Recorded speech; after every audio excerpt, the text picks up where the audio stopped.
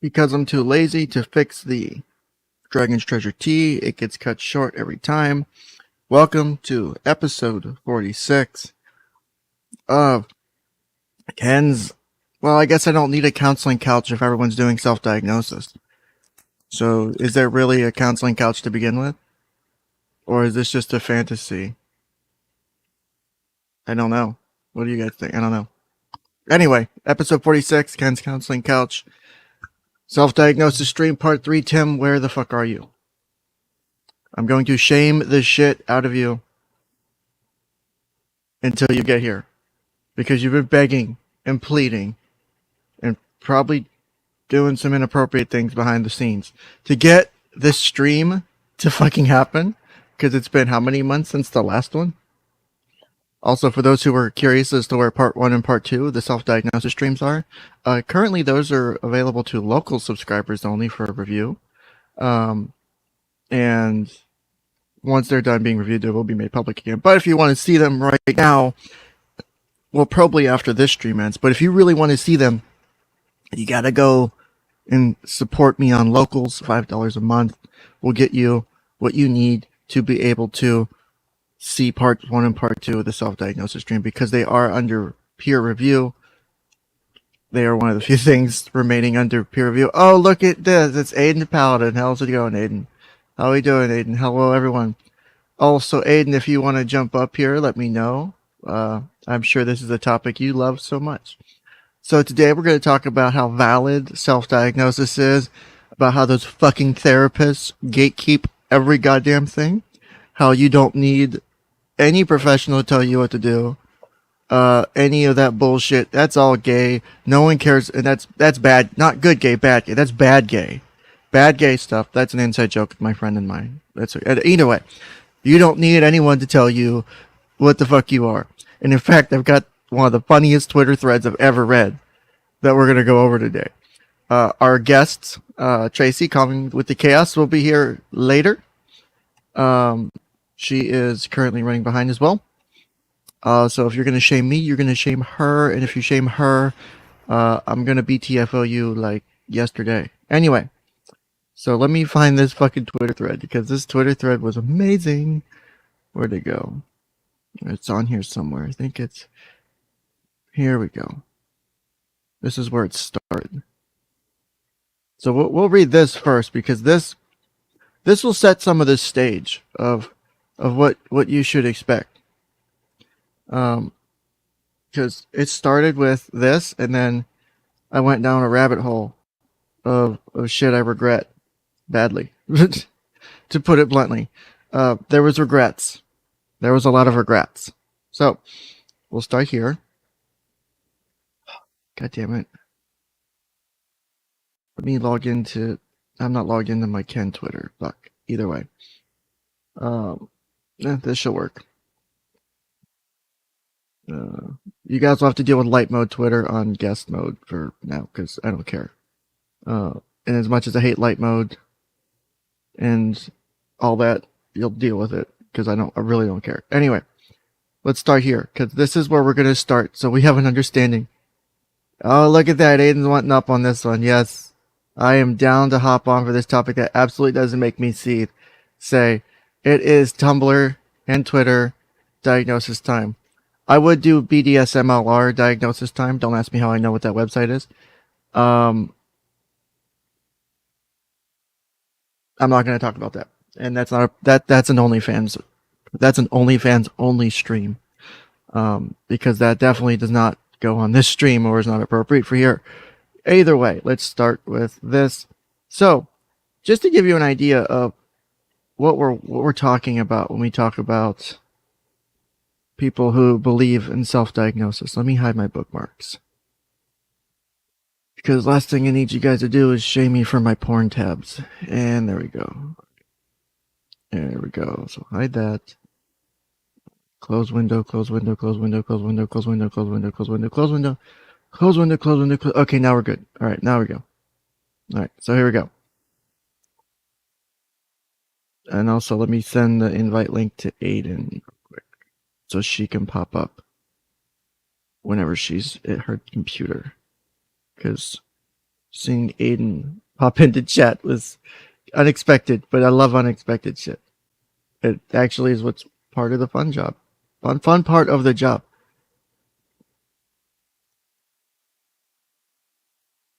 So I know I'll also have to change the thumbnail later because now I'm going to have two guests. That's not a dangerous combo. And I have twice burned ramen.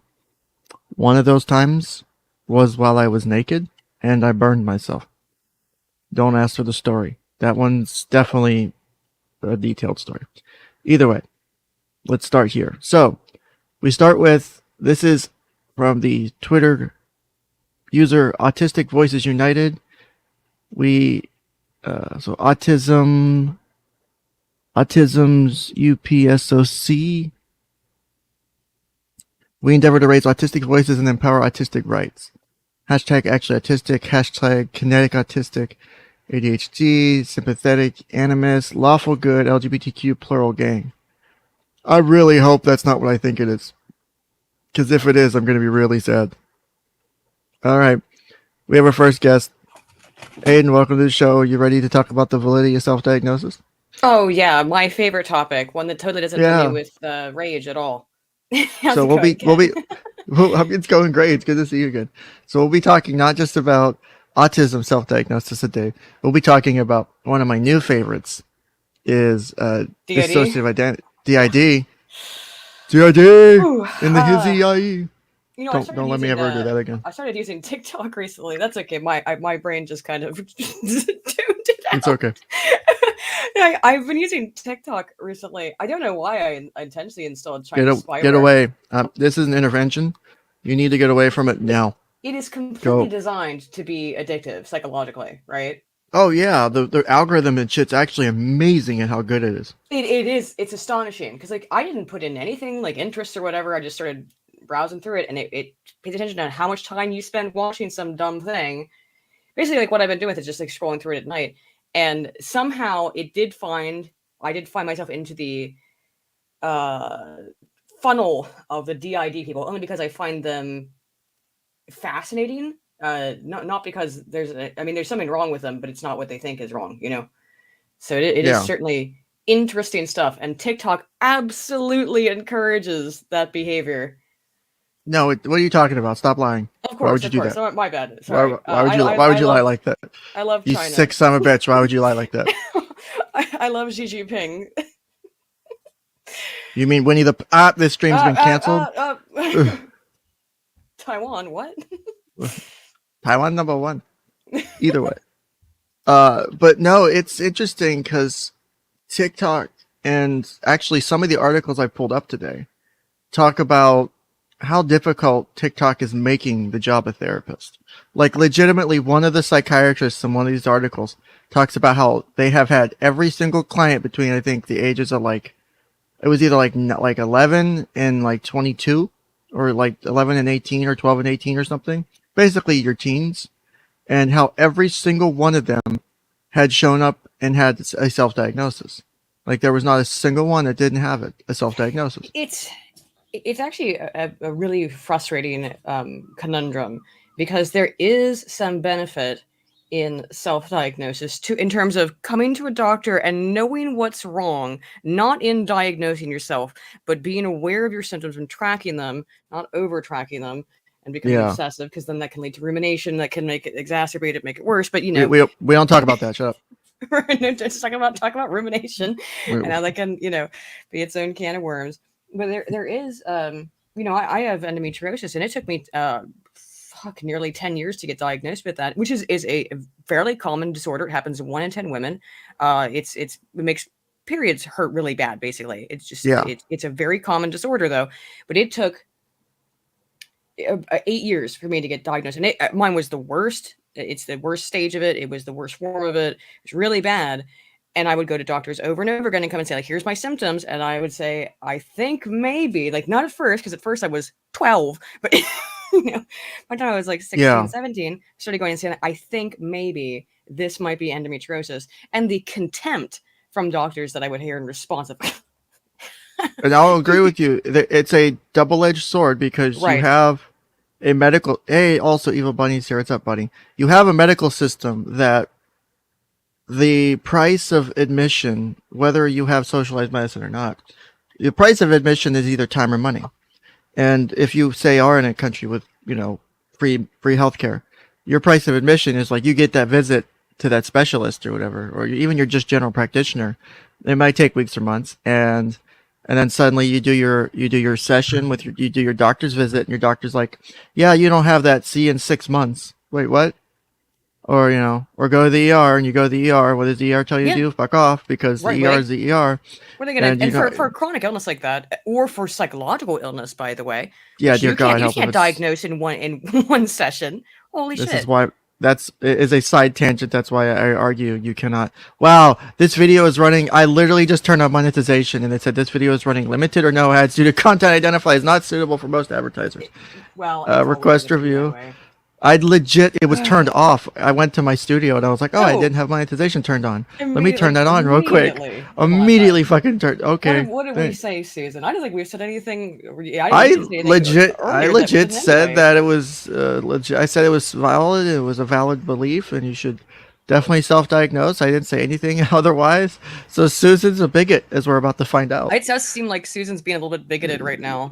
Doesn't realize the validity of self-diagnosis. Wow, Oh yeah, I'm absolutely triggered.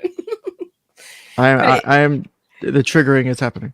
But it is the problem. That's why you do need to see a therapist, or both mental health and physical health practitioner, usually more than once, in order to get a diagnosis, so that they can get to see you. And if they haven't seen you in 6 months, they don't remember either, even if they have notes. Yeah. You mean like the notes Amber Heard turned over?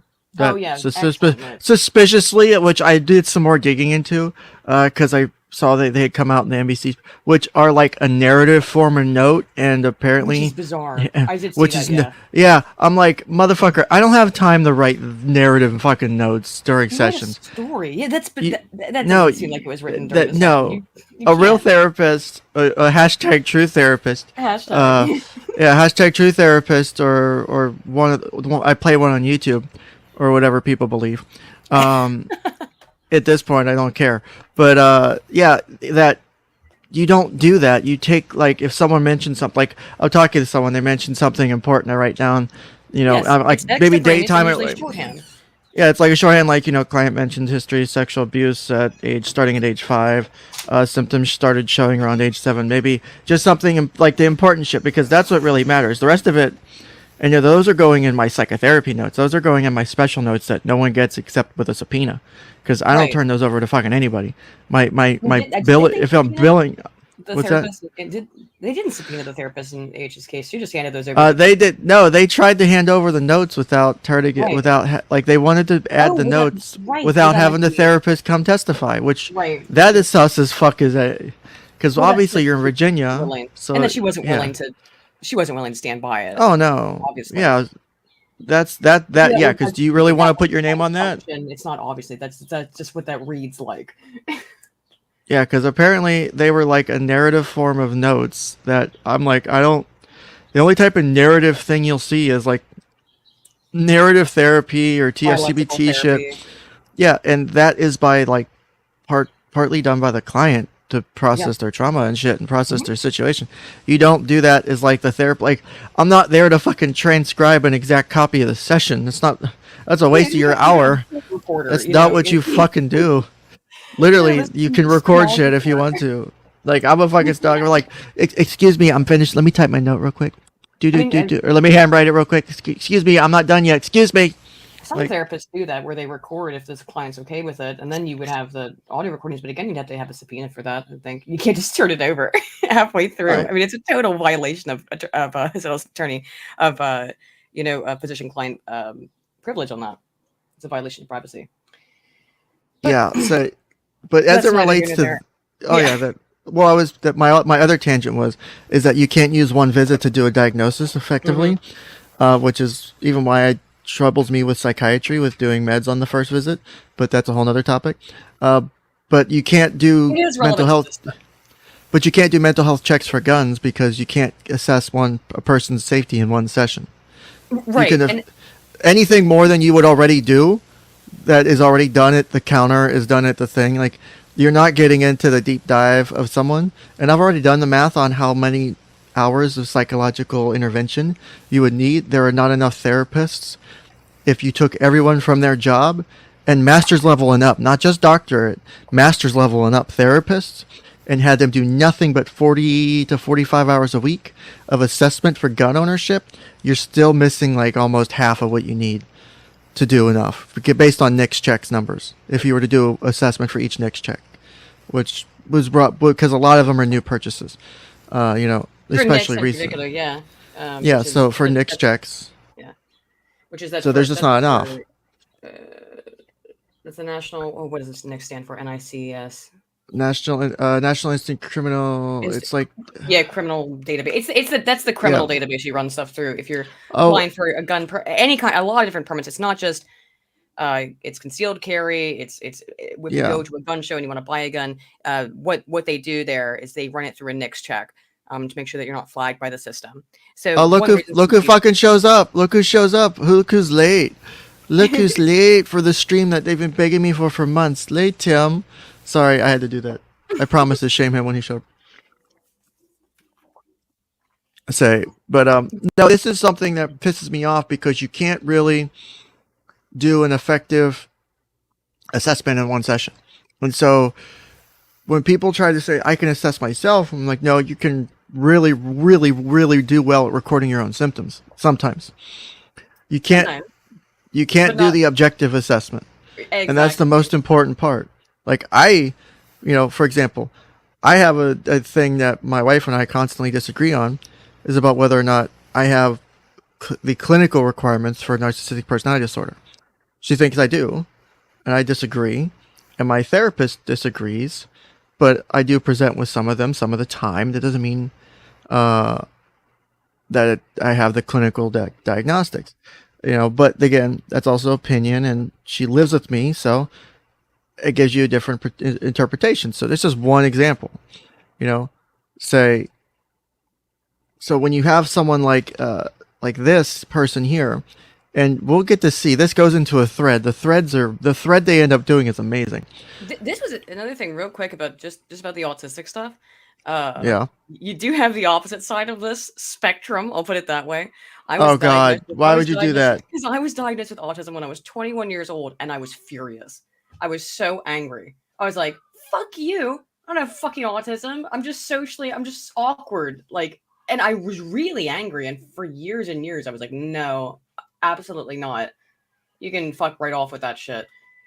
And then later I realized, maybe I need to get some help for it a little bit.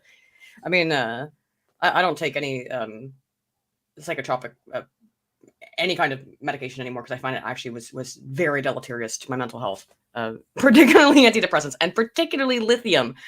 That was not helpful. It was helpful for a little bit, but in the long run, it was a really negative thing to do. Now, partially that was mixing it with alcohol, which you're not supposed to do at all on lithium, but no, why would that be bad? It's a big no-no. But generally speaking, I found getting off antipsychotics was actually more helpful because it didn't work for me. But I was I was furious at the doctor who diagnosed me with autism. I was. Like, I mean, I'm also seeing the negative impacts of someone who has come off their antipsychotics. Have you? And this is totally segueing the fuck out of there. Have you seen the YouTuber Love Notes for TLC? The shit that AP. Oh my god, let me show you later. AP is actually doing like a 4-hour premiere on his channel right now of the part 2 of her documentary. Oh geez. This chick is legit. I'm pretty sure. I'm gonna do some double checking once the stream's over. Pretty sure she meets the diagnostic criteria for antisocial personality disorder. I'm actually thinking she might have a form of a dissociative identity issue. Not necessarily full DID. I don't think it's true DID, but this woman believes literally everyone else around her is insane or is crazy, and that she is. And like he's I've been, he's actually sees truth. It's interesting. Like it's scary because she's pregnant right now. She's like 8 months pregnant. Okay, and well, she's had suicide attempts. She's had all of her pathology has existed before the pregnancy. Okay. Just to okay, declare. Yeah. No. I'm way ahead of you on this one. No. It's not that. Yeah. So she's got pathology for years. She was on meds. She's been off meds for a while. She has, and I've been paying close attention to her for the last few months because AP and others have been covering them. So I watched their shows, and I'm watching this recently, and I'm seeing like the warning signs for like, and people are disagreeing with me. And it's bothering me a bit, which I get, but you know, she has a history of suicide attempts. She does make a lot of suicide threats, but I'm also seeing other things, and I don't think she's lying. I think she truly believes what she's saying for the most part. I know when she can be manipulative versus when I've seen her lie. And it's versus, really hard to tell with suicide because people can express suicidal ideation publicly and be very serious about it.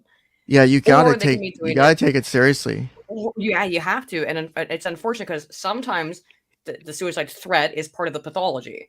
Is that's part of the expression is not an actual intention, you know, or to kill the self or actual expression of suicidal ideation, but it is a attention-seeking behavior, or it's a sympathy-seeking behavior. It's usually part of some disorder that's causing that.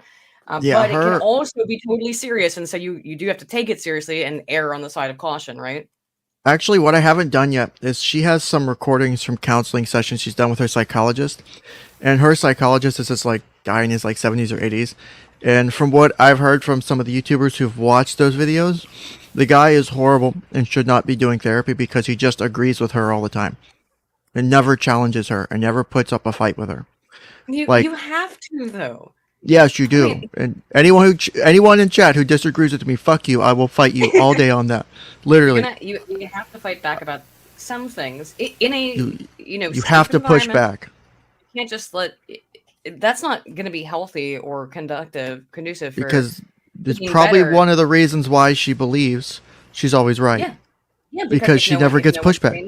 No one's saying no because we live in this hyper sterilized, pillow society where, if you do question, like for example, these people with the self-diagnostics, then you're causing harm, you're hurting people. No, really not. These people are self-diagnosing and then self-medicating. And by the way, that doesn't. I'm just saying, but like with alcohol, like normal people do, alcohol, drugs, which is bad enough in and of itself. I'm saying these people will go out and they'll find off-label essential antipsychotics and things like that. If they do it all, or they can end up engaging in a lot of dangerous behavior because they're proving to themselves and to others. Because now we're talking about this. It's with things like TikTok, it's performative, right? We talked a little bit, I think, before about the tics, the TikTok tics, the tic disorders, and Tourette syndrome and other shit. Yeah, oh, it escaped me for a moment, but yeah, it's absolutely performative, in my opinion. And in the case of the one woman who came out and was like, "Oh yeah, actually, I was kind of just making it the fuck up." Once you get drawn into this spiral of being forced to be more and more performative, because that's the audience you've cultivated, and that's what they expect from you. And it becomes a self-fulfilling kind of prophecy, not in that they develop these disorders, but that they have to be forced to live them, essentially, which is really fucked up when you think about it. Are you shaming my YouTube channel right now? No. Okay, I'm fucking with him, obviously, but wait, she mysteriously stopped seeing him as a therapist last fall. My amateur opinion is he finally questioned her, so she stopped treatment as well. Yeah, that makes sense. I don't want to do. What's their name? Her channel is called Love Notes for TLC. I don't want to actually cover.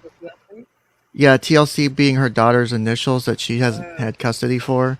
It's supposed to be this documentary, this diary of why she hasn't been able to be around her daughter and stuff, and all this other stuff. And it's turned into a shit show.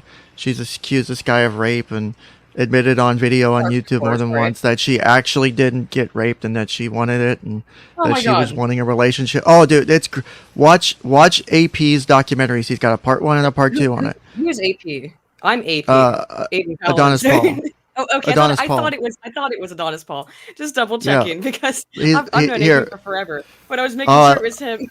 It was like, I remember AP back, and this is me being an old bundle of sticks for a minute, because I can't say the word. Yeah, back but when he was being an old bundle of sticks for a minute when he was back on Kumite, back on when he was on Fright Power Hour, like I remember. Like I love that stuff. Yeah, it sucks that they fell out, but like he is legit, like surprisingly, even though he makes fun of locals. Here's the video that he's currently premiering. Please go watch it later and finish my stream first. 4 hours long. I'm finishing. Yeah, this part is 4 hours long. The first part's like 2 or 3. Okay, like dude can do like the quote unquote autistic internet autism levels of focus on this shit. Like it's crazy. I'll have to check that out. Absolutely. He's really good at doing like he does the research. Him and a couple other people are really good about archiving these people's channels and shit. Yeah, the first one's called The Ex-Wife from Hell. Part 1 is 3 hours 45 minutes. Jesus, I love content like that though. Yes, it's great to binge. I want to put it on the background so I can listen to all. Oh, it's great to binge. What I'm looking for. Thank you. And I don't think I actually even follow AP's new channel. Well, I probably do. AP has 3 channels because he gets struck occasionally. Yeah. So he has Adonis Paul, and then if you go to on the main channel, make sure you subscribe to Adonis Paul Live, Late Night with Adonis Paul, and Adonis Paul's Pleasure House, because he does have to bounce around occasionally. So check the bell on all 3 of them, because, like, for example, Love Notes for TLC has struck him with like strikes, like has given him strikes before and stuff. So he's had to bounce around. I mean, my last point on that is before. Sorry, no, you're fine. Let me derail entirely. Oh no, you're good. There's been a huge thing I think with YouTube. 𝗏𝗏𝗏 made a video yesterday where he was talking. If you don't know who 𝗏𝗏𝗏 is, he does videos that are predominantly about like medieval warfare and weapons. I'd say that's his predominant kind of focus. But he's hung out with like the EFAP crowd. Talked about culture war stuff a little bit, and he was talking about how his videos have been completely hidden from people, and it had demonstrable evidence for it that YouTube just does not serve his content anymore. And again, it's not political content; it's it's about medieval weapons.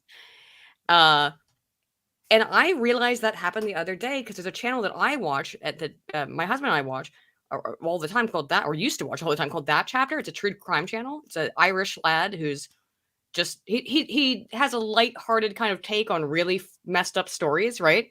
But he makes jokes and they're very good. They're very well put together true crime videos. I hadn't seen a video from him recommended to me for at least 3 months, and I've financially supported his channel, by the way, in the past. Like, not directly, but I bought I got what was that thing called? It was this true crime kit that you could buy that came in like a monthly box, and it was like, you solve like crime. A subscription box. Yeah, I'm trying to remember what it was called though. Shoot, I can't remember the name of the service. But they send you like a little box, and it's got some like trinkets and stuff in it, and you're supposed to solve the crime together. I was like, this will be fun for me and Bill to do. We never really did it, so eventually I had to turn it off.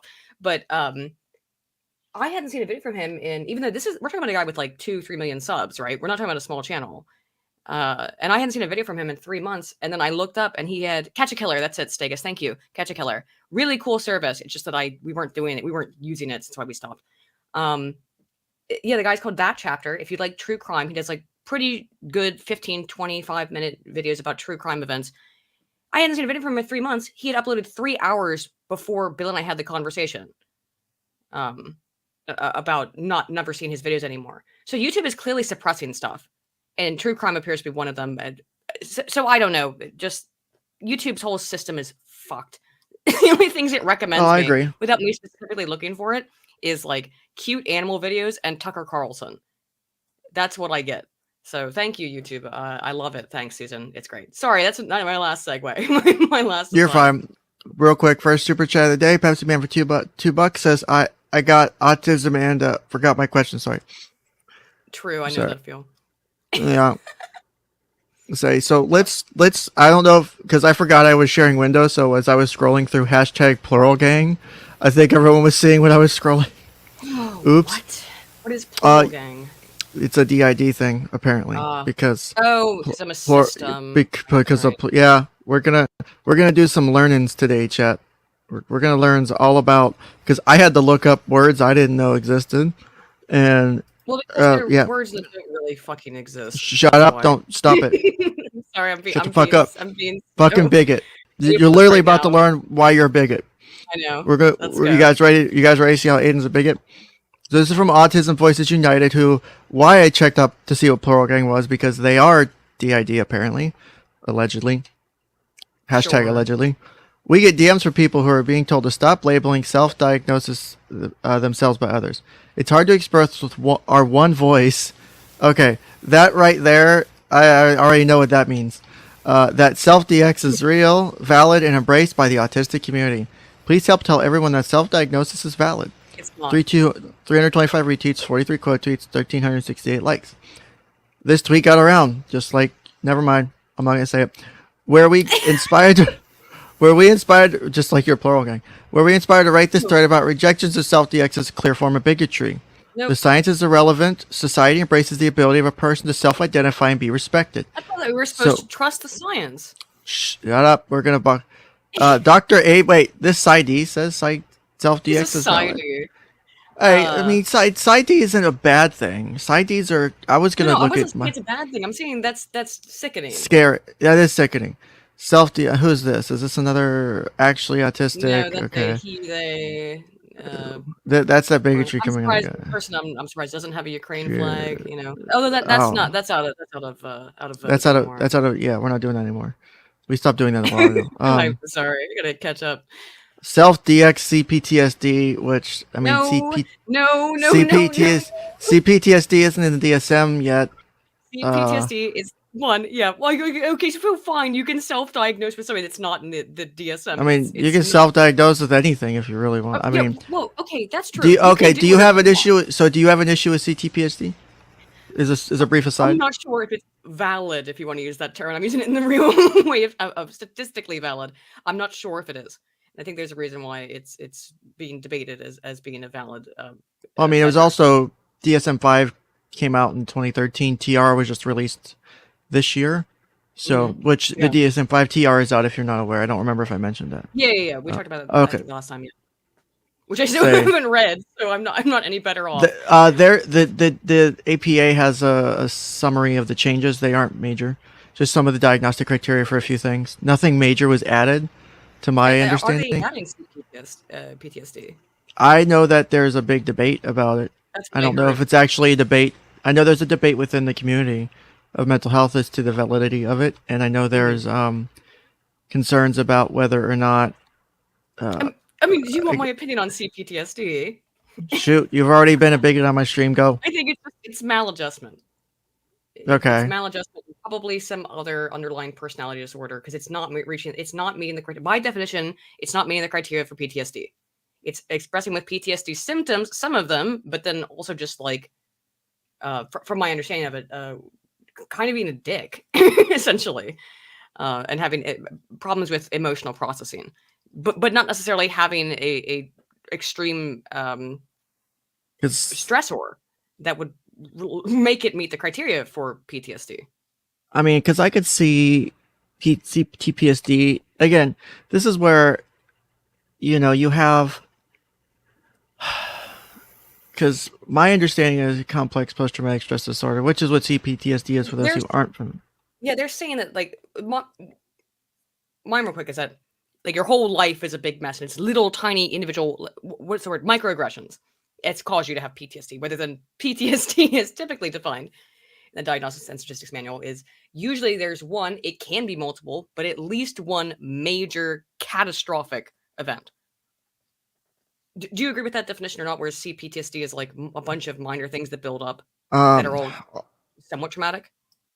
Honestly, I have more familiarity with just basic bitch PTSD. Right. Well, of course, because the other one, I'm not sure what it says. Let's see. I'm just trying to do a refresher on it real quick while I'm sitting here talking to you. I would guess that. What does it say here?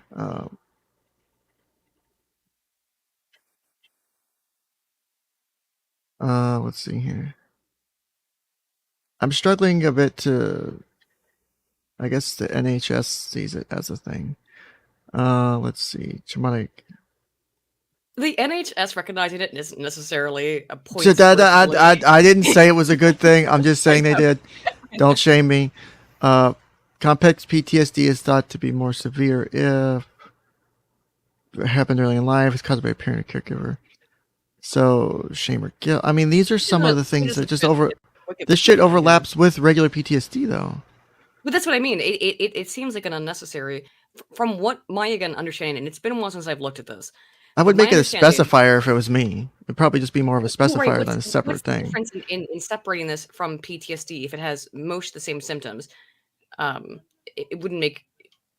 It doesn't make sense to me. The big difference that I could tell is that CPTSD was at like, and I'm saying this because this is the way that I read it. I could be incorrect, but the way that I read it back in the day was that it was like, I have PTSD, but it's extra bad because I had all these instances. There's a whole bunch of them that led to it rather than one. But it's like, okay, but hang on. Already the way that we diagnose PTSD is that you can have been molested for your entire childhood, and that's still PTSD. I don't know. Yeah, that doesn't. Why does that make your PTSD worse than someone who had one horrible experience but has the same symptoms? So Wikipedia says some researchers believe CPTSD is distinct from, but similar to PTSD, somatization disorder, dissociative identity, and borderline personality disorder. Its main distinctions are a distortion of the person's core identity and significant emotional dysregulation, is what they would say is the justification for it being a separate thing. The disorders include emotional dysregulation, and when you look at when I looked at this, it's been years, so when you look at the emotional dysregulation, it's like, I get angry over little things. I get extremely, incomprehensibly angry over little things. Maybe you're a dick. I don't know. I'm sorry. So under the differential here, it says PTSD descriptions fail to capture some of the core characteristics of CPTSD. These elements include captivity, psychological fragmentation, the loss of sense of safety, trust, and self-worth, as well as a tendency to be re-victimized. More importantly, there is a loss of coherent sense of self. This loss and the ensuing symptom profile most pointedly differentiate PTSD from PTSD.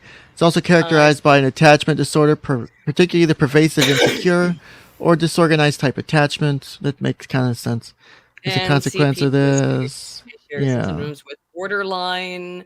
I'm thinking this is no. By the way, I'm not saying this isn't a real thing. I do think it probably is distinct from PTSD, but I don't think it is PTSD. I think this is probably somewhere closer to borderline and misprocessing memories. Do you know what I mean? It'll be interesting to really dig into. I mean, not for today, but it's interesting. No, because anyone can have maladaptive responses, maladaptive behaviors. Which are not don't meet any kind of clinical criteria for diagnosis of another disorder, but can still have maladaptive processing, maladaptive responses to things. And if that's part of it, that would make sense. But it sounds like here from that descriptor too of the emotional instability kind of stuff. And if it's not necessarily a directly trauma related disorder, then it wouldn't be PTSD. It would be It sounds like it's it's emotional dysregulation. It's more like borderline.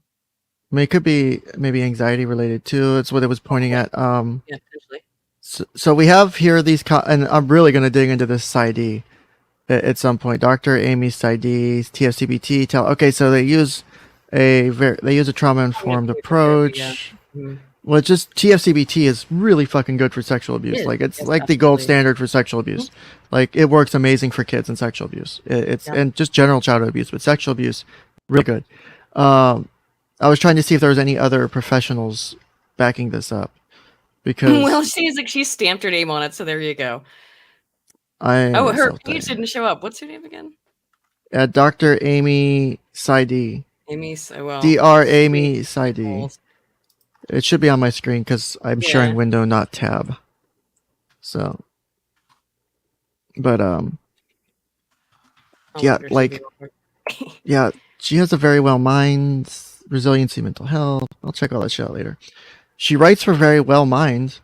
I mean, that's actually decent credential. Maybe they're yeah, I think this is her. Does she have a CV? Yeah, PsyD, clinical psychology, Hartford, not Harvard. Whoops, I was like, whoa. I was say, damn. Yeah, certified in trauma-focused CBT. Yeah, TFCBT. This is her. Her name is Amy Marshall, MARSCHALL. I'll link you to her this page. Now her CV is not on here, so I'll have to dig a minute to find that one. But if you are curious in the future, there she is.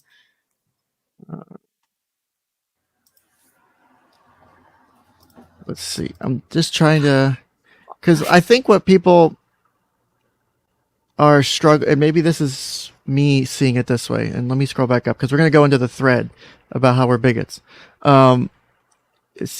Being anti-self-DX of autism is open bigotry against the autistic. Buckle up. No, it's not. No, it's not. Yeah. Shut up. 1 second. I'm having a drink for this. Give me 1 sec. I have to go. Actually, it's also hot as shit. So literally driving Aiden to drinking right now. Yeah, I'm going to actually go grab an actual cold, just Arizona tea. I'm grabbing an Arizona cold tea from the fridge. If it has right, in it, I can't help that part. But give me a moment. Yeah, it just fucking tripped and it fell down the stairs and the alcohol fell into the glass. I know. Might fall into it. We'll see. Be right back. Let's see if my maladaptive.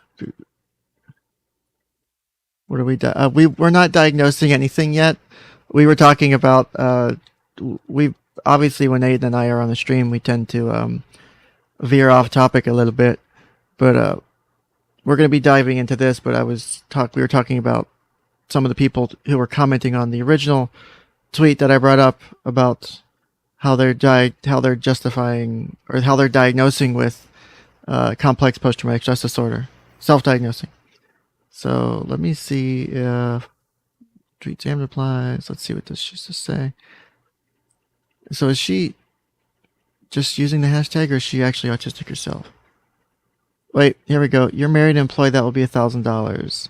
Knowing you're autistic is life-changing and opens all kinds of support. Let's stop medical gatekeeping, as many doctors will disregard your experiences because you can hide your autism and the medical model. Holy shit. She legitimately retweeted something that says, end the medical model. Oh my God. Which, I mean, there's a little bit of validity to that, but not enough to actually throw it out whole cloth. But whatever. Self-diagnosed after relating to autistic blogs, sharing autistic experiences, feelings, their life come together after years of unconscious masking, autism assessment. You speak well and made eye contact. Boom. Okay. Then that's not a true autism. Then that's not a real assessment. That's not what... I've had plenty of autism clients have the ability to make eye contact. There are multiple... That's a bad doctor. That's not a bad model. Like, that right there, this isn't like... No, I wouldn't throw out fucking the thing to... No. Fuck you. I have a formal diagnosis of ADHD, and I take medication for it. Amphetamines are amazing. Legal amphetamines are amazing. So, let's see. Oh, people make use of colossal dickwads. Part of it, yeah. I'm a bigot for years. We know. I've had plenty of autisms. It says, as autism... This fucking meme. Yeah, you're missing. You missed what I was talking about while you stepped away. I gotta get my ice cold pomegranate Arizona tea, which it's hard to get over here. It has to be imported. Would you like some tea with that alcohol? I would mostly just like the tea because it's cold, but right. I might. Oh, now you're encouraging me. It sounds like so. I'm gonna crack open yeah. the heater. How I gotta get recurring clients to get the billing up. That's how you make money. We put a splash in there. I want to actually just enjoy my tea, but you reinforce the negative behavior so they keep coming back for more and more therapy. Exactly. Duh. So I was our Dr. Amy here, which I don't know, Dr. Amy, if you ever watched this. One, I'm not here to shit on you. I'm more curious than anything because this was shared 10 minutes ago. A bit like the chick who played Willow in Buffy. Forget her name. Allison Hannigan. Oh. Ooh, I know it's been a while. Only from the very tiny thumbnail. I don't want to zoom in and ruin that. Perception. So they shared this 10 minutes ago, but this is from 2021. I guess knowing that you're autistic is life changing, and so they shared the meme and they talk about ending the medical model. And apparently, this person self-diagnosed after seeing a bunch of autistic blogs, sharing their experiences, and feeling their life coming together after years of unconscious masking. They have an assessment. Okay. That's not the model being the problem. Can you explain what masking is? Please do. You might not understand what masking is. Masking is when you are an autistic person, you recognize that your behaviors are not normal. The way that you react to the world is not the way other people react to the world. So you basically put on a mask, a faux persona to quote unquote fit in. Oh, goddamn bots. Thank you guys for... Is that? Do you think that's a fair shorthand way of describing masking? It's like just hiding your disorder from. Yes, you're hiding it, and it's very normal because autistic people can also become hyper aware of their own weird traits. Right? They're fidgeting. They're the fact that they don't fit in, and so they will create a mask that is a faux personality designed to look at someone like Christian, right? If you remember who is a definitely autistic person with pretty severe autism, I'd say. Now, it was not helped by his home life, but I think that massively exacerbated the issues. And part of that was that autism was made to be his key core identity by his own parents, like sort of, at least his mom's own push. And I'm not going to blame Barb for shit because. She played a role. She played a role in the long run. But it was when he would go out for the period of time that he was like going to try to go out. And I think that he identified as a man here. So I'm allowed to say this, Susan, at this point in time, where he went out into public and would write like "want woman" on his shirt and wearing like a little jean jacket or something. That's his bad attempt at masking of trying to fit in and hide the autistic symptoms, right? Some people with autism mask better than others. Autism is a spectrum type disorder. Oh yeah, definitely on the spectrum. Again, I wasn't happy about it, but you have people who are on the low end of the spectrum, or on one end, I'll put it that way to be more polite. You have people who are basically non-functional. They are hyper over any kind of stimulus can hyper activate them and be traumatic in that it's any kind of overstimulation can be traumatic to them. That's why you'll find kids with very severe autism, they'll scream when they have their whatever soothing thing they have taken away from them, or if they're in a place with like a lot of loud noise or a lot of things that they're not used to, they just get hyper stimulated and it causes them to kind of freak out, right? Those people really, that's debilitating autism. Those people weren't doing any masking. People more in the center have the capacity to try and mask the autistic presentation a little bit better. That's all masking is. Yeah, it's doable. It's not like impossible to do. It's just, some people don't like the fact that they're artistic, and so they want to hide it, and it makes sense. I'm not going to sit here and tell you whether you should or shouldn't. I can see why it's embarrassing. I mean, personally, I know why it's embarrassing, right? Like, oh, geez. Yeah. But like when you see shit like this meme, like this is not a bad model. This is not a bad. It's a bad assessor. It's a bad person who did your screening, because that's not how I would just like if I were to pull up the criteria. Yeah, eye contact and shit is important. but it's not, again, because it's a spectrum type disorder. You're not going to see, and that's why the DSM is written as it's written. So it's meets some of these criteria or a certain number of these criteria within a list. Not every single one. Persistent for autism spectrum, persistent deficits in social communication, social interaction across multiple contexts is manifested by the following, current or by history. And it doesn't say how many. You just have to have, these are in their examples. Oh, okay. Again, so this one doesn't even have it usually says like, meets symptoms, 4 of the 6 criteria. Yeah, it says symptoms must be present in an early developmental period, but may not become fully manifest until social demands exceed limited capacities, but may be masked by learned strategies later in life, just like you said. Symptoms cause clinically significant impairment, not explained by other things, and then you can have the things. But like autism, because it's probably the most broad diagnostic criteria I've seen in the DSM.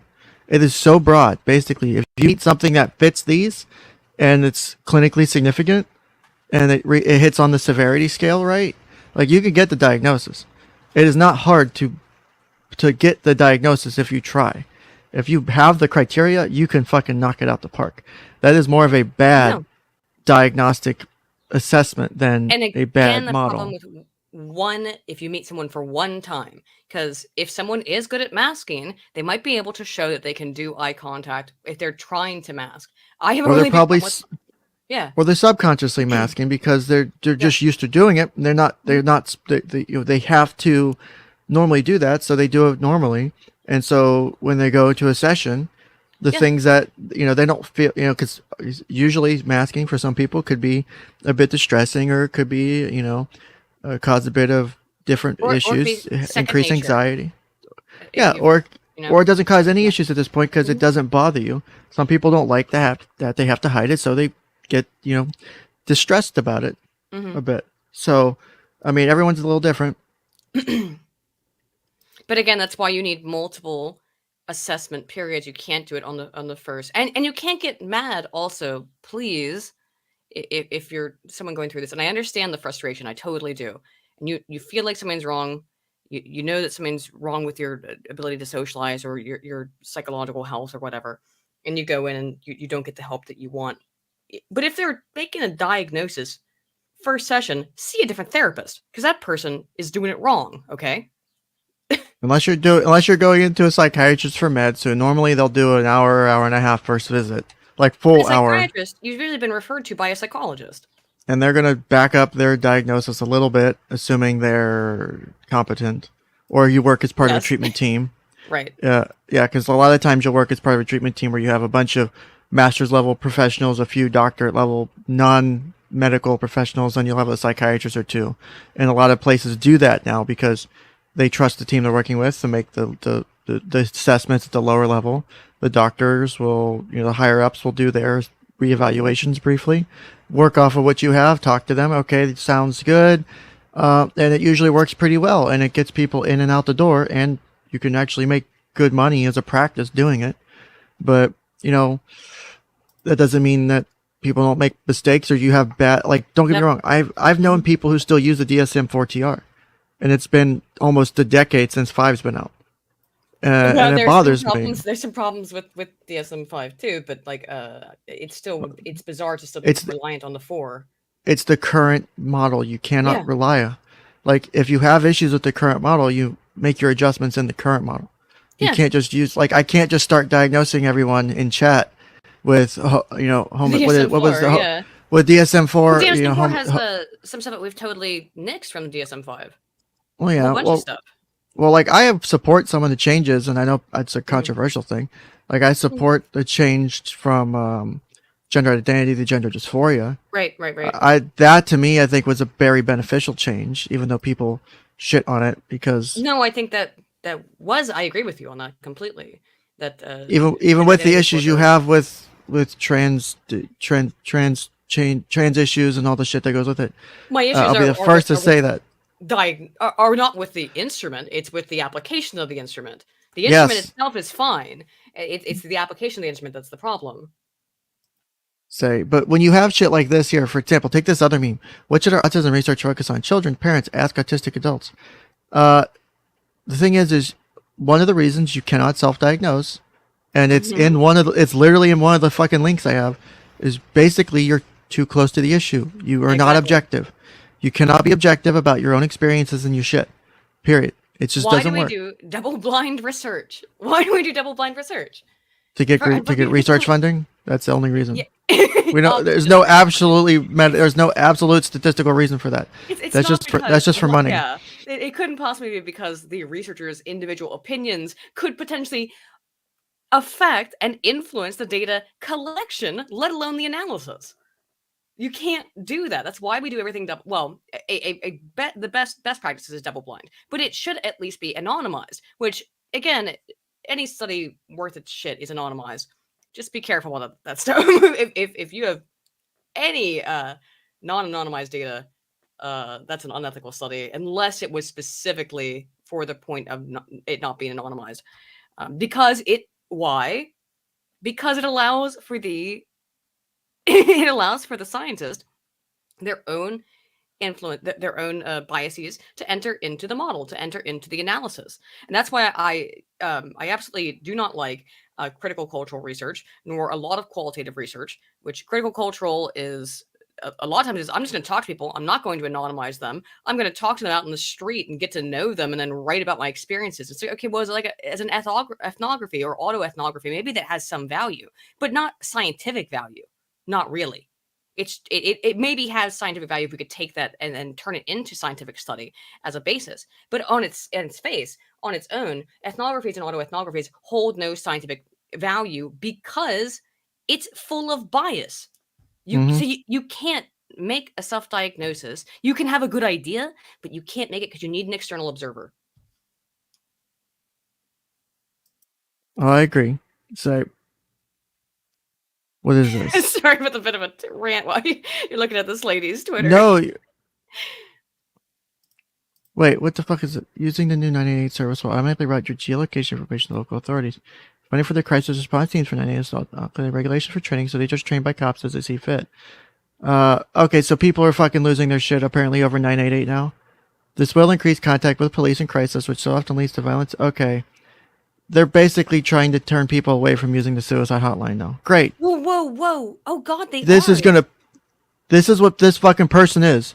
I'm about to, because they're saying that because when you call 988 now, which for those of you who don't know, effective yesterday, you can now call 988 to access a suicide hotline. Press 1 if you're a veteran, if you're in crisis or believe that if you feel that you want to hurt yourself or hurt others.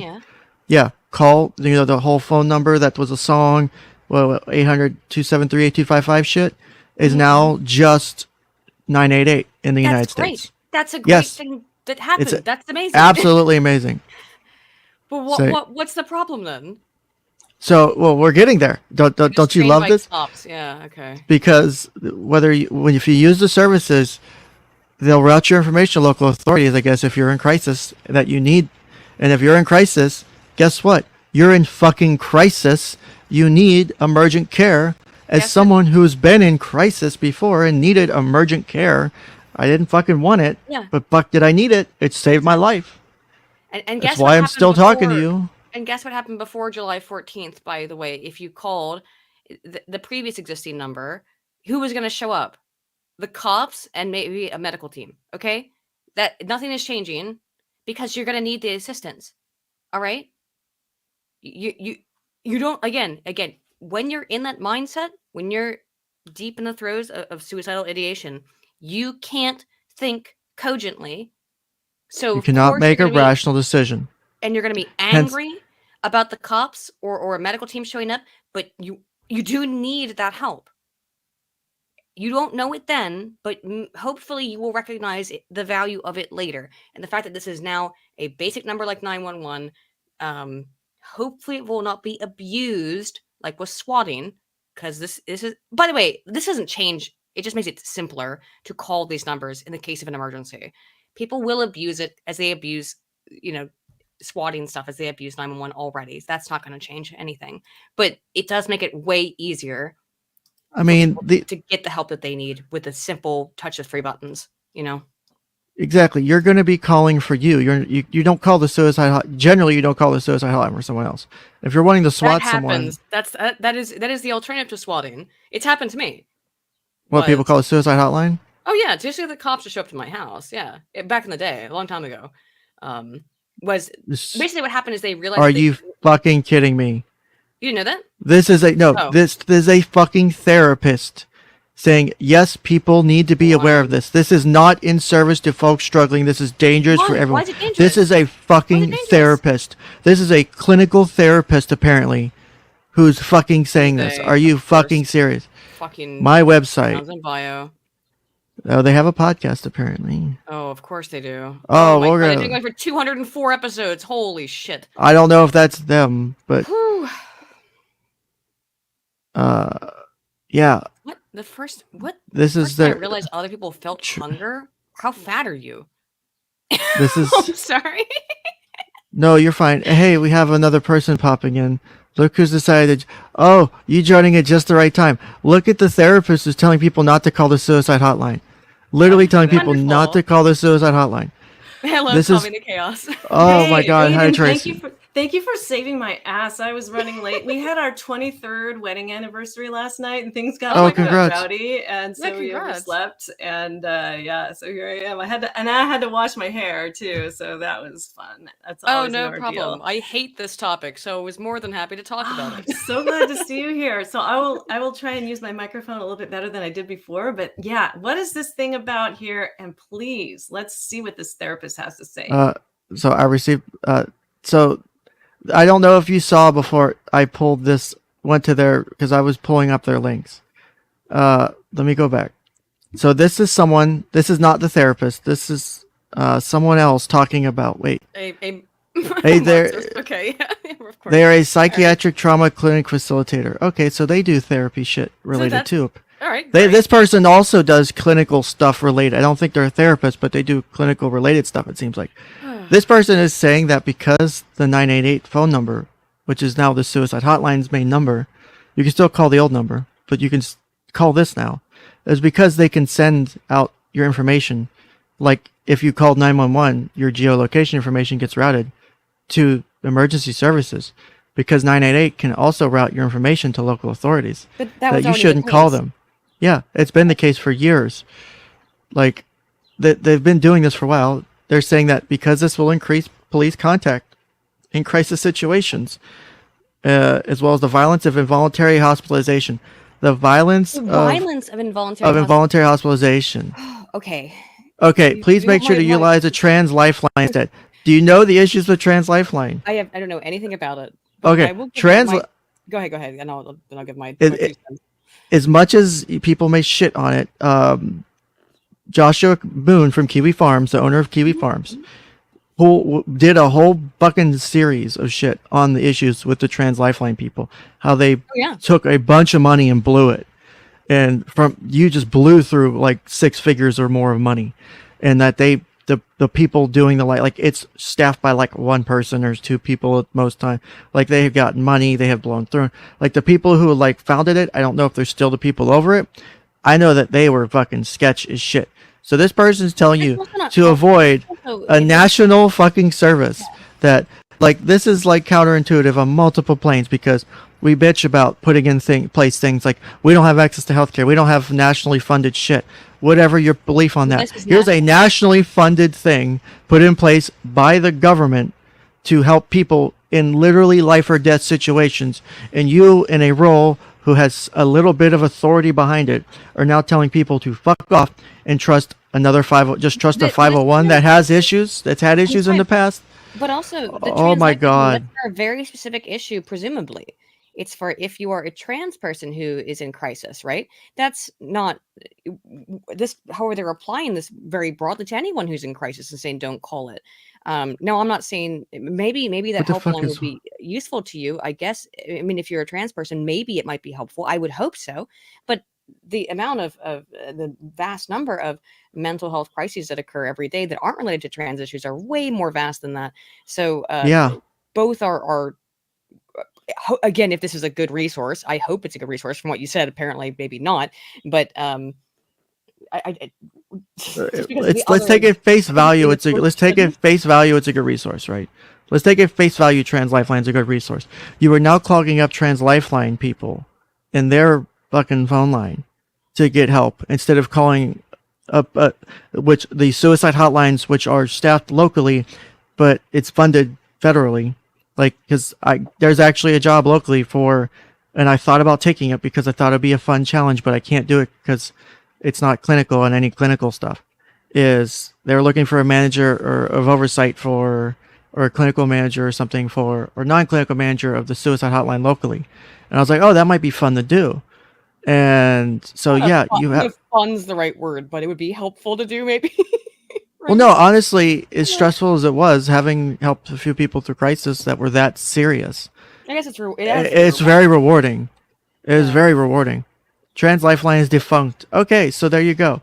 So they're telling, so someone who literally posted this, 3 days ago, saying call Trans Lifeline. Are you sure it's defunct? I thought maybe someone took it over. I'm not sure. But real quick, the other thing I wanted to say is that involuntary hospitalization, I have mixed opinions on, right? It's sometimes necessary, and that's the problem. And it's one of those things where, again, you don't recognize when you're in that state of turmoil and you're thinking about ending your life. Of course, I mean, I've been through it. It's horrible. Same. You have to be interned against your will in a mental health facility. It's awful, but it can really help, and it is oftentimes necessary to get those people away from substances or from things in their life that are immediately causing harm, that are immediately causing a threat to their well-being, to get them away to make an assessment. The problems I have with it more broadly are that, for example, we talked about the NICS system earlier. If you've been involuntarily interned in a mental health facility, you cannot own a firearm in the United States without having to appeal it and go through a long process legally. Now that makes sense. Why? Because what do people often do with firearms? Well, they use them to cause self-harm or harm to others around them.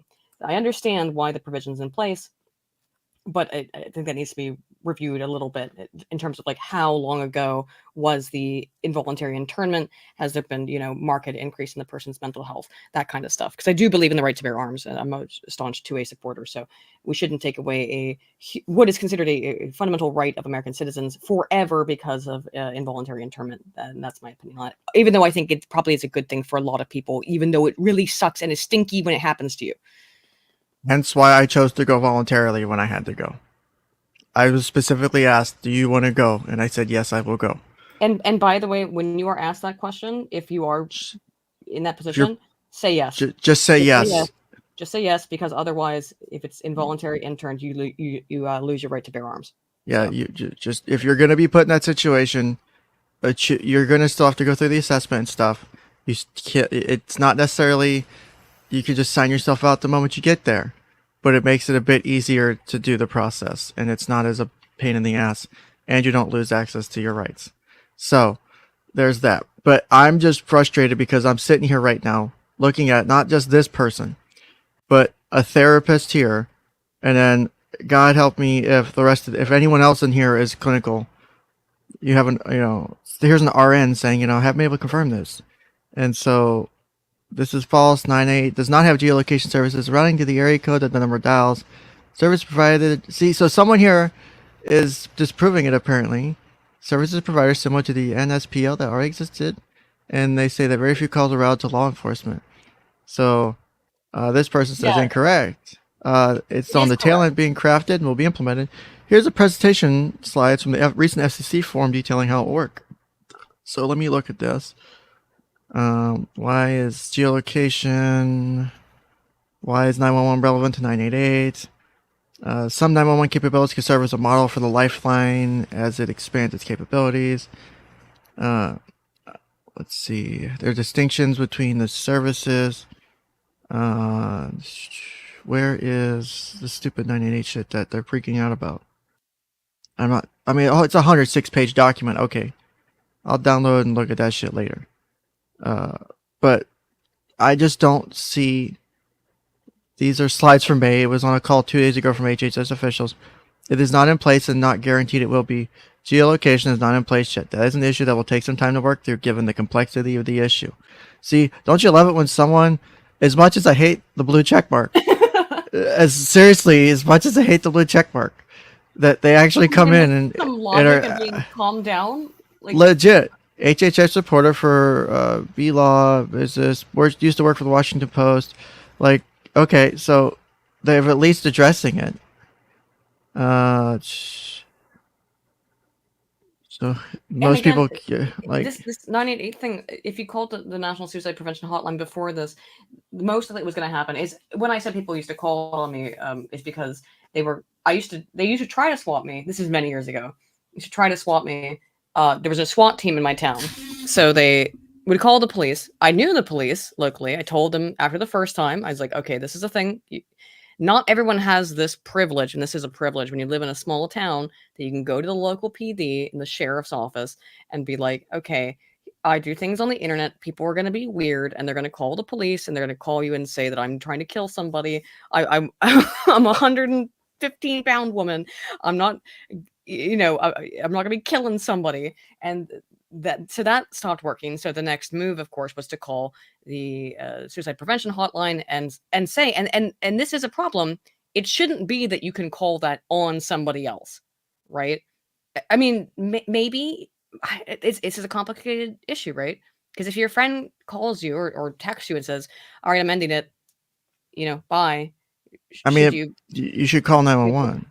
You shouldn't be calling. If it's that, I mean, if you're seeing that, then if you can't get through to them, the National Suicide Prevention Hotline is not going to help in that case. Yeah, it's 911. 911. And this is another thing. Like these people, and I'll tell you, I don't like involuntary hospitalization, and I know at least one. But I know at least one in Tracy. Feel free to address this. I would actually like your input on it. Being a clinician, is I will do everything in my power to not send someone if I can treat them in my care, to make sure, because where I've worked, I've had the ability to spend a lot of time with people and do that. So if I can work with them, if I can keep them cared for in the environment, and it's not a risk and a proper assessment's done, I would rather not put them through that process, because I feel it's a both short and long-term better answer than to just, okay, Baker Act them, 5150 them, and send them for the evaluation. Let them do it. They'll come back in a few days. And then, did you really do anything when you could have dealt with it locally? And I've been pushed back on, it's not my job. Or I'm like, well, my job's not to care for my clients, to not look out for their well-being, to keep them, because if I'm going to do something that's going to, because there's really no way sending someone inpatient doesn't cause some form of loss of any progress, or doesn't make them worse in some way, even for a short period of time, because you're taking away their freedom. You're putting them in a place where, especially if they're higher functioning, you are now putting them in because I know what it was like for me when I was there for 2 days. It sucked. I read Harry Potter and the Goblet of Fire over and over and over again, because there wasn't really TV. There wasn't anything else to do. And so it was weird being there. And it was just a whole bunch of other shit was going on, clearly, but that was a bit of a difficult thing for me to go through. And it's not like, I don't have other things that, it was still difficult coming out of there. I was mad for a bit of time at my friend. I have long since apologized for being an asshole about that. But it is a traumatic thing to go through, because now you're being taken away. Like you can't be trusted with shoestrings. Like people look at you in like weird way. Oh, you're at a place like that. Oh, you're there. Or people are like, oh, you're going there. You go to the hospital. When I went to when they took me to the hospital, they took literally everything, every cable, everything out of the room that I was being observed. Like it has a weird effect on you. It really feels weird. And so it's going to cause a loss of anything. You're going to feel shitty about it. You're going to hate it. So why do something to make your client worse when you could possibly deal with it in-house? Because maybe they haven't crossed that threshold yet, and you don't have to do it. And maybe you can't, because I've done it. I still, looking back, there are certain things I would change. Some of the things I would not change would be I would still justify my decision to not send them to a facility, because I'm confident they would have killed themselves. in the facility because they're that smart and they're that capable. So that's the way I look at it. It's tough doing those facilities, but yeah, possibly. Yeah. All right, go ahead, Tracy. Oh. Yeah, both ways, because there's some times where people are, well, the ones in my office anyway, they agree that they need to be voluntarily put into these systems of levels of care, and That's they good. do. And they do it on their own accord. I've never had any DMHP come out and assess and say, yeah, you have to be like mandatorily gone, right? Family members have done it to people, but not in my office. And it's really interesting because I've seen so much trauma happen to people who have just been even voluntarily just said, hey, I want to go into this because I just don't believe, I think I'm a danger to myself and my family and the community or whatever. And I'd say, yes, absolutely. I think we're in agreement. We always need to be in agreement. And they leave, and then there's not a bed in the Olympia, Washington area. There's not a bed in Vancouver. So they have to ship them. They have to wait. And then they have to ship them up to some other BFE place that has a bed. And then once they get to that place, they're not able to leave, right? Because they're in lockup. And then they take everything away from them. And I always like to explain to them, this is what's going to happen to you when you're taken away. And are you okay with that? And they are, because they're probably in shock when they agree to it. But then when it actually happens, it's like they're just like, they start to panic, and it's so traumatizing. I mean, I understand you have nothing. You can't get a pen. No, to draw. Literally, you can't get a pen or a pencil. You maybe a crayon. Yep. But that and maybe you could have a book. But it better not be sharp. They can't. Nope. It's nothing you can use to hang yourself, slit your wrist, all that fun stuff. Go to the bathroom. Someone has a stand there with you. There wasn't locks on the doors in the bathrooms where I was at. No, it was like those doors. The one I was in, they had to have. If I wanted to go to the bathroom, someone had to come and go with me. You know, so that's how extreme it is. It's extreme. They don't fuck around. When you're on suicide watch, it is extreme limitations. Every possible freedom you could imagine is restricted and rescinded from you. So absolutely, yeah, I know. And then so then they're sort of traumatized by the situation, and they cannot, because there's not a release signed at the facility for the treating therapist. So I'm out of the loop. Like, I have no idea how my client is doing as they're in that facility, and I don't know, or they don't care to communicate with me because they're so, understaffed and overworked that they don't have time to make a phone call or even send like a progress note through the fax. So I have no idea how my client is doing. And because I don't know where they're going, when they are going, say they turn themselves into the local emergency room, and the local emergency room doesn't have any room for them, so they have to ship them off to somewhere else in the state, or even out of state sometimes. I don't know where they're going to go, so we can't sign a release. They've got to do it at the place, and sometimes that ball is dropped, and I don't know what's going on with my client. And that's really super heartbreaking. And a lot of times the psychologists and the psychiatrists in particular, a lot of times they're working at this place, part-time. So the psychiatrist is only there once every 2 weeks. And sometimes the psychologist is only there 2-3 days a week. And it's not even the same psychologist sometimes that you're seeing in these places. It is a complete mess the way the current system works. I totally agree with that. In terms of it's I have made a apologia for the old style of insane asylums. And by that, I mean like the old ones, when they were very first developed, it was, the whole thing was that the point was that people could go and rest and by their own volition, go to these places that were built specifically to have the maximum amount of sunlight. You go out and you could just experience nature and be peaceful and not, be interned there against your will. But those asylums were turned into places to keep criminals, to keep people who had severe PTSD, particularly after World War I and World War II in the United States. And then they got overfilled. And that's when you get the absolute horror shows that we saw in the 50s of these places. Yeah, it was pretty bad.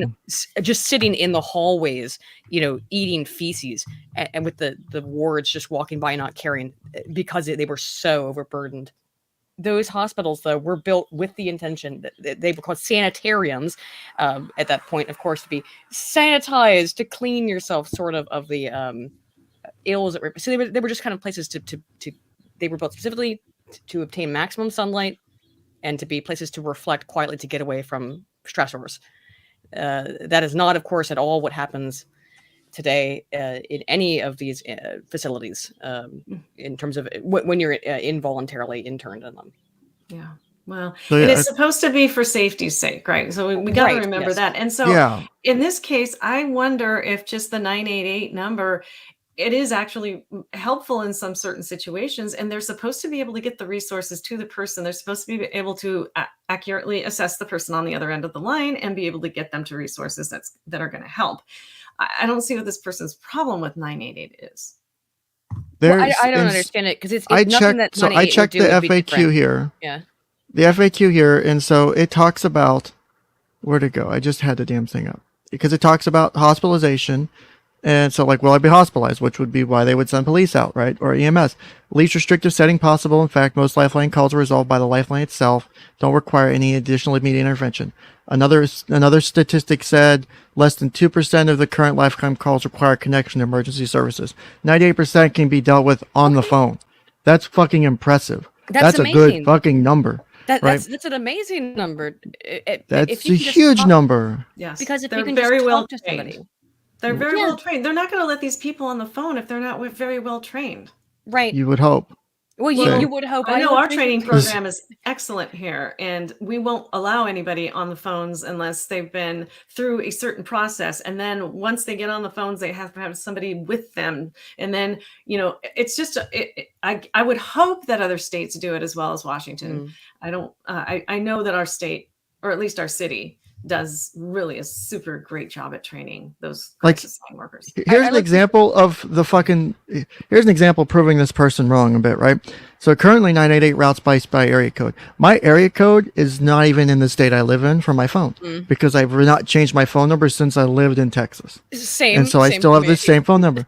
So guess what? I'm going to have a phone call to someone. If I call the hotline, the lifeline, because I'm in crisis, they will route me to someone in the roughly Houston area. Or what if you use Skype or something? You can use, a digital phone service. There's all kinds of things you can do to get around. If you are concerned about the potential for having, the police called on you. And it does talk here about that fear. The fucking geolocation here. It says on the FAQ, they've submitted a report about the feasibility of geolocation and automatic dispatch, which you wouldn't automatically dispatch every hotline call. That's just stupid. Now, obviously they can forward the information now to local 911, but if you're calling the hotline, there's probably not if 98% don't need an automatic dispatch because you can resolve it on the phone, and some of those might be the people just end up going, I'm going to have a family member take me to the hospital, and they don't need them, or the family members there saying, I will take them to the hospital. It's better if I go with them than they'll go in an ambulance, or we don't have the money or whatever. I mean, I'm sure those happen too.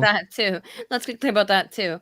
If this goes through and you are interned against your will, guess what? You're gonna have to pay for the ambulance ride.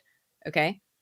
And ambulance ride. They pay thousands of dollars depending on how far away the hospital is. Which is now. Let me preface. How pleasant for your mental health to know that to go and get the treatment that was necessary at the time, if it was necessary at the time for you to be interned in one of these places. Now you're going to have to pay a huge amount of money for the ambulance ride alone. Let me say this though: no amount of money, no hospital bill, no ambulance ride is worth your life. Absolutely. If it's serious, literally call the hotline. Call 988. Call the hotline. Call whoever. Call 911. If it's that bad, call 911. Yes. You can trust me. I have one of my friends that I knew from the fire department, worked at a private ambulance service in the area where we grew up, and yeah, they negotiate bills and shit all the time. Hospitals negotiate bills all the time. That is true. The money aspect of it is not important. Plus it's medical debt. I've got medical debt I still haven't paid. Here's the thing about they don't do shit. You really can't do much with it. If you pay $1 a year or $1 a month, you're paying towards it. They can't negatively impact your credit. They can't do shit. So that is a thing that, if you get out of one of these places or whatever, and they give you a bill for $50,000 or whatever, Yeah, pay $1 a year. I mean, yeah. And if you pay a small amount, you're paying something towards it. It pretty much can't affect your other prospects in life. For the medical debt is kind of its own thing. I'm not saying to do this, just saying like don't freak out about if it. You need, don't. Because I did something like that too when I was in crisis. Like, oh, I don't want to take up the time. It's not that big a deal. It doesn't really matter. All the things. I'm sure you guys both know all the things that you're going to use to justify why you don't need to go, why you don't need the help. You're going to do it because you're trying to answer it your way, which isn't the right way. Also, 𝐂𝐸𝐽, the way the service currently works in the way it's set up is it uses the area code to route to the local suicide prevention hotline because it's staffed by local. Like, for example, the county I'm in has a 211 and the 211 staffs the hotline for the area, basically. And so that's how it routes based off the phone number. Even though your phone has geolocation, 988 currently isn't set up to actually use that data and do automatic routing. I think it can get it. I think that's logical. And it makes sense as well. Not just because to reduce the burden on the overall system, but also because people who are from the same location as you might know a little bit more about the area, obviously, and so might be more able to understand and be able to empathize and sympathize with what you're going through. So I think that not only to reduce the strain on a national level system, but also to give people a little bit more personalized care, right? Even over the phone. Let me just say, if I'm going to come out with a statement like this, and I'm going to be someone saying, don't call the hotline, call some other agency, call some other stuff. If I'm going to be in a position where either as someone who works inside of an agency or as a clinical therapist, as this person is, it's to say it's dangerous. To me, that's a bit. I don't want to put words. No, I think at that point, when you're saying it's dangerous, you're discouraging. You're actively discouraging people who may be in crisis from accessing services. That is almost a breach of care in a way, in a general sense of the term. Maybe a breach of ethical duties. Because I know if I went through my ethical code right now, I could probably find something that would shit on me like hardcore if I said, don't call the hotline. Yeah, I'd say that's a real do no harm violation. Like the most basic Hippocratic oath, whatever your field it may be, do no harm should be the first part. And saying don't call the line, it's an error. Yeah, and this is a complete segue from our intention for this stream, but right. I just. But it's horrifying also. But at the same time, and this is where, and this is a good example of why people tend to not trust the medical system and to not trust getting professional diagnostics done, right? Because you have a therapist here who's telling you, oh, don't call the literal national suicide hotline because there's a minor potential that should you be in such a crisis, you need emergency medical care, that the police get sent out as part of it, which is sort of standard procedure in basically every single jurisdiction. Is if there's a safety kit, like if you have a gun or you have a knife, the police will come before EMS will come in and get you. That is every single emergency services. Even if you're taking pills, the police are generally because the police are more equipped to respond faster. That's just does that make it right? Does that make it good? No, but the police are just equipped to respond faster to a call than EMS is. So it takes a little bit more, I think, for EMS to get the they have to secure the scene first if there's a safety. And that too, as well. Even if there was no indication on the line that there was a potentiality for a gun or a weapon or something, still the police just usually are able to respond a little bit faster. They're more used to responding faster, I suppose, in some instances. I don't know. You'd hope EMS could respond equally fast, but that might be why police respond. It depends on staffing in your area and stuff. It's all individualistic and local regional stuff. So, but if we go back to because this segued way the fuck off a cliff.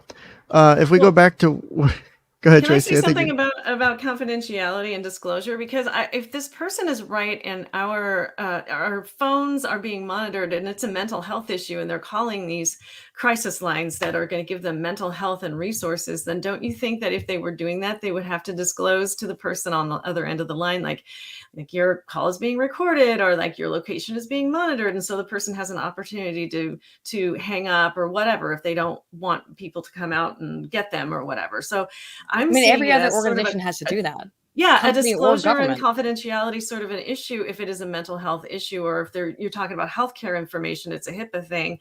And then the other issue I have with this is, what are they suggesting that these people in crisis do instead? Call Trans Lifeline. Apparently call the Trans Lifeline. Call Trans Lifeline, call Warm Lines or whatever these other numbers are. Well, and again, as we said before, this particular line is not there to put you in a mental hospital against your will.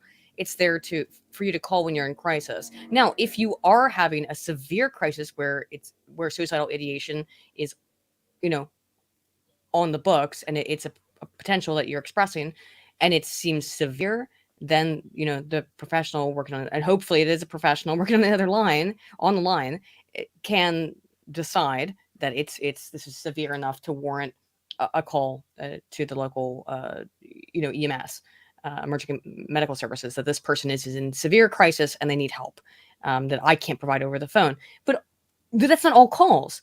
Many, I'd say probably the majority of calls are just someone they're alone.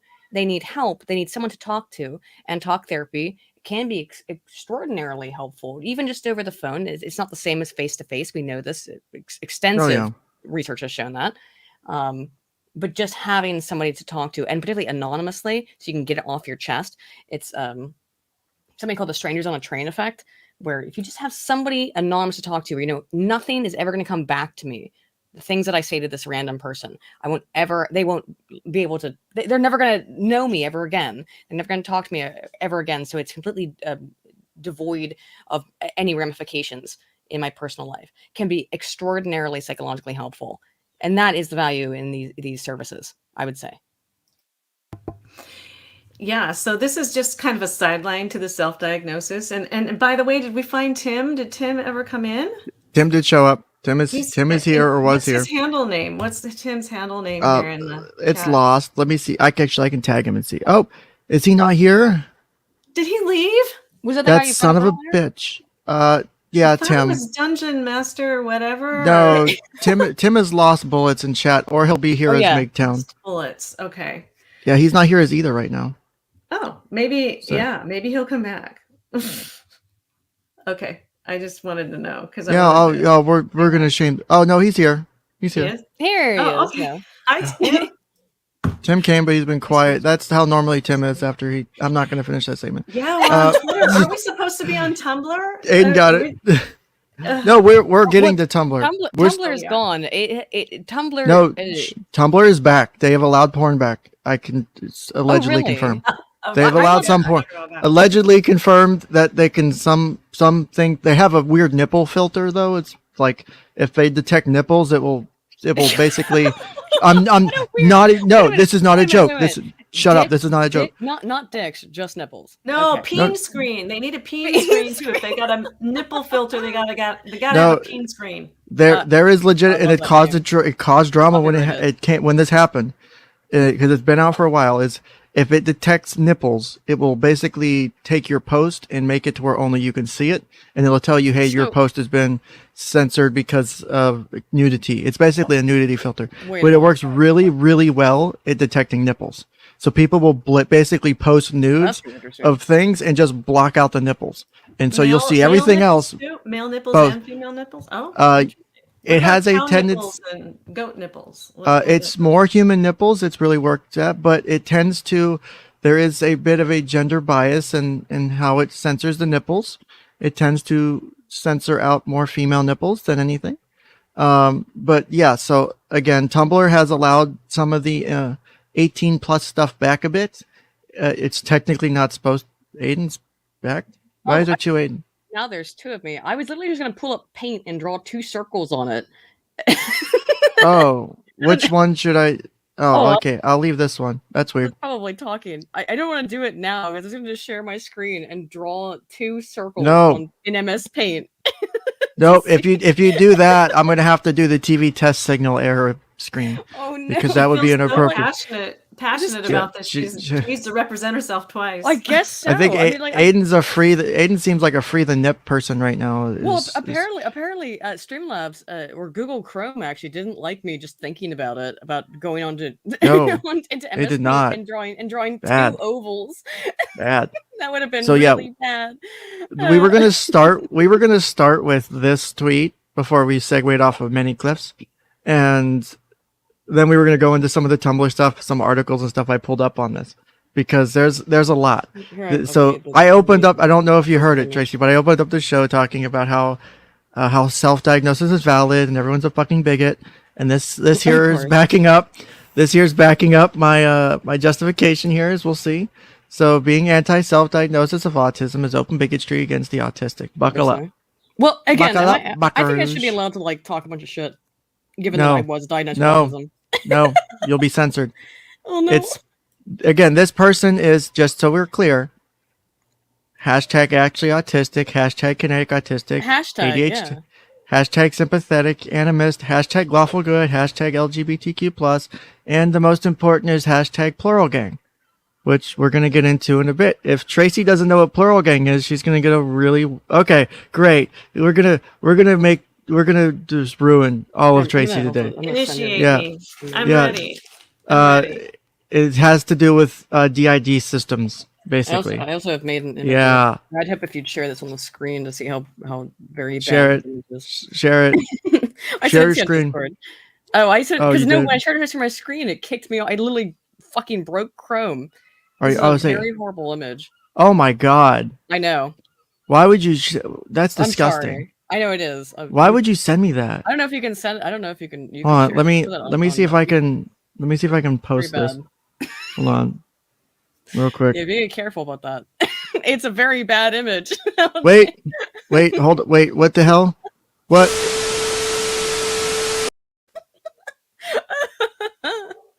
That's totally ban-worthy on Tumblr. How dare you? That was ban-worthy.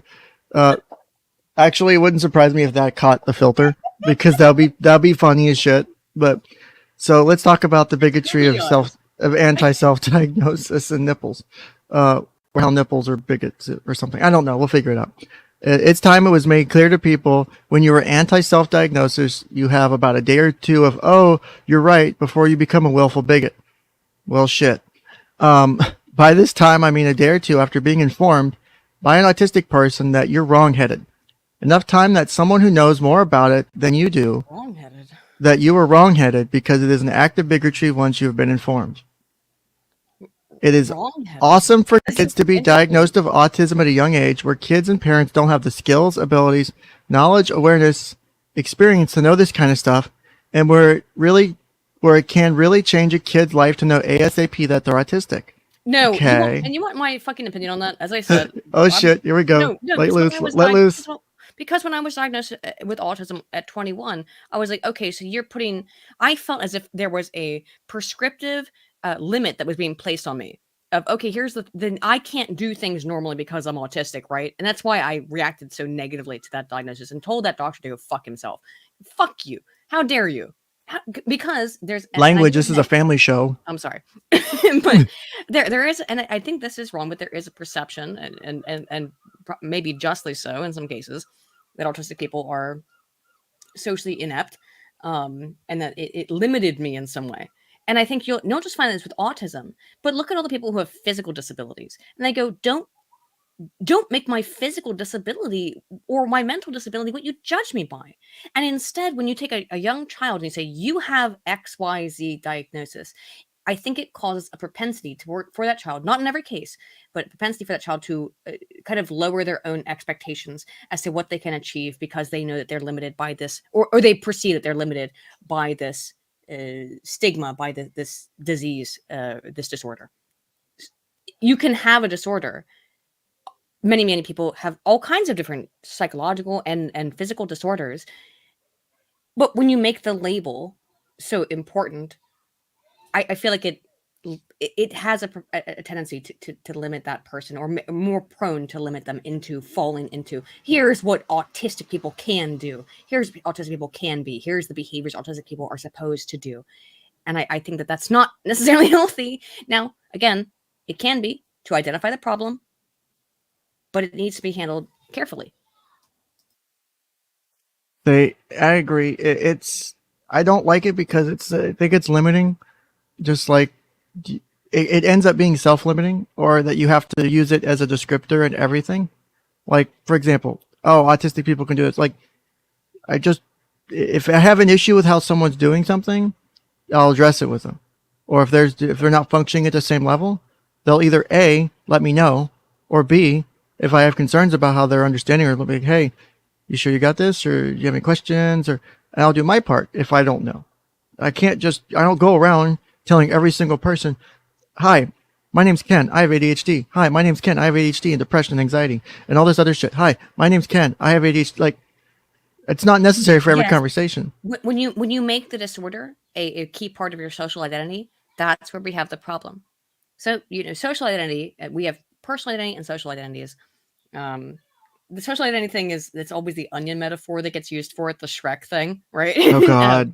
Well, it is, but social identity, that's how it's generally described, is that we have more key individual identities, things that really, who am I at my core? And that tends to be things like deep held beliefs, like religion, faith, family relationships.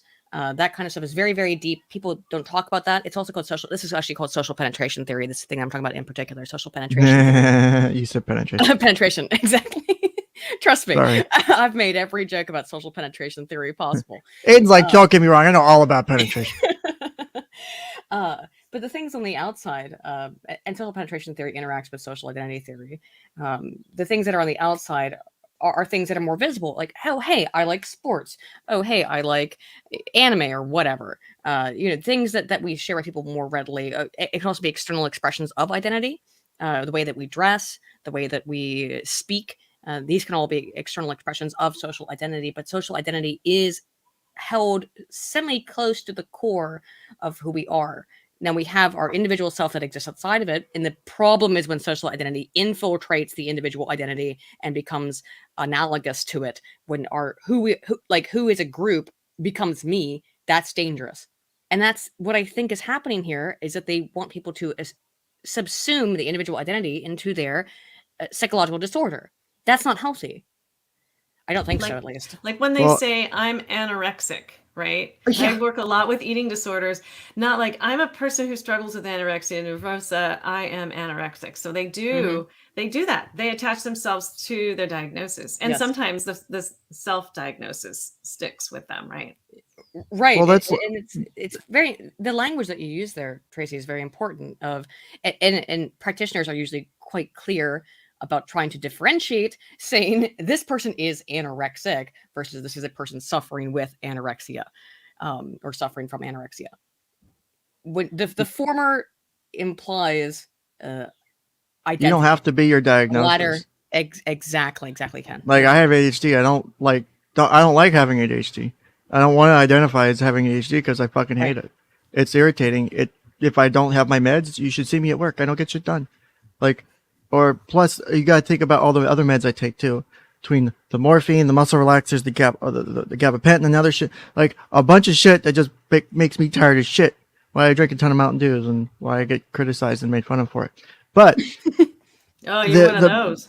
Yeah, the ADHD meds actually not only help me with my focus, help me feel more awake, and believe it or not, there's research that shows Adderall in combination with morphine works together as a sort of a potentiator to help improve the quality of pain relief, and so they work together. So it actually has multiple benefits. Yeah, it was really neat when I figured that one out. I figured it out after the fact. I wasn't like, hey doc, can I get some Adderall so I can have some better pain relief? No, it wasn't anything like that. But I mean, when you look at the next tweet here, this is the perfect example of why self-diagnosis, when you take it to this extreme, is a bad thing. They say that is it. That is the point, that if you're not going to discriminate against people, you need to stop being like, oh gosh, I don't know. Can young adults and adults recognize facts about themselves? gee golly whiz, do you have a study? Let's start from a purely legal standpoint because allistics can get the law, but they cannot grok autism. I'm assuming get autism? Yeah, they can't get Zoomer so words. For those who don't know what allistics means, I had to verify because I thought I was right and I was. But an allistic is basically someone who isn't autistic. I can pull it up if you don't actually. Someone who isn't autistic? Are they all over the spectrum? Is that what it is? Allistic, someone who's not affected by autism. This is a very interesting piece of language, and you'll see this with this stuff. This is the cis trans thing, right? Where allistics, they've developed a new phraseology to describe who is not part of the group while using the same kind of term. So it's autistic and allistic. It's cis versus trans. And that kind of dichotomistic thinking, I think, is harmful. Actually, one of the reasons why when I first heard of it, it became my new favorite term when talking about gender identity and sexuality is I don't like using LGBTQ plus or any of the other ones or going the full thing because I find it too exclusionary. I actually prefer GSM, gender and sexual minority. Or I think there's another way to do it too. Is I prefer that one because it's more inclusive. It's actually more inclusive. It's not as exclusionary than if you were to start. Because if you start, there's reasons all the extra letters start getting added is because people didn't feel included. So how do you include everyone? Gender and sexual minority. Yep. This is everyone who's not cisgender and straight. Pretty much. This right here though. This is the exact same us versus them mentality. And I go back to the social identity data. The social identity data is everything about social identity as a psychological phenomenon is based on us versus them. What in-groups am I a part of and what out-groups am I not a part of?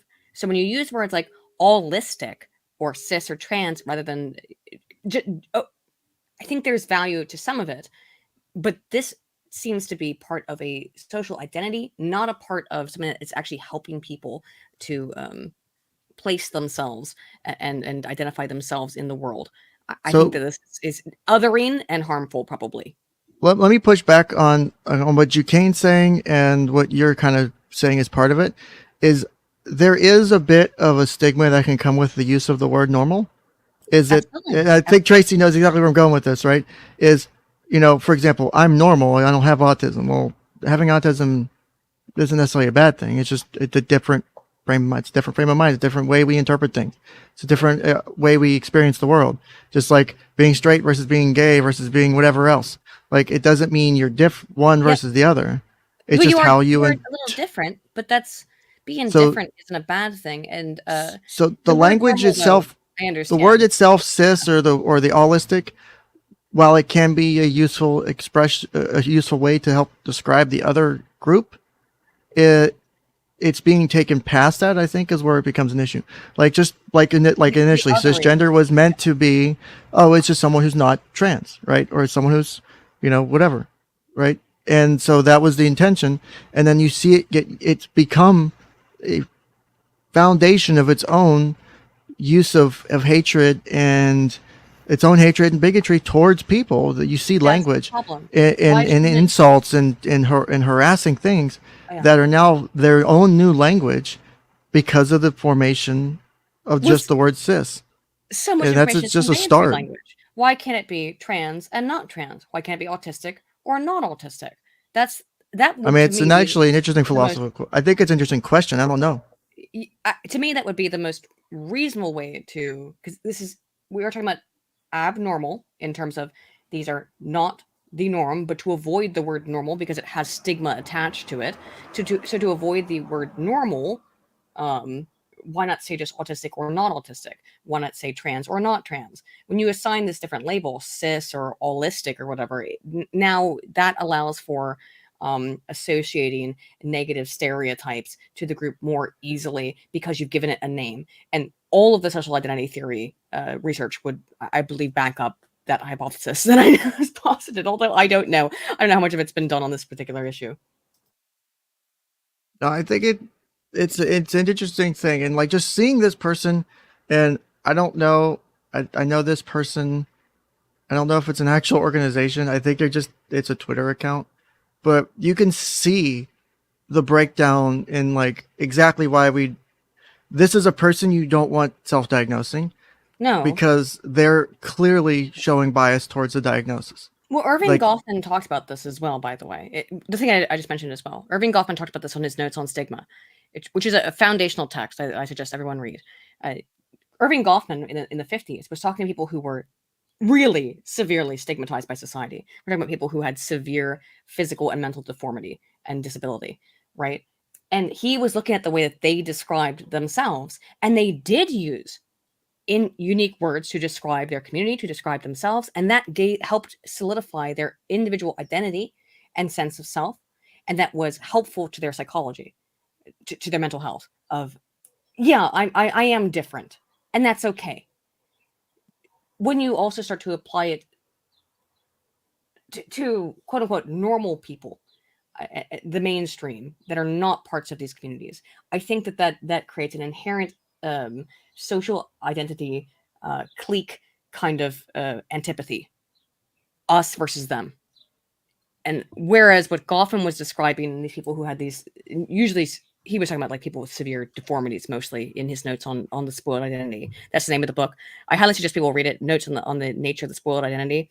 Irving Goffin, I think 1953 is a citation. I could be wrong the year. Check that out though, because he really talked to these people and saw what they felt in a time when none of this was accepted at all socially. These people were totally forced into the margins of society. Read that today in a modern context and see what's going on with this, and I think it would provide some interesting context. Yeah, I had a client one time describe themselves as not a politically affiliated, but a citizen. And I thought that kind of opened my eyes a little bit. And then people will describe themselves as humans, which is technically true. We are all humans and we are all citizens. And it's interesting to hear the way people describe themselves, right? It really is. But yeah, I just got covered by a bunch of hair. My cat was on me for a minute. Oh my goodness. Oh, I miss my cat. Oh, what happened to your kitty? Oh, she's fine. Just I moved to England, so she's home with my mom. Oh. So I could have her sent here, but I don't know if I want to force her to be on an 11-hour flight either, Oh yeah, by herself maybe. Oh well, maybe you'd go back and get her. Yeah, sure. If I could go back and get her, but still, like when you take an animal on a plane, they put them in the back in the luggage compartment. You know what I mean? So don't know about if I want to force her to do that. She's a great cat, but still. Yes, Stegus is asking, what's the difference between a citizen and a civilian? Well, I guess I would say a civilian, always thought was a non-military person, right? And we're all citizens, even the military people are citizens, but civilian, I always thought, you can chime in here, Hayden, of course, but that it would be a person who is not in the military. Is that right?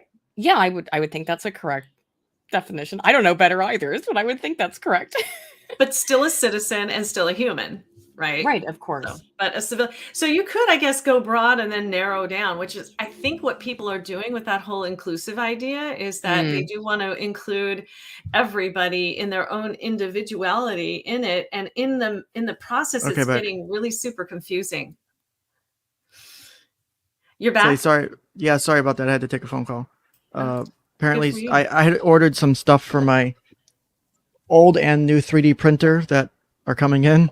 And so my wife was like, it's raining. Do I need to go get it? I'm like, let me check my order real quick. And I'm like, no, it should be fine. So she was just trying to make sure my stuff didn't get ruined. Now the thing that's coming. Enjoy the 3D printer. I've had one for 2 years and never used it once. Oh my God, I love it. It has been so much fun using it at work and stuff. Like the kids at work love the shit out of it.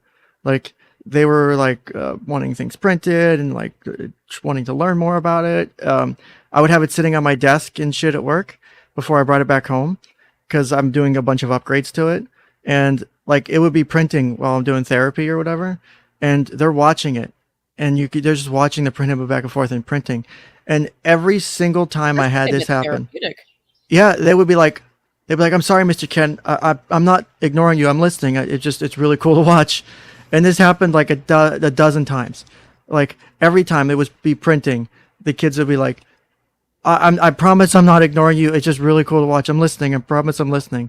And so it was just funny to me because it is interesting to just watch it do its thing, and it just hear the noise, because I have the quiet version, so it doesn't really make much noise, but just hear it doing its thing and printing the thing, and you just see it make something, and it's just really, really cool. And especially when you can pick something out, say, I want this. Like I was handing out 3D printed rings. I was going to say, hopefully not 3D printed guns, but no, those are handed out when they leave. Oh, okay. Great work. No, well, they still gotta go to finishing. They gotta go get the other stuff because I only can give them the lower receiver. They're on the ground. They pick them up. It's like they find them growing in the grass. Like I can't give or sell them, but if they find them, it's different. It's about knowing the law. That's what it's. But no, I would hand out little fidget spinner rings whenever they come in, and just be like, okay, here you go, here you guys go. The first one's free. It cost me like a penny or two to make.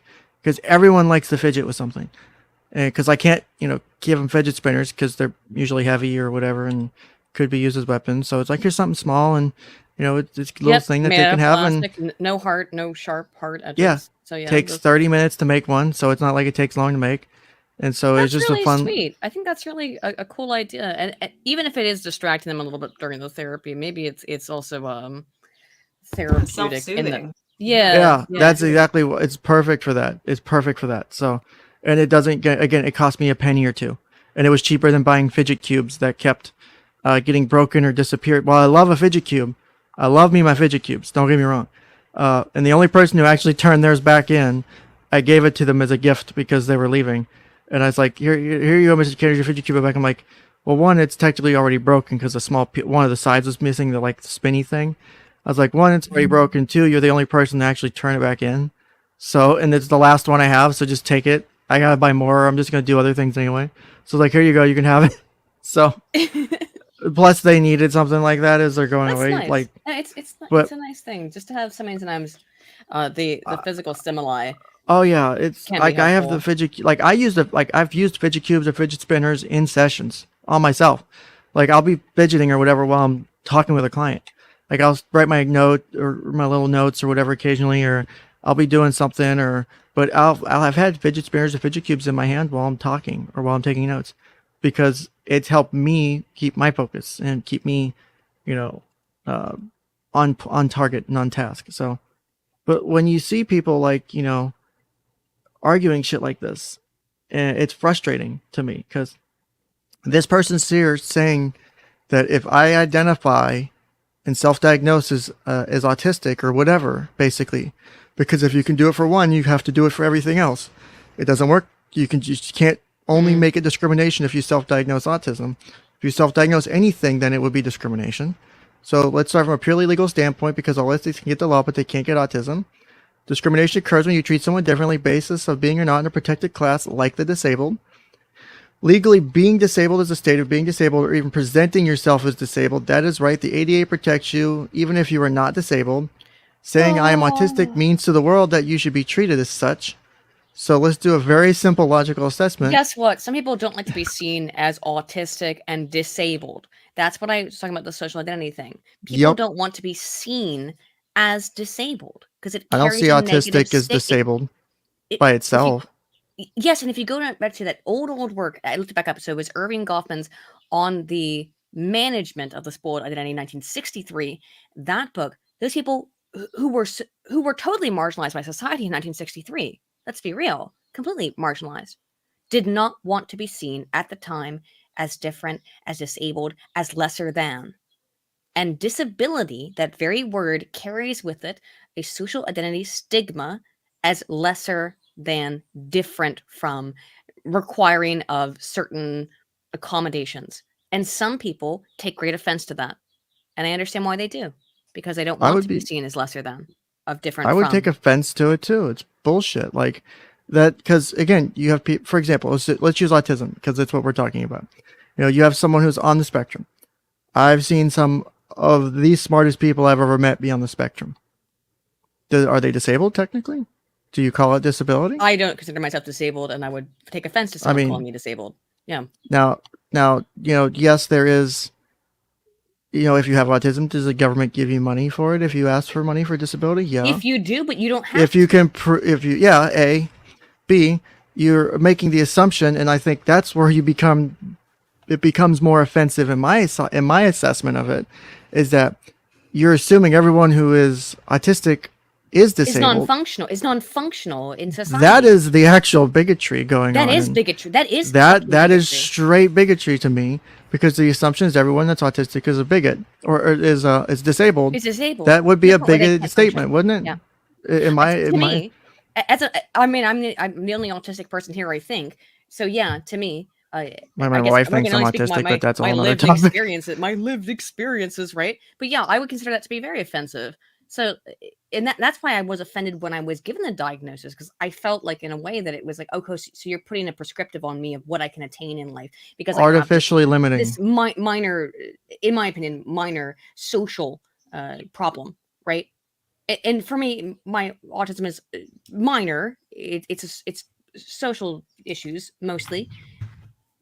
And I have I have a problem with making eye contact, that kind of stuff. I have problems with fidgeting. That's I have a whole bunch of problems that are associated with autism, but they're under control to the best of my ability. And I would take great offense to someone who would call me disabled, because now I guess that they would want to use maybe the term differently abled, right? But I wouldn't like that either. I'm just a person. Right. I have a little bit of differences from other people, but everybody's different. Don't single me out, please. I don't appreciate that. I mean, we can use the snowflake metaphor if you want, but not the joke one, but like the legitimate, like snowflakes are all different because of the environmental factors that go into their creation, just like every person is different. Yes, we are all snowflakes in that way. We are all individually distinct, unique, different from a genetic standpoint, all the way down to our personality. So don't singling people out, I find to be there are statistical averages on how we do things. But every person will do things a little bit differently. I've yet to meet two people who, even identical twins, I've yet to meet two people who do things exactly the same or have the exact same belief systems. You can have the same DNA, the exact same DNA, and be a different person. Completely different person. Environmental factors are such a huge factor. It's the whole nature nurture shit you can argue about for weeks on end, because it's both, and people don't always see that. Like, exactly, yes. This is where it becomes an interesting argument from their point, right? Okay. It's so let's do this is why I thought this thread was interesting to start the self-diagnosis shit out on. So let's do a very simple logical assessment. Have you ever taken someone's word on the fact they're queer without them having to prove it? If you accept that people can self-identify as queer, that means you can accept that people can self-identify as to a mental state of being. It means that you treat people that way. So if you have ever, without any education about queerness or personal experience with it, or a PhD in assessing queerness, just accepted a person can understand a basic fact about themselves, you have set a clear indicator that you have that belief. Excuse me, real quick. Autistic Voices United, are you calling queerness a mental disorder? We're not going to talk about that. All right. We're not going to talk about that. All right. They're giving the impression, but we're not going to talk about that. All right. Just seems like where you're going with this. But all right. I think they are, but I think they're trying to make the point that because a person can identify as queer, which is a type of identity, that autism being a type of identity for certain people, and that you should be able to make the same. That we have to learn to cope with and deal with healthily. But all right. Look, that's you being a bigot. Stop. So now, when you show that kind of deference to a queer person, and you don't show that level of deference to a self-diagnoser, you are being a bigot on the basis of disability. Fact. It's that forking simple. It is irrefutable law. In society, let me finish. In society, in your everyday interaction with anyone, for them to question a person's ability to self-identify a mental state of being when they would grant that to another class of people is discrimination. Now let's use some examples of other disabled people. Again, putting everyone in the same category. Let's say that a person started having pain, and this is what I thought was weird imagery. Say a person started having pain in the leg, and they are old enough that they figure to themselves, I am getting to be that age. And they go and buy a cane, and that is all they need. They go around on that cane for years. They don't go to the doctor. They don't need a doctor to tell them, oh, your leg is screwed up. Sure, it could be all kinds of stuff, but they got it. If you would accept this person as disabled, that person self-diagnosed themselves. You get that, right, Aiden? If you blindly accept that a person, listen, this is how we get you to not be a bigot, Aiden. Okay. If you blindly accept that a person with a mobility aid is disabled with or without a diagnosis, that means you are a person who looks at other people and just accepts a state of disability with no credentials on either party to make these assessments. This translates into a critical concept here. The person is communicating, quote unquote, disability, and the observer is taking the word of the disabled person for it as valid. If you look at a person and see disability, sunglasses, white cane, wheelchair, cast, unusual body motion, prosthetics, service dog, etc., and you accept that they are disabled, you are showing your beliefs that you have accept communicated disability is true. But so it's not that simple. It's not that. Yes, it is. Of course, it's that simple. Because I also have a physical disability, right? Yeah. You want to know how fucking by my own fault, but I have a really hard problem walking, right? You know how fucking frustrating and that it is, or not frustrating. What's the way of saying it? I worry a lot of times when I require special accommodation, like just because my legs don't fucking work right. That anymore, they used to, but now they don't. That it's gonna take me a long time. It took me a longer time to walk someplace. If I have the option to use a wheelchair, I'd rather use a wheelchair. If I'm going for like a really long distance, that kind of stuff. It is super incredibly awkward to have to ask for a wheelchair as someone who doesn't look like they need one. Do you know what I mean? And I don't have to do that. I don't have to relate that to my status now. 10 years ago, I broke my foot. I shattered my left foot. Ow. And I was in a cast for a while, but then they put me into one of those boots, that's made like so you can work back into walking. And I went to an anime convention. And I went to an anime convention in a costume. I'm sorry. The scout from TF2.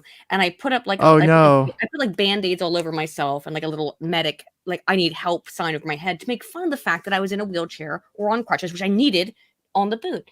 And even back then, this would have been like 2013, something like that.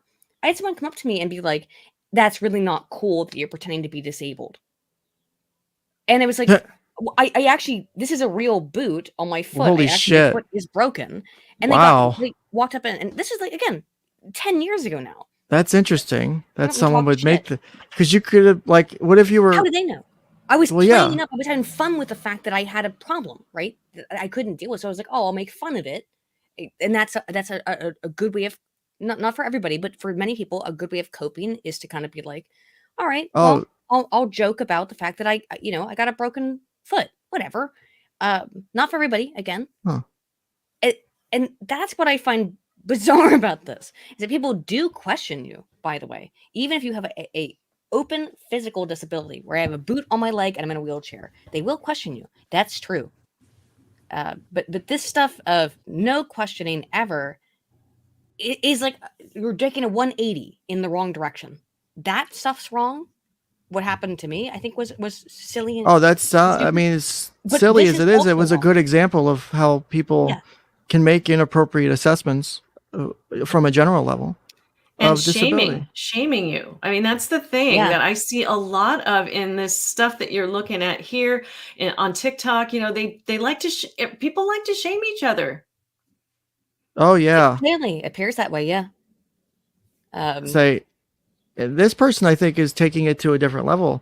Is that, and this is kind of, and I'll push back on this, and I've funnily enough been kicked out of support groups because of my opinions on gender identity and gender dysphoria, is that, you are supposed to never like question or doubt that ever.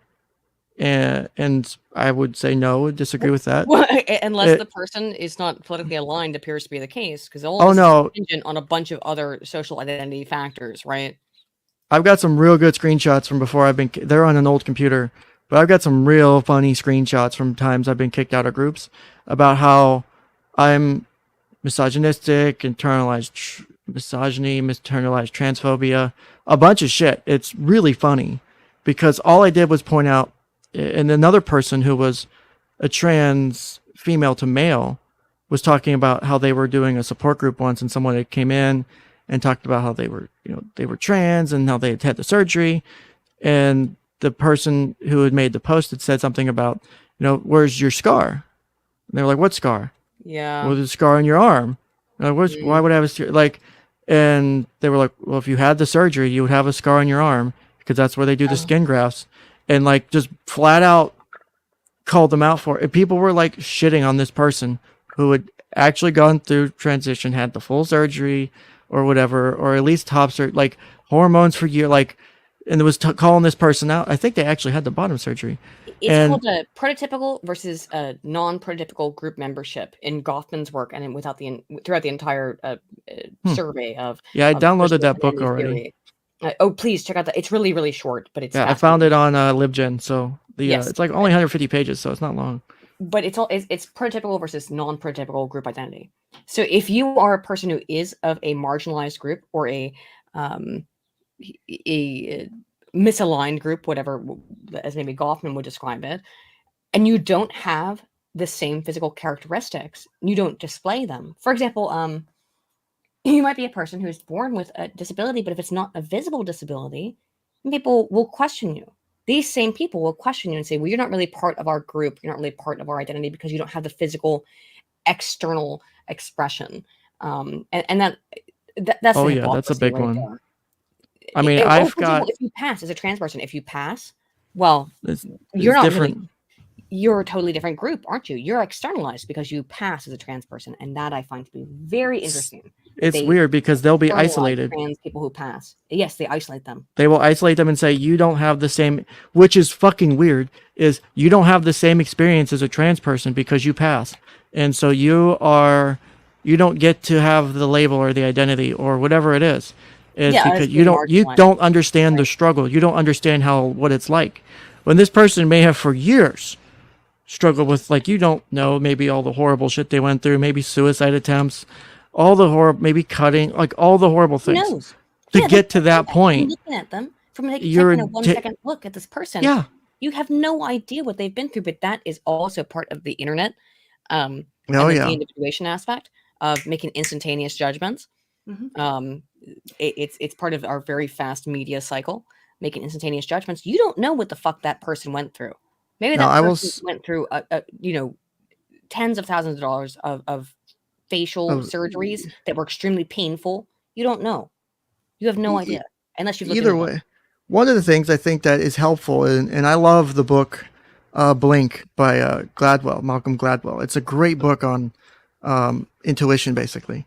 And one of I think my key skills as a person and as a therapist has been not only my ability to make the snap decision making, but my ability to undo that, or to sit back and go, okay, here's what is sitting in front of me. Let me actually take an hour or two and talk to these people and talk to this person, really get to the underlying, because you can do it anytime you sit down with someone. You can make because I've had clients come in and here's your case file, here's a thing, and I won't read it. Like I will not read it. Like I do not want to bias myself.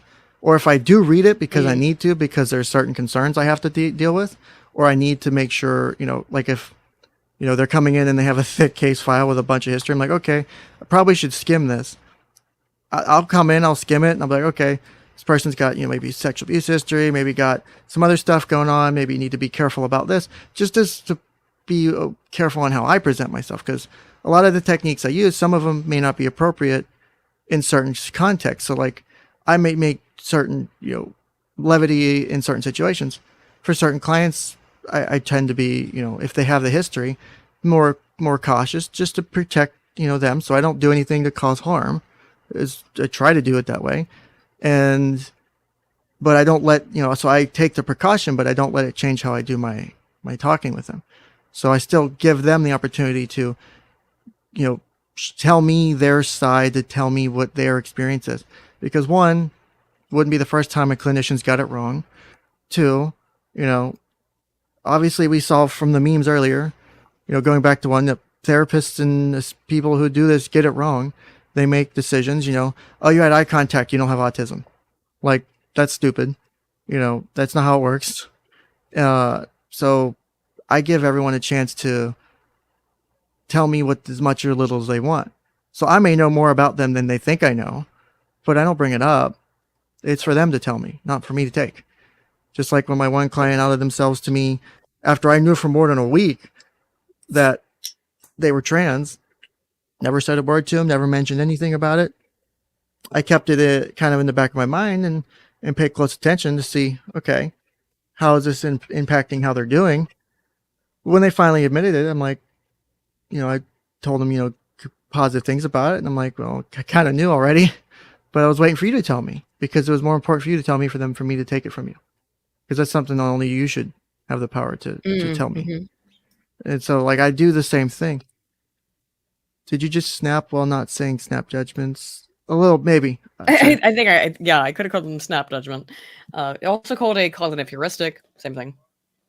But there is a power to being able to make snap decisions because it is a survival mechanism. It is a core function of the brain. Like we're really good at doing that by being able to take in, like in Malcolm Gladwell's Blink, one of the first things he talks about is like a museum piece or whatever that this museum had bought or was spending a bunch of money, like millions of dollars on, and some person said, it doesn't look right. They couldn't figure out what it was, but they just knew looking at it, it wasn't the piece that was supposed to be.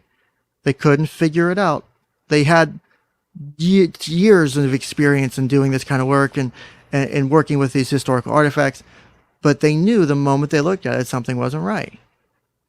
But they couldn't put a finger on it. And they, even going back, trying to think about it, they pointed at the wrong things because at that point you're trying to find the things that got you to the answer versus the answer itself. And you can point things in the wrong direction. And it's an interesting book, especially that story about how they figured out it was a forgery or it was the wrong artifact or something. And you sit there and go, okay, all this training experience leads you up to this day on this time where you just look at it and you know something's not right. It just doesn't feel right. You have that really good species to be able to do that. It's the same thing with safety. Like if you're out at night and something doesn't feel right, your body's telling you something doesn't feel right because it's probably keeping you the fuck alive. Well, it's how we've gotten to be this smart species we are. Yes. I think we're smart. Yeah, I agree. And it's not all cognitive heuristics. They can lead to things like that where you can't quite explain it, where something feels wrong. That might be more of the like uncanny valley effect of that might be more another type of evolutionary proclivity. But the thing is, if you see a stick in the grass and you jump back from it, this is the most basic example that everyone always gives of cognitive heuristics. You go, a stick, thinking it's a snake, because our brains evolved that way to protect us from danger or protect us from things that the brain thinks might cause harm. So they're very basic. They're paracognitive. I would not call them non-cognitive. They're paracognitive, but they happen very, very quickly, instantaneous kind of reactions to things. The brain is making associations very quickly. I call them paracognitive because you are thinking about it maybe like a second later, just not in the second where the reaction occurs. So that would be how heuristics function. Yes. Wow. So autism. If we don't accept a person's self-diagnosis, then we are a bigot. Is the takeaway here? Then. Yes. Yeah. How does it feel? Yes. Thank you. Totally for bringing the ADHDs and autisms back on track here. So totally don't have an issue with that. Say literally. Yeah. Well, it's mine too, but I'm sucking at it. See, this is why personally you can be too involved in something. Like I know how to not do this. I can teach it perfectly, but I have it. So it doesn't mean I do it right. It's a great myself, right? I don't believe it though. I mean, it's just, it's still just a lot of judging and shaming. And some people actually identify with their disabilities too. They're like, I am disabled, just like we were saying, I am anorexic. They do identify with it. And I don't know. I mean, what's wrong with what is wrong with honoring a person's experience while also being cautious about the actual technicalities of what's really going on. That's a perfect way to describe it. A hypnotherapy training. Oh, actually, it wasn't hypnotherapy. It was subtle energy training. So we get out there, guys. We really get out there as far as looking in what's going on in our bodies and our minds, our subconscious and everything. And it actually goes into some, so if you believe in like dark forces, so shapeshifters, watcher demons, giant demons, fallen angels, Satan, dark ETs, all these things, right? astral bodies, elementals. We were going into all of that stuff. So you would not believe the things that these people in my classes were coming up with. And I mean, they were telling us, well, you know, my pre-birth, I was an alien from this planet and I was separated from my people and blah, blah, blah. And at first I was just like going like, oh my God, this is just so outrageously. But then, you know, what I was taught to do in that is like, that's their process. I have to honor their process, whatever it is. If they're offending me, if they're like judging me about like my experience, and then I'll just say, well, hey, I'm not judging you. Please don't judge me. So that's what really taught me to honor people's experiences while also thinking like, yeah, that may not have happened, right? You may not have actually hatched from an egg and got dropped down from a spaceship and landed on planet Earth. And this is why you feel so isolated in your human life, is because you're not really a human. But that is their experience. And the experience that they're having is, I am an alien. I don't belong here. So from a therapeutic point, you can just say, if that is true for you, what can we do to help you to find your people, find more people like you, or to maybe not necessarily fit in if that's not your goal, but to be okay with yourself at least, right? So I would say if that belief though is maladaptive, in that belief is causing significant psychological disturbances, that's when you need to probably come in and be like, exactly, let's let's see how that belief is causing you problems in your real life and see what we can do with that. And who knows, they may let go of the belief, they may latch onto it a little bit more, but our goal is to help a person get all of their life domains into balance and into order, and not to have anything affecting those life domains. If those beliefs aren't causing disturbances in life, then really, let's be real. Like, I mean, if we're going to be very, very clinical about it, right? Myself as a Christian believe that Jesus Christ was a guy who lived 2,000 years ago, died, rose from the dead, and then became part of God, you know, God, the Father, the Holy Spirit, and Jesus. That sounds crazy, right? That sounds like a crazy, you think that some guy died? You said it, I didn't. Yeah, I know some guy died 2,000 years ago and to save me from my sins. That's ridiculous. It sounds like schizophrenic or something, like a ridiculous belief. But as long as it's not causing harm to someone's functioning in their life, then they can hold whatever they believe that whatever they want. It's only when it causes a disturbance that it needs to be assessed clinically. That's how I kind of look at it. Is you don't want to when it comes down to it, I don't care who or what you believe or what you identify as long as it's not causing significant impairment in your home, occupational, other life situations, which is where, you know, if you can do all that shit and still, you know, if you can believe all that, do whatever, and still do your day to day, cool. But if it's impacting your day to day, then we have a problem. And like, you know, I pulled over to this image, which we'll talk about in a minute, but about, you know, judging, you know, again, this is that whole objective measure. Is I'd rather listen to autistic people than some holistic doctor who still calls it Asperger's, which Asperger's is a different diagnosis. Well, Asperger's doesn't technically exist under DSM-5. Yeah, I know under DSM-5 it doesn't exist anymore. I do think that there is I think it was a somewhat useful diagnosis under DSM-4. I don't know if you two agree on that was it useful to differentiate Asperger's from autism. Here's what's funny is in the comments thread to this tweet or one of the related tweets, legitimately, I think it was underneath, because this person, I think someone I think either in this Twitter thread or in the Reddit thread where I found that image, talks about how they prefer to use the term Asperger's because to them it's easier of a descriptor and people understand it better and it's more receptive versus saying I'm on the spectrum. Yeah. Than high function. And so people, to them, because it's been around for a while, they understand what it means. And instead of trying to say, well, I'm on the autism spectrum, I'm more high functioning, people's eyes probably glossed over already. If you say, oh, I have Asperger's, boom.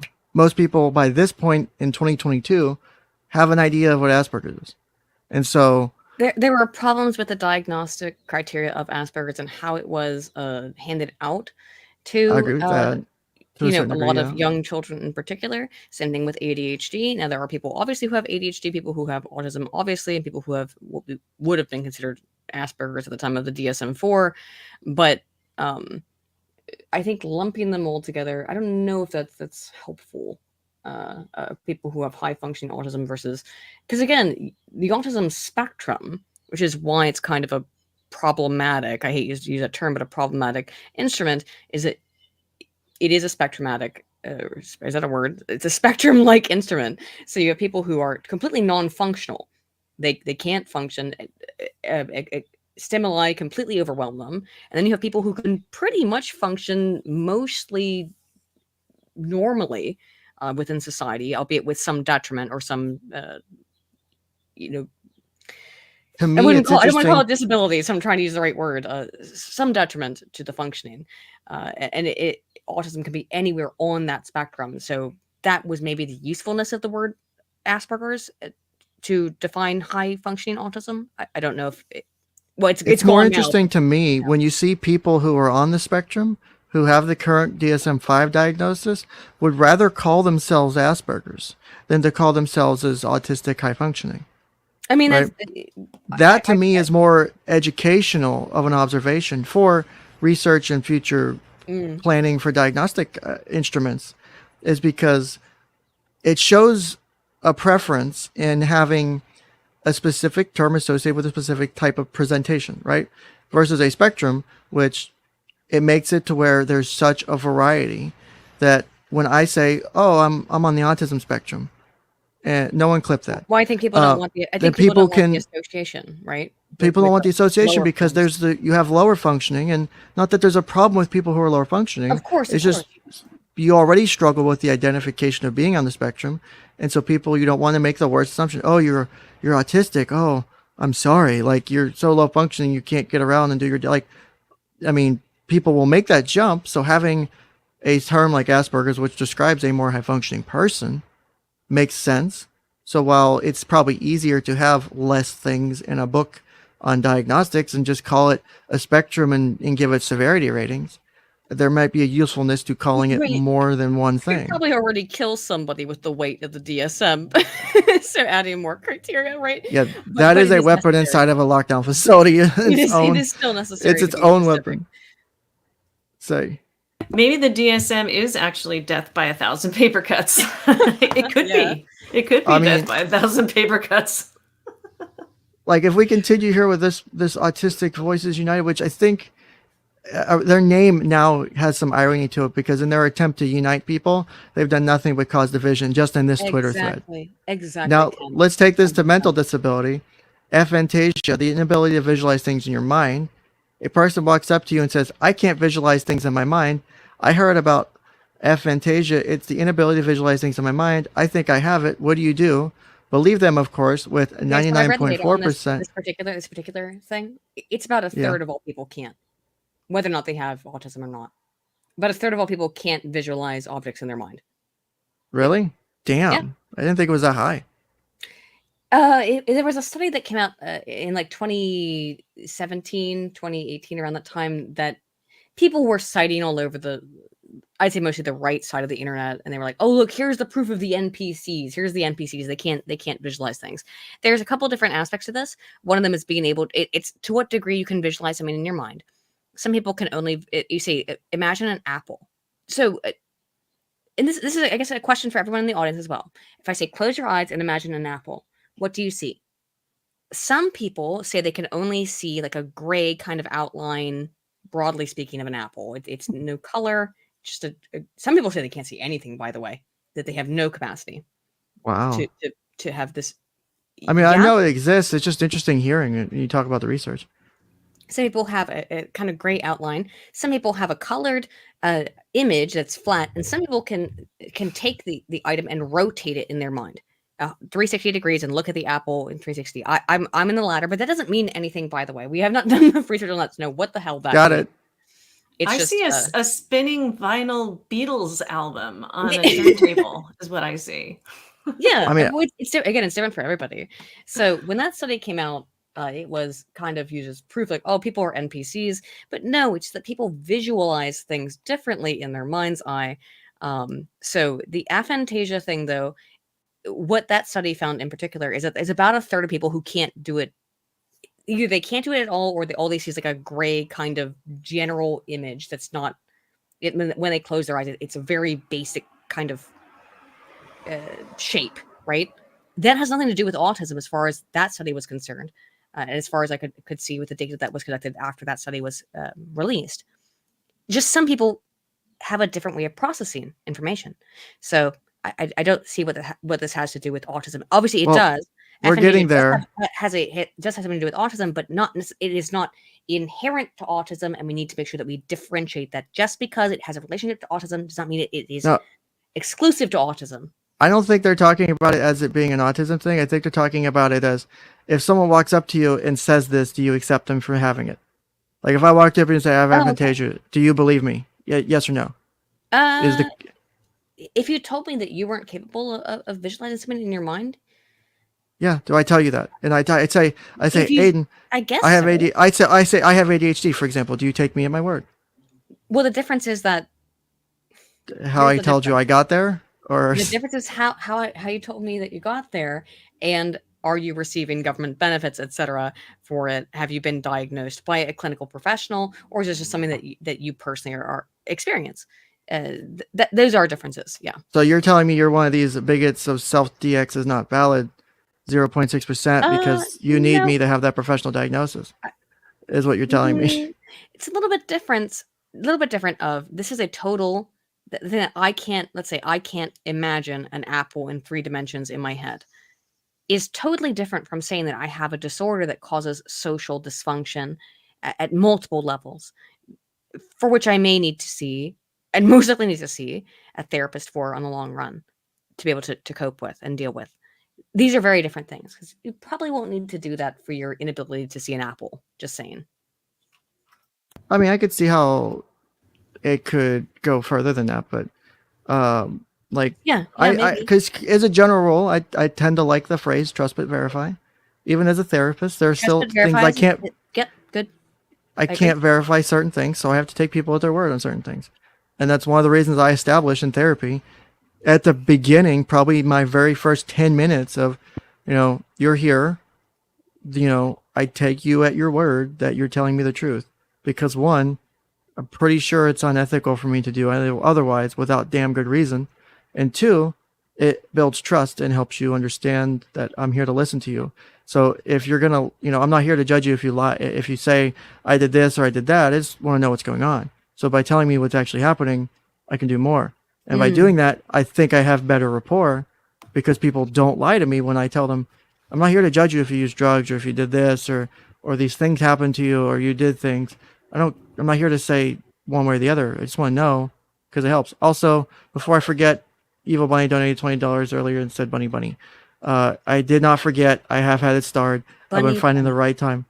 Just finding the right time to squeeze it in. So, but yeah, I think it's more important to do it that way, because it gives them an opportunity to, because a lot of people will have their ideas and beliefs of their own issues coming into sessions. Yeah. Especially first time, new therapist or whatever. I don't want to tell them what's really going on, because just, I've had several people do that, and it's not that they're intentionally lying and they don't necessarily feel safe or comfortable. But they don't know necessarily, depending on the position, they might not know that what they're saying is farcical or incorrect. So you have that to me, that's different though. Listen to what they're saying to get an idea before you try, and if you do want to and you think it's necessary to try and I believe oftentimes it is, to push back against delusional beliefs, right? Oh yeah, dealing with delusion, like that YouTuber was talking about, trying to, because they ended up blocking me, but I ended up having a small back and forth with them, like where they replied to a comment or two of mine before they blocked me, because I made a comment about how if they didn't feel as though they could sign a legal document, then, and they were forced to, and they still don't feel that way, then they probably need to be taken for their own safety to be evaluated, because if that's the case, most people who can't do that are either bedridden or you can't be trusted to be out and about, because if you can't sign a legal document because you don't understand what that means and all the things that go with it, very rarely do you just have the ability to walk around freely. You either have someone caregiving over you, or you are in a facility. Legal documents can be full of some crazy legalese. So at least when I've ever had to sign a legal document that I wasn't sure about, I understand. I sent it to my lawyer friend and be like, hey, can you look over this real quick? Just make sure I'm not signing away something insane. But their justification was that because they've both in like the same 30 seconds argued about how the state gives them money because they're mentally disabled, and the state thinks they're crazy, and how they're crazy and that they can't sign legal documents. And then literally in the same 30 seconds talk about how they're so much more intelligent than all the people commenting, and legitimate. Yeah, legit. It's this. I'm telling you, you gotta check this. Watch those documentaries, man. Your fucking eyes are gonna your mind's gonna explode just watching this chick. It's amazing, and it's fucking scary because she's threatened to kill the baby. That give birth to the baby, kill it, and leave it in the woods and shit. No joke. This is insane. Oh, I'm not joking. This is, it's. I don't know about you. I want my mind to explode, like right now. A little bit, Let's do that. Yeah. Let's do that and see what happens. A person walks up to you and says, "I cannot understand math at all. I will have a difficulty with math concepts, extractions, counting skills, and many other related skills. I have dyscalculia." I have dyscalculia. Oh, God. Do you believe them? Yes. No. Self-diagnosis is not valid. Which one are you? I wasn't self-diagnosed with dyscalculia. I had to go to see a therapist. Okay, there you go. And get diagnosed with dyscalculia. So you're saying no? You're a 3.3% bigot. Okay. I know. I guess. A person walks up to you and says, "I'm sorry, I don't understand metaphor. Can you explain that again without using idioms? It's just the way I am." Do you believe them? Yes. No. Self-diagnosis is not valid.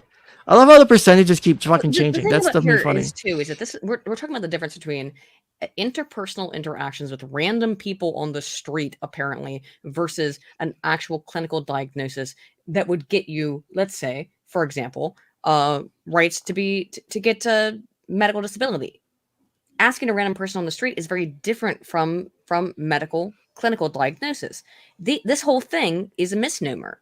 It's complete nonsense. Just because you ask somebody on the street if they believe you, that is unrelated to having to get the diagnosis so that you can receive government benefits or so that you can get treatment for this disorder. They're very different things.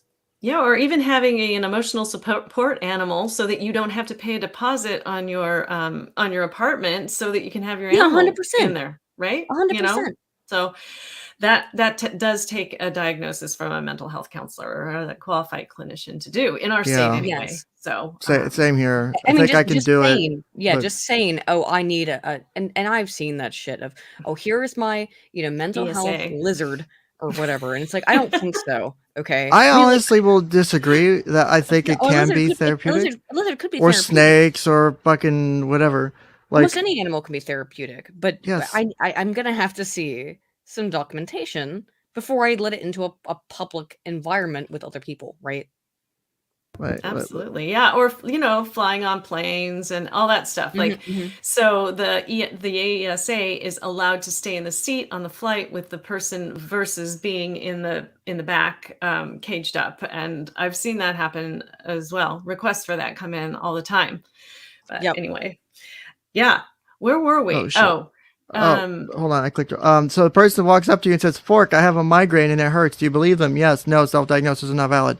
This is so stupid because this is. By the way, people do not use the word migraine correctly at all. A migraine is nearly debilitating. So someone says, "Oh, I'm having a migraine." Yeah, I'm not. I mean, I feel bad for them. I'm going to offer them an aspirin, but I don't, or whatever, ibuprofen. I mean, but I'm not going to inherently believe they actually are having a migraine headache, because a migraine headache is, you can pass out. You can. I mean, I've got sumatriptan for when I have mine. Yeah. And sumatriptan is a fucking amazing drug for migraines, but that's its own side subject. So but I mean, I had a clinical really bad headache. So my old clinical supervisor, before I got fired from my job last year, she had a lot of issues with she had some health issues, and severe migraines was one of them. And sometimes we would be doing supervisions and she would be dealing with a migraine, like a bad one. And I could tell. And so she could manage because she's dealt with them for so long, because you have to learn to live with them. So you're being a therapist and been doing it for, I think, 20 years or 15, 20 years or something like that. So it's possible to be able to function, but most people, I think, do misunderstand the thing. But I think in this perspective, it's not so much, because they're using it as an example. I think the way I'm reading this is they're trying to make a point that's a bad point, and they're using a bunch of examples that are bad examples. Bad point. For example, a person hands you a piece of paper. I cannot speak right now. I have selective mutism, a severe anxiety disorder where a person is able to speak in certain social situations. Do you believe them? Yes or no? The bigot Aiden, do you believe them or no? Having this disorder, yeah. I mean, but I would generally, I would generally. Why would you believe them but not believe someone has autism if they self-diagnose? I caught you. Got you. You didn't catch me on that. But I think the difference is that, even though I would believe them, and by the way, I would still believe someone if they told me they had autism and they told me they had migraines. That's an interpersonal thing, right? That's me with another person having a conversation. I would believe that person because I know them or have some degree of knowledge of that person. And I would hope that they're not lying. Doesn't mean that they should receive some kind of benefit or that they should, be given any kind of special treatment because of it. That's what I think the difference is, right? A person who is my friend and they tell me, oh, I can't speak publicly because I have autism or I have an anxiety disorder. Well, I'll believe them because I know them. But when we're talking more broadly socially, it's different. These diagnoses are used in order to get people the help that they need. And it's important. So you're saying you discriminate against people is what I'm hearing. Obviously. It sounds like you're discriminating against people, Aiden. We need to talk about this. It's important they get the help that they need, including social support. And self-ID is not going to help them get that.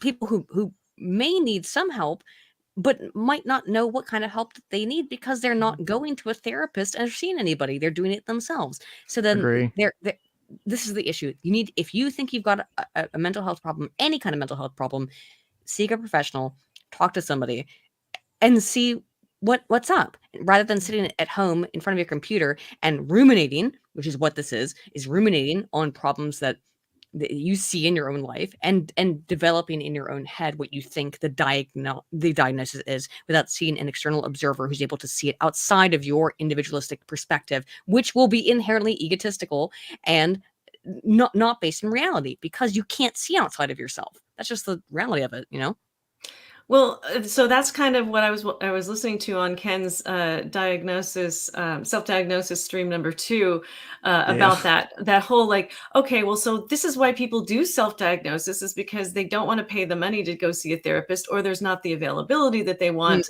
to see a therapist. So they have a lot of reasons that they do self-diagnosis, and then they do self-help, and that's how they get their therapy. And yeah, I didn't know if you wanted to speak to that, Aiden, because I mean, this is we are in a mental health crisis right now. It's no wonder to me that more people are going to self-diagnosis and self-help resources online.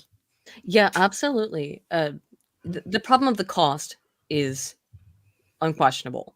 So these people are correct in that the cost of getting a diagnosis is, if you don't have any kind of insurance, it's extensive. And so I can see why people would want to avoid seeing a therapist. Now, it's less than going to being interned in a hospital against your will, because that's going to be very, very expensive. That we're talking about tens of thousands of dollars potentially in that if you don't have insurance. So I do understand why people under that sense would be turning to self-ID. That is a problem. We have to figure out how do we get people help without, even if they don't have, and this is okay. It's a complicated situation. It is complicated. I worked with homeless people for years when I was a teenager, right? And why are people homeless? They're not by choice. Okay, some of them are. There are some who are homeless by choice, but that's a kind of a rarity. But there are some people who are homeless by choice. When I used to I worked with an organization called Food Not Bombs. It is an anarcho-communist organization. I'm going to be straight up. Anarcho-communist organization when I was a teenager. Yes, but do we really believe that? Just because you said it.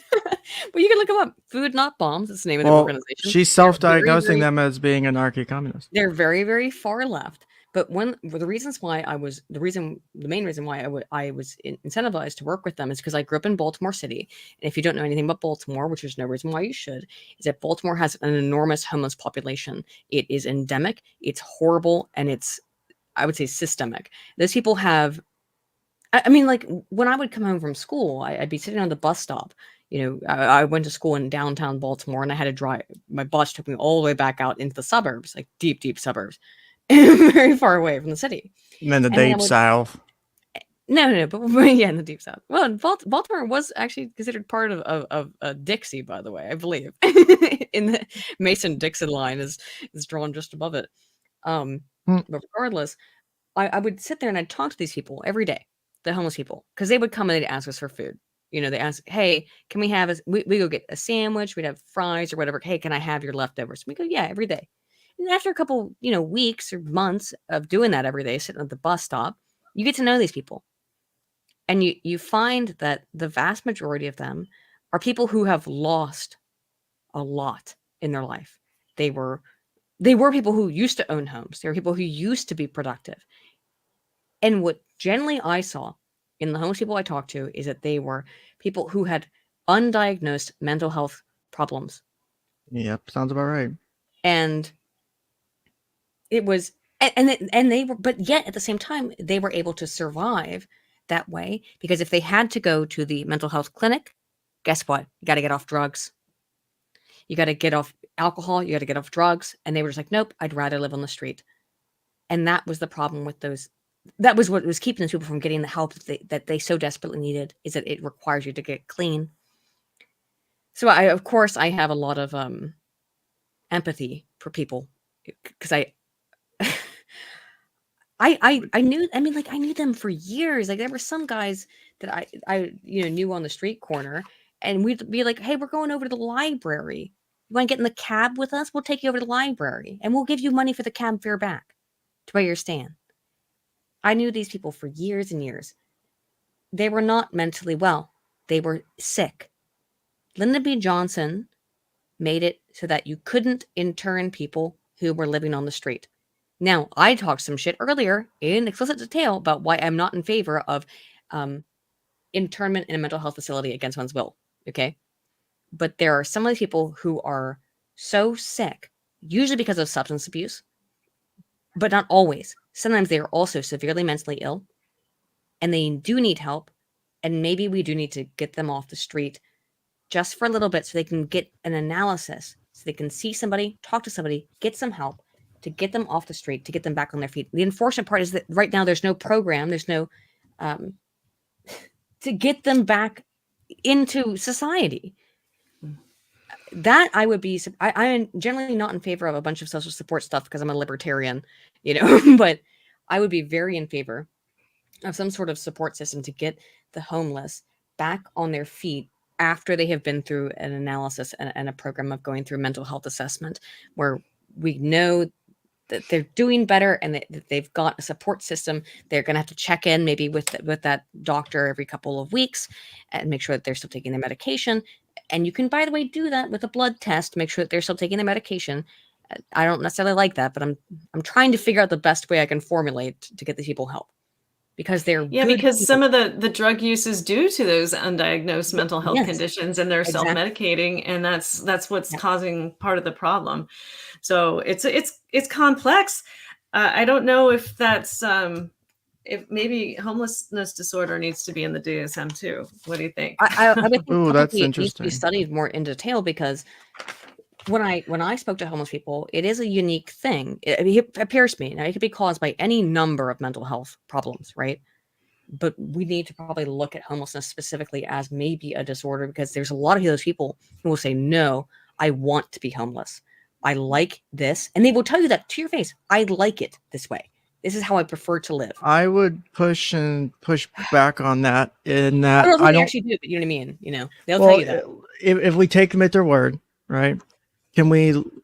Let's look at it in the face of, I would start examining, and Tracy, tell me what you think, is if they like living like that, then I would want to know what they lived like before, because to live in that situation is such a change and so more difficult. It's all over the board. From our perspective, it's much more difficult to be homeless than to do whatever they may be doing before. So is it because of a fear of living in the same situation they were before, because they don't want to deal with whatever that was, whether it was abusive spouse, whether it was family issues, being sexual abuse? Yeah. So is it them actually not wanting Is it them actually wanting to be homeless and live like that?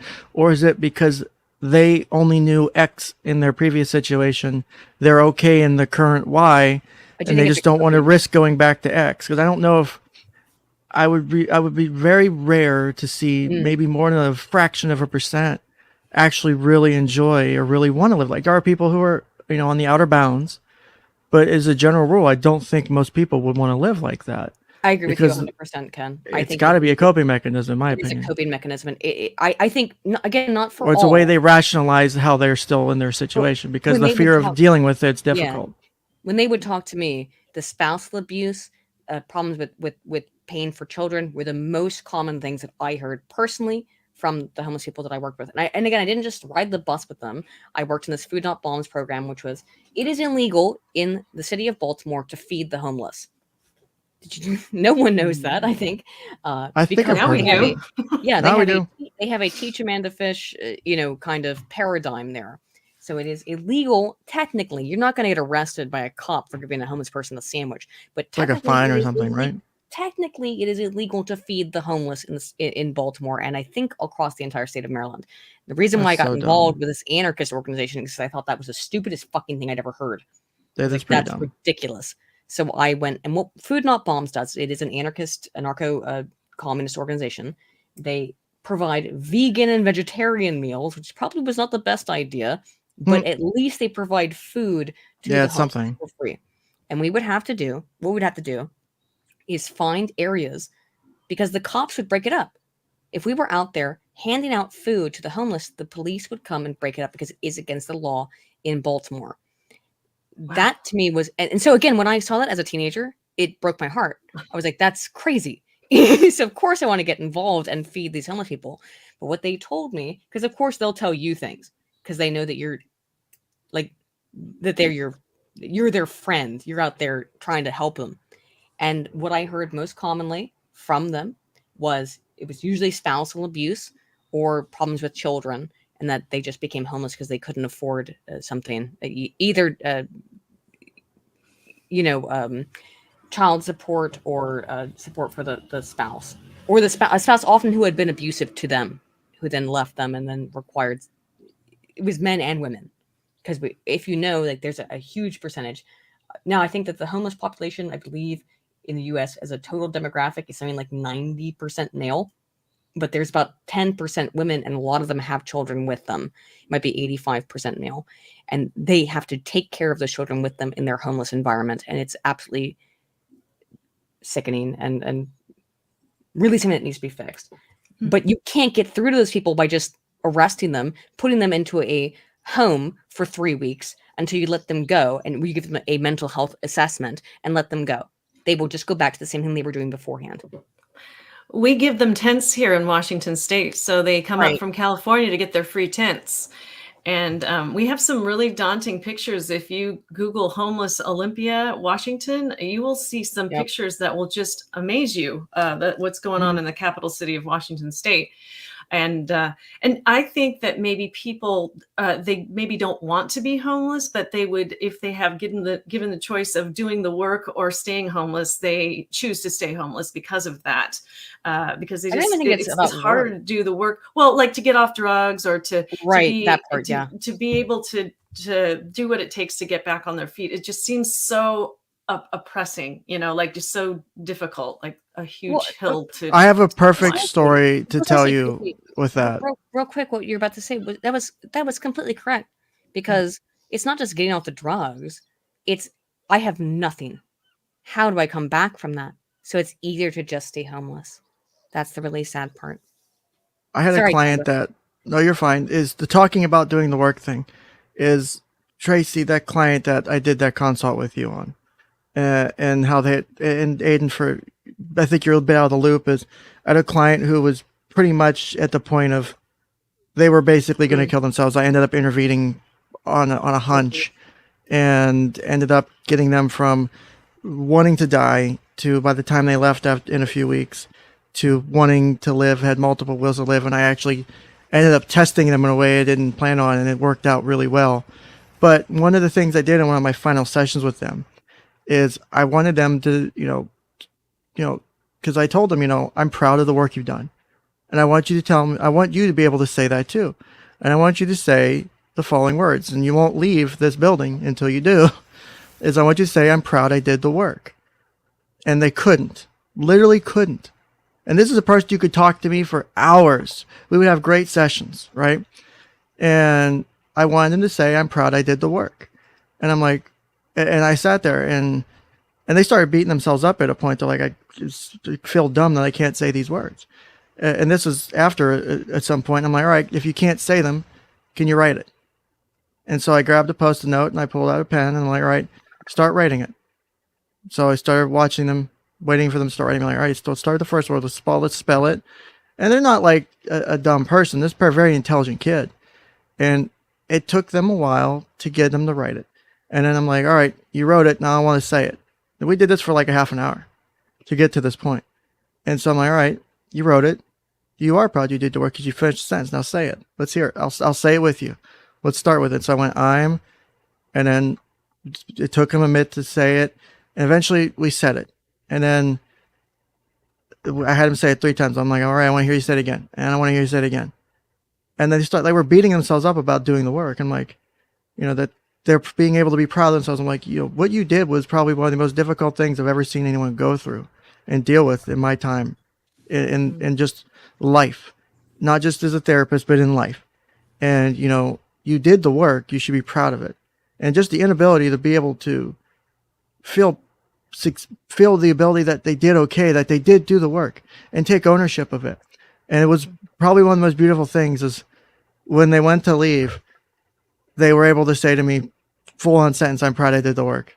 Like one of the last few things they said to me, and I almost cried. Like it was beautiful because it was like this you could see the change in like recognition that the work was hard to do. And that they actually did do it. Maybe they didn't realize that they did put the work in, that they did put the effort in, but it did change the outcome for them. And for a lot of people and I'll be the first to tell you as someone who's come pretty damn close to that too, and who's come back and I still fight my own depression and anxiety issues. It's not fucking easy. And so it is hard to admit that the work is hard and that sometimes you don't want to do it because it's scary. You have to own up to your own faults. Trust me, I got my own faults. I got my own mistakes I make all the damn time and I hate it. And I wish I wouldn't make them. And it's a struggle to deal with it. But I own up, doing that work is probably the most difficult part. And being able to come into therapy or work with someone, even just a peer or someone you meet through an organization, and to do the work to get out of your situation is the hard part. It's not recognizing that there's a problem. It's the work involved to go from A to B. Like when I worked at the family homeless shelter, that worked with families in my internship, watching them go because the aim was to get you from homelessness on the street, living in your car, sleeping on couches, to go from that to getting you into a place and employed or whatever in a month. That's a hell of a burden to put on people, but they could do it. Sometimes it took a couple extra weeks because you were waiting for leases or money and stuff, but getting them motivated and getting them into it, like seeing that they could do it, getting that structure in place, that there's, this fallback while you're dealing with it. It's doable. And, showing people it's doable. I think, and as much as I don't like citing to my own situations in therapy, because you're not supposed to share personal shit, is, I'll tell people, especially when it's about similar related stuff, like, I've gone from very difficult situations to sitting across this table from you. There are days where it has been extremely hard, but it doesn't mean I don't like the fact that I had the day to do. Each day is its own gift, and you have to take it that way. Take it a day at a time and work through it. And so you got to. That's so important, yeah. Because especially kids, they look at things. Kids' time perceptions are so much different than ours. A week for us is different than a week for a 10-year-old. It's different than a week for a 15-year-old. It's a long time. Relative. It is weird when you look back at your own life and you realize how much time passes. Oh my God, it's so long to the weekend. Like a fucking week goes by the weekend comes and it's gone. You're like, where the fuck did my weekend go? Every damn week. It's like that day at a time thing though is so important because especially for kids. because also even adults too, they'll be like, well, where's my progress? I'm like, well, it's been a couple days. It's been a week. I use the example of, and maybe it's stupid, but I use this visualization every time. And I think it helps. Is like, I'll tell people, when you come to see me, you're here, and I'll hold my hand up. And I'm like, where I want you to be when you walk out of this building, when you're done with your time here, however many weeks or whatever it is, or, private practice, however many sessions it is, I want you to go from here where my hand is, say you're very low, say you're down here, and I'll put my hand right on top of it, the other one. And I'll say, I want you to just come right here. And if that takes a day, if it takes weeks, that is more progress than going from here to, and then hold my hand way up high. That just right on top of itself, that little bit of progress is the biggest step in doing something. And if it takes a little bit of time, that's okay. Because if you can do that, then all the steps that follow will be so much easier. Because if we're already low, we don't feel like we can ever make a step. Going to that next step, it will be the biggest step. And so using those images, especially for kids, I like to use the imagery because it helps them deal with the concepts a bit better. And I always forget that sometimes I'm dealing with kids, and I always try to break my language down, but then try not to break it down too much because a lot of the kids I work with can be smart. So it's like that careful balance of like, I'll be like, let me re-explain that because I explained that in a way I'm not even sure I understood. Because I'll do that sometimes. A failure of a lot of therapists too is to not understand how smart kids are. I do not underestimate kids.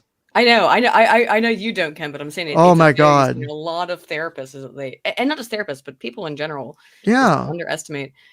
Kids are taking this stimuli in, and they're responding to it and adapting to it. Maybe not in a healthy way, but they are responding to and adapting to it.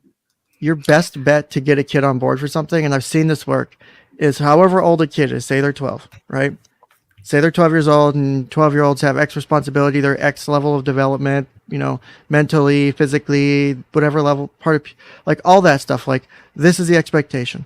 Have you ever met a kid that's like, well, I want to do this, or I want to be like so-and-so, and they want to be a couple years older than their current age? Is if you give them that opportunity, and you let them have enough, as much as I hate the metaphor, is if you give them that rope and let them have the ability to hang themselves a little bit or not. And it's usually not enough to cause severe damage. It's usually like, oh, I kind of fucked up. And but you give them a responsibility, you put that trust in them. You can build a relationship and a rapport with kids, whether you're babysitting, whether you're mentoring. Doing that, I've seen do so much because you give them the trust. Like, I've put decisions in my clients' hands that probably shouldn't be, but I feel it's the best decision for them. When I I gave a kid, it was like a mid-teenage, I gave a teenager 2 days to figure out whether or not I should drug test them. I'm like, I want you to tell me whether or not I should drug test you, and you need to justify it. And eventually, and I think I told this last week, is they were eventually getting pissed at me. They're like, Mr. Ken, just drug test me already. Just do the test. I just do the test. I don't want to do this. Just she's like, if you feel it, I'm like, I want you to tell me why it's a good or bad idea to drug test you. And it was a process, and it ended up being no. And I let them make the decision because I didn't want to. I wanted them to be able to show it because I thought it would have been negative. But the fact that they could show me how it was negative and that we were basically on the same path as far as why it was a bad idea, because we knew that it was going to pop positive regardless because of whatever. But I still let them have the decision because it was more important. And I didn't think it would have been beneficial. And I stood behind that decision all day because it ended up working out for the most part. But showing that trust, even though it was hard and they wanted me to just make the decision, letting them make the decision was important to their progress in a way.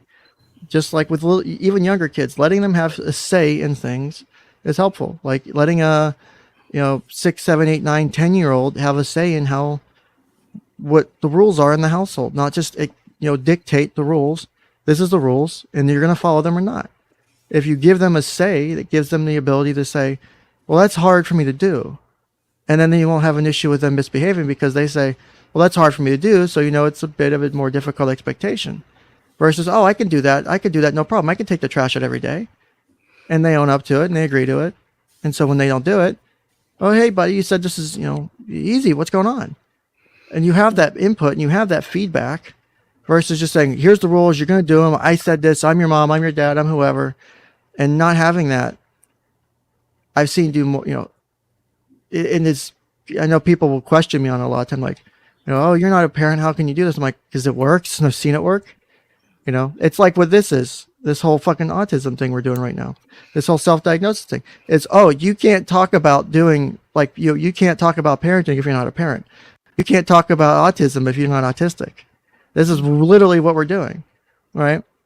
So we have that in the eating disorder community right now. They're about the fat phobic people. Like you can't, if your lived experience has never been in a larger body, then you can't have that lived experience. And so you're not able to, and I call bullshit on that all day long. I do. And just because my lived experience hasn't been that doesn't mean that I can't help in some way and haven't been trained to treat the emotions that come with all of the behaviors and all of the trauma that underlies everything else. But I did want to say that the DBT principle, dialectical behavioral therapy principle, I'm doing the best I can and I can do better, really applies here with the homeless population. So even if it's just like one step up that massive hill, if there's just one little thing that they can do to improve their lives, if there's one thing that they can depend on and hope on because they have lost a lot, then that's something, right? And yes, they're doing the best they can and they can do better. Because I know you're in it here,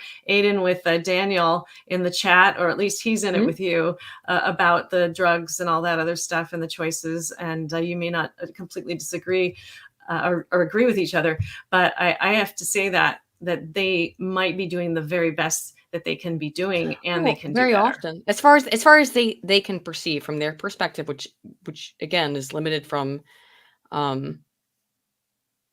yes, Ken, I'm supposed to be on a show with Adam and Titch, but it's not in 50 minutes. It's in an hour and 15 minutes. So, okay. when I had to leave.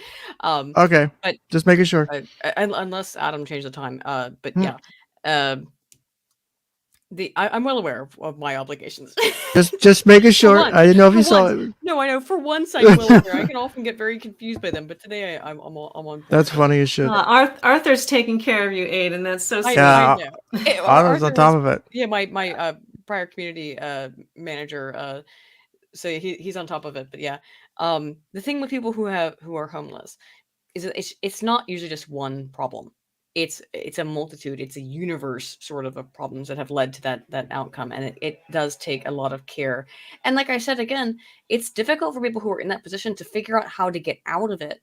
Something I mentioned in the chat also earlier is that I talked to, because again, I work with homeless people in Baltimore in the DC region.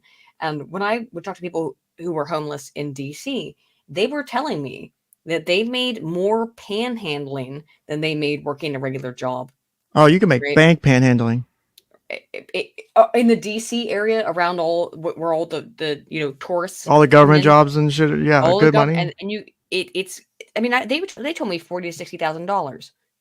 That they were making a year. Holy shit! But it was not enough. I know. You hear that number and you go, "That's nuts." But I knew this person, right? That's straight cash. It's not. It's tax. It's supposed to be taxed, but yeah, basically. But that's not enough to make. That's not enough to afford even an apartment in DC. Not in that area. No. So that person, even though that the rest of it sounds like, whoa, that's really good money. You can afford. I mean, all kinds of shit. The rest of the country on $40,000 to $60,000. Not in DC. Not in DC. You can't really travel because you don't have a vehicle. However, or maybe you do. Keep that money, put it away. Now that's not good either. And then use that money to facilitate movement into a more permanent, housing situation. That's not good. We don't want that either. But those people, some of them were doing it. No one chooses to be homeless. Okay, let me be clear. No one chooses to be homeless, even if they are making good money. No one chooses to be homeless. So my supervisor, and it was an interesting statement, and it was a little bit interesting hearing it the first time because it was a little bit kind of like I could see how it could be seen as shaming a bit. But his statement to the families that would come in when I worked at the other place was he would tell them, you don't become homeless overnight. And it sounds like a weird statement, but with the rare exception of, and I even pushed back on him, like, well, if your home catches on fire, well, did you have homeowners insurance? Did you, do you have things in place? Do you have this? And like, he made good points. And I'm like, well, holy shit, that's a really good point. Like pushing back on those, like, because I'm like, well, you could have these things happen. But usually it's like, well, we had to, do this because we couldn't pay the bills, because we did this. Like, there are a series of decisions that 99% of the time lead to your homelessness. And, that doesn't necessarily mean that, it was a bad decision at the time, or you made the decision you had to, but it was a way to help them hold themselves accountable. And it was interesting to watch it play. Looking back, to me, it looked like it was a way to make sure they're holding themselves accountable, that this didn't just happen to me, and maybe I did play a role in it. And so when all homeless people are different, they're all unique. Now we can make general broad level statistical. So generally, family counseling, or this is families too. So it was parents with kids. You can make general broad level assessments, but the reasons why people become homeless are all over the board. Oh yeah. So it's a lot. I would say the majority is drug abuse. That is true. Where I actually statistics disagree with you on that one. Are you talking individual or family homelessness? Because statistics point to individual homelessness, not family homelessness. Family homelessness is a different variable altogether. Individual homelessness, it's usually drug abuse. Family homelessness is not. I know the stats I've seen on it from the fucking federal agencies and at least in the state of Florida, and I could be wrong. A lot. Wrong. Well, that's I like looked at these data in years. Yeah. Well, for example, it's been a couple of years since I've looked at this data, but at the time, statistically, homelessness is more episodic than chronic. Chronic, a more big burden on the system. Oh, I was talking about chronic homelessness. Chronic homelessness is not the majority. The majority is episodic. It's episodic homelessness. It's usually relating to things like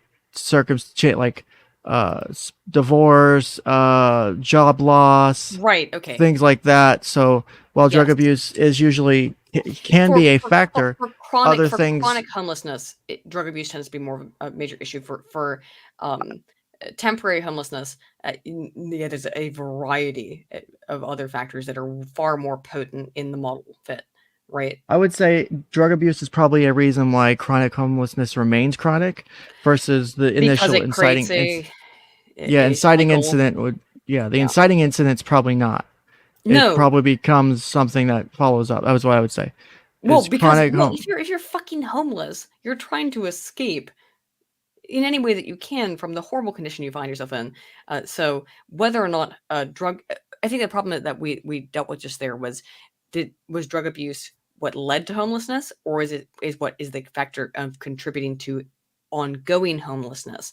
And I would say for ongoing homelessness, drug abuse is probably the primary issue, but it is not the only one. And by primary, I mean like probably over 51%, but it's not the only one. So Tracy, I pulled this up for you because this is your area of expertise. I have my thoughts, but you're the expert on this, I would say. So how would you suggest someone help in that situation? That's a good question. If you haven't visited the National Eating Disorders Association website, that's a really good place to start as far as resources to help a family member say the right things.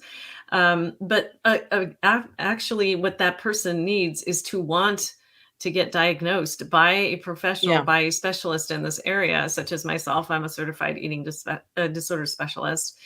A lot of these treatment centers will give them out for free. They can just call these 800 numbers and they can get screened over the phone, or they can have a full assessment that usually, if they have insurance, they can cover. But what you're going to run into, Crayon, is that the person that you're trying to help is got to want to have the help.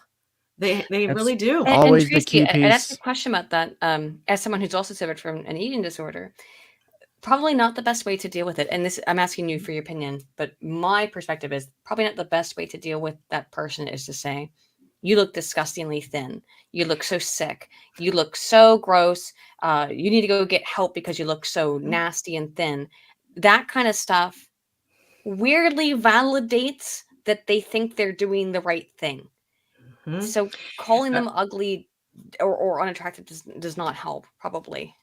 Well, even making any sort of body comments or like what that, because I'm sure Colonel Crayon, your heart is in the right place, and yet they even though they're 100 pounds soaking wet, is that something that you have actually seen on the scale? Is that something that you're judging is a part of the appearance? And if you say that, sometimes in the eating disorder's mind, they will think, oh, that's great. They want to be sick. Yeah. Exactly what Aiden was saying about that is so true. So how to get them to get help? I mean, really, they do have a lot of really good resources on the National Eating Disorders Association website as far as like how to express concern, and not because they are so thin, but because their quality of life or their life domains are being affected by their behaviors would be a good place to start. Or if you could talk to them about maybe how they're feeling, what their stress levels about, most people will want to talk about stress. Talk about stress. What is there something bothering you emotionally? That kind of thing. But they've got to want to get help, and especially if they're an adult. Now, I see a lot. Most of these type of people that Crayon's talking about here, they're going to be the adolescents that their parents are making come into therapy, and they don't want to be there. They don't actually want to. Why? Because on some level, their behaviors are working out for them, and they don't want help. Others, they really do want help. So you're going to have to figure that out, whether or not they want help. And if they do, get them there's so many free, the people that you can actually call and talk to, not like this online self-assessment stuff. It's a professional that can do it, and it's for free. Center for Discovery has it. The Emily program has it. I think they also have it at, I'm blanking on the names. It starts with an A, down in California. You just call one of those 800 numbers, and they'll hook you up with a professional that can help you, or they can go and see somebody in person in their town. They have to pay for it, but I love doing those assessments because it takes in about an hour. You can probably tell what's going on and how acute it is and how much help they need, and then you can suggest it. And guess what? They get to choose. They get to decide if they're going to go through with treatment or not. I hope that answered the question. Also, it's a really hard disorder to eating disorders are very, very difficult to deal with, because people, they have to want to get better, and to have to want to get better is, it's going to ruin their coping. I mean, it's very fearful, very, very. That's why it takes so long. On average, it takes 6 years to treat an eating disorder, and sometimes longer. But yeah, that's the on the bell-shaped curve. That 6 years is right in the middle there. Also, someone asked the question of, how does someone who has a history of sexual abuse accept to engage in pornography? And can you explain why a person who has a history of sex abuse could rationalize being a porn star but complain about their previous abuse? I mean, there's a bunch of possible explanations for that one. It's common, complex, and it's it can be somewhat common within the. Again, as Evil Bunny was saying, there's probably a higher percentage of porn stars who have that history. It's a way of coping. It's a coping mechanism to deal with abuse. Is to one of them. Is that it's one of the reasons? Yeah, it's not the only reason, but it often it's bigger a one mechanism to deal with sexual abuse by engaging in overt sexual behavior, by saying, okay, this is normal. This is normal. What happened to me was normalized. So if I continue to engage in explicit sexual activity, it makes the things that not good, but again, it allows them to explain to themselves that the things that happened to me as a child were normal. This is the way that I'm supposed to behave, sort of, or that society is supposed to behave, is in a sexual nature. It also impacts people's image of self, because people will be, people can either look negatively at themselves because of it. They'll blame themselves, their body image, as far as why they were abused. I should have done this. People will take on that blame. So doing sex work, pornography, stuff like that, again, is a way to take back control, to say, because to do that, you have to either be comfortable in your body, or use it as a way to feel more comfortable in your body, because you're putting it all out there, literally. And so to do that, you have to have a level of comfort, or use it as a way to get a level of comfort, especially if you continue doing it. There's just so many reasons. It's not necessarily a bad thing, because again, sexual abuse is a very traumatic thing. It causes a wide variety of issues. the way the long-term impacts and effects of it. So someone can still do porn, have been, let's just take a severe example, have a significant traumatic sexual abuse during your childhood, the kind of the worst kinds, still take issue with that, but still choose to engage in that kind of work. Maybe again they enjoy the work. It's a way for them to feel comfortable, because people who do deal with sexual abuse, some people are totally fine with it. Some people are able to manage they're two different things. To them, they're two different things. That's a whole thing too about this autism thing as well, is that there are individual differences that we have to understand and comprehend that not everyone copes with everything the same way. Not everyone has the exact same responses, but also it's important to look at the statistical data to see that if we find this in aggregate, we need to be aware of it and be prescient there. If a person's a porn star, though, they can be using that to make money in an occupation, right? So that it could actually be their living. So in that way, it could be adaptive. But it's sort of like, I got that vision of dentistry in my mind. Like dentistry is said to be these sadistic people that want to inflict pain on people. But they're actually doing a good service out there, right? Right. Oh, yeah, dental work is painful if you don't get your dental work. You gotta just find a good dent. And Tracy, I thought that my entire life, growing up, that like dentists were sadists. Why else would you want to do that? Until I found a good dentist. I've found several of them at this point in my life, but one of them was 80 years old. So he had been there the entire time. I just hadn't found the guy, and he was like, "Oh, are you feeling some pain? I'll give you some more, I forget what it's called now because I've lived in the UK for too long. Probably Tylenol 3 or something like that. Not Tylenol 3, the injection stuff. I'll give you a little bit more in there. Oh, Novocaine? Novocaine, yeah. It has a different name here in the UK. I'll give you a little bit more Novocaine, because I went to dentists who were like, well, I've given you enough now, so deal with it. And I have to say, my dentist here in the UK, who's right down the street from me, I could walk to the office right now. Wonderful. And if they just see me go, they see me wince a little bit, like, okay, hang on, I'll give you a little bit more Novocaine. That's what the dentist is supposed to do. But I can understand why there was that perception that dentists were sadists because of the way that so much of it worked. Exactly. Yeah. But so the occupation that you choose, I guess they would say that possibly some police officers would be psychopaths, and if they are, it would be an adaptive sort of thing to have, because they can go in there and they can take care of business without actually feeling a whole lot of emotion. But who knows? If it's what we want to look at, though, is if the porn star is making money and not re-traumatizing herself on screen. That's a key point.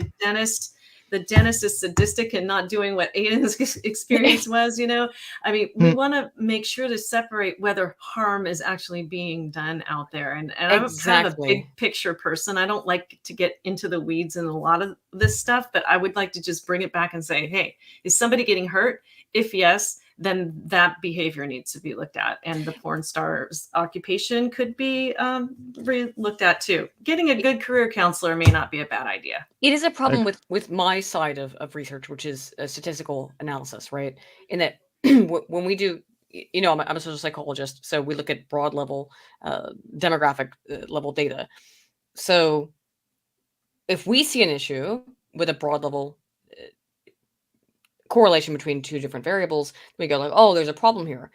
But why we need to be careful is because there are individuals who deviate from the norm, and that they need to be considered as not just lumped into the statistical average. That there are and hang on, I'm gonna say something. Okay, for porn stars, yes, we're talking about like children who are victimized. No, I even if there is like one example of the child who doesn't, who doesn't say that they're traumatized, that's different. That's very, very different.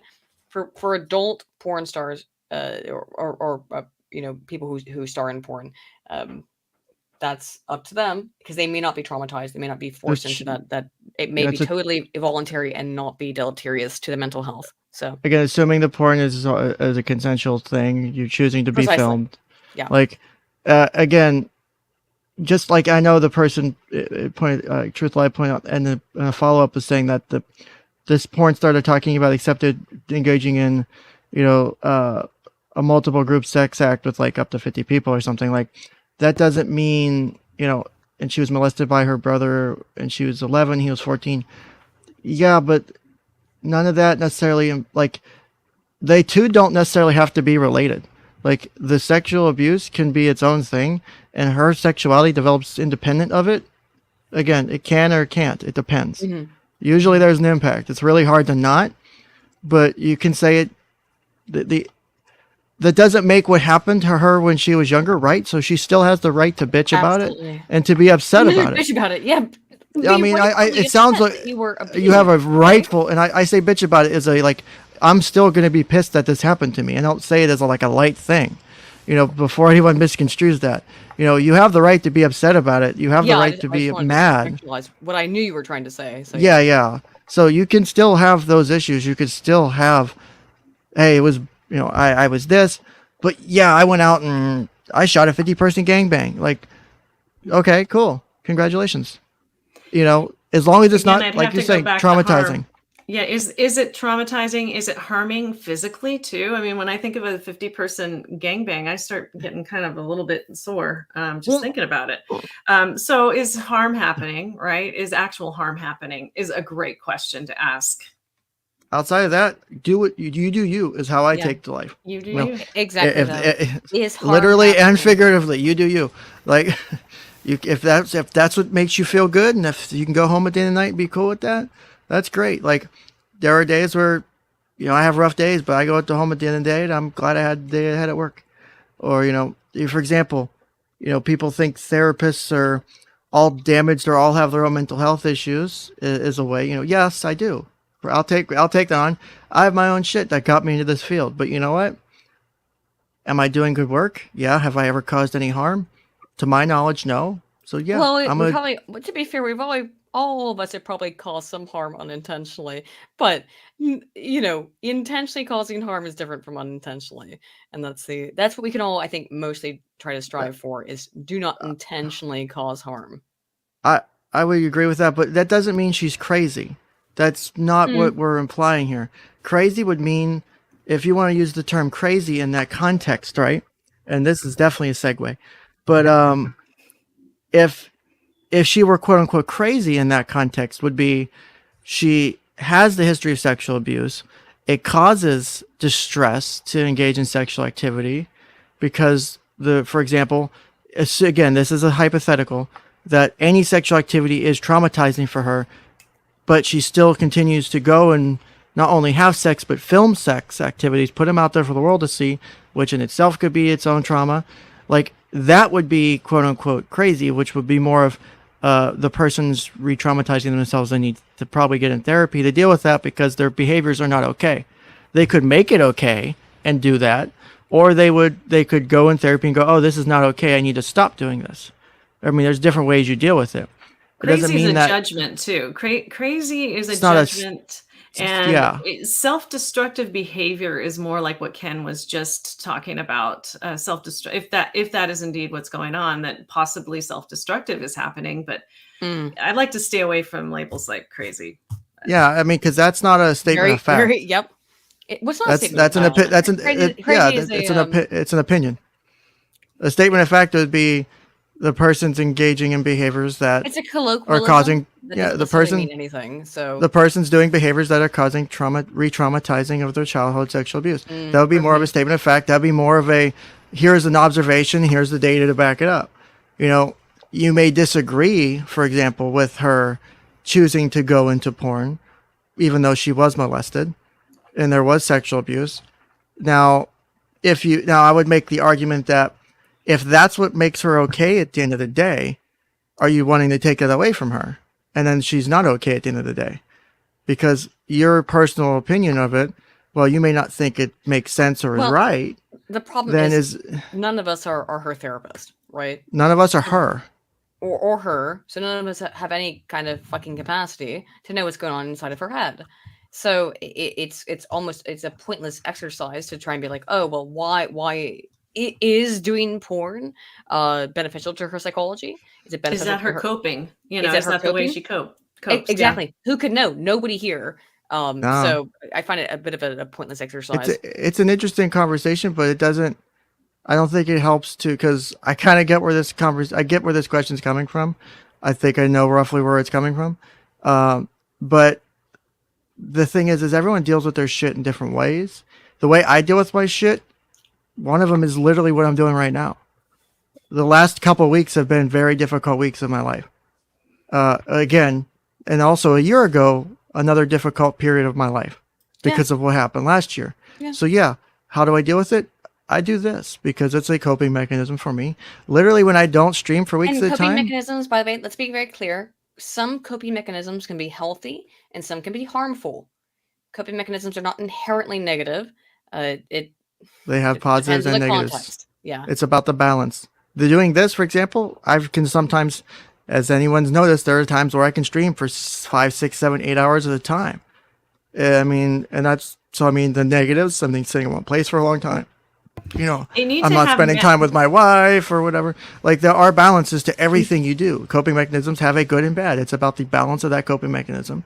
For example, I can stream for 5, 6, 7 hours because today is my day where I do things for me. Tomorrow is the day where me and my wife do things. So we take my days off and we split them because she's at home doing stuff, doing her part. I work and so it's about finding the balance. My job's obviously stressful, so it's about finding that balance. And so this is one of those compromises as part of a relationship and as a personal compromise of I need to de-stress from all the shit I deal with at work because a lot of that's a lot of weight to carry. And so doing this, coming here, talking about how people deal with and diagnosing autism at home versus seeing a professional is the way I deal with my stresses and shit that's going on in my life. Now, as a general rule, I would say this is a positive coping mechanism. Unless I'm letting it negatively impact my life. You know, if I were to do porn, if I were to go to my OnlyFans and open up my OnlyFans, as long as it's not negatively impacting my life or relationship, is it a healthy coping mechanism? So manic streaming disorder.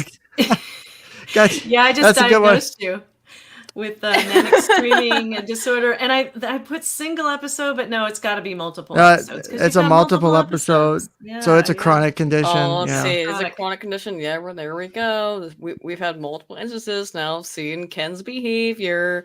So let's see. Is it a disorder if it's a coping, right? If it's not a problem, it's not a problem. But if that's super important to all of this discussion. If it's not creating a disturbance in life, is your coping mechanism a problem? And that is a question because it depends on what the coping mechanism is. But if it's not creating a disturbance in the life, it's not creating any kind of disruption in the life. Here's the coping mechanism isn't necessarily normal, quote unquote, right? What is normal? Yes. But even if it isn't normal, is that a good coping mechanism? Because people often, again, we need you may disagree with my ability you may disagree with my coping mechanism by doing gangbangs on the weekend, but if it works for me and hold on, let me quote it because I've got the PDF of, hold on, wait, someone else is what I'm doing causing clinically significant impairment in social, occupational, or other important areas of current functioning, right? Tracy knows that one too damn well. Yes, that is the criteria. Is it causing issues with that or not? If it's not, then it's not an issue. We're not here to gangbang shame, okay? We're not here to. I would say I'll put my libertarian spin on it. Is that it's harming others? Now we have to put a little bit of a cap. Well, no, that's what the prophylactics are for. Well, again, if it's something that is bringing you a lot of joy and it's not causing any harm, but it's harming bringing others joy, I'm spreading enjoyment. I'm making other people do it. Hey, that's not nice. Just asking the question. Aiden's all being mean and shit over here. No, just asking the question. Is it bringing others joy? Let's see if we can finish this thread because we've. Oh my god! Been long... I gotta also go. You got 45 minutes on me, so I'm fine. Oh, okay. Yeah, we gotta do some self. I mean, this is still all self-diagnosis technique. Tim? I guess it kind of is. Poor Tim. It's all self. Yeah. This we'll probably have to have a part 4 another day because This segued, but it's a good segue. It's been a cool conversation. I love conversations when they happen. Therefore, I enjoy it because I hate it. Because I think this is really dumb. A person has a breakdown in front of you, and when they recover, talks about a traumatizing event that was triggered just now. They say, "I have PTSD." Do you believe them? Aiden the bigot says, "No, it's not valid because it's whoa. Well, wow. Are you bigot shaming? I will bigot shaming me. Oh my goodness, I didn't even say you're that labeling and bigot shaming. Wow, we're on so many levels of bigotry here, Ken, and they all start with you. This is bigotception. A person says, I am plural. I have childhood trauma that may be this way. I have moments of amnesia and lost time where things change. Sometimes other headmate front. I have DID. Do you believe them? No. I love how this one literally has 0%. That sauce is fucking shit. Ken, it's because it's so far down in the thread, and this was why they I know. As you can see, there's 63 votes on it. It's because all of them are probably themselves and their other headmates. It's not conditioning, but they have So they're trying to make it justified by starting with something small and going to something bigger. Hang on, really quick. It's a very basic principle of reporting in statistical analysis, right? People will, when you give them a piece of paper and you say, answer these questions, and you give them a bunch of questions and they all try to answer yes, yes, yes, yes. Yes, I hate slavery. Yes, I hate, bigotry, et cetera, et cetera. They'll just keep answering yes on a Likert type instrument, for example, like a 1 to 5. Between 1 and totally disagree to 5 completely agree. Now, the importance of statistical design is to make sure that you throw in what we call reverse coded instruments. Okay? We don't see any of those here, do we? No, there's no reverse coding. So a reverse coded instrument would be like a person says, I am plural. I have childhood trauma that made me this way. I have moments of amnesia and time where things change. Sometimes other headmates front. I have DID. Do you believe them?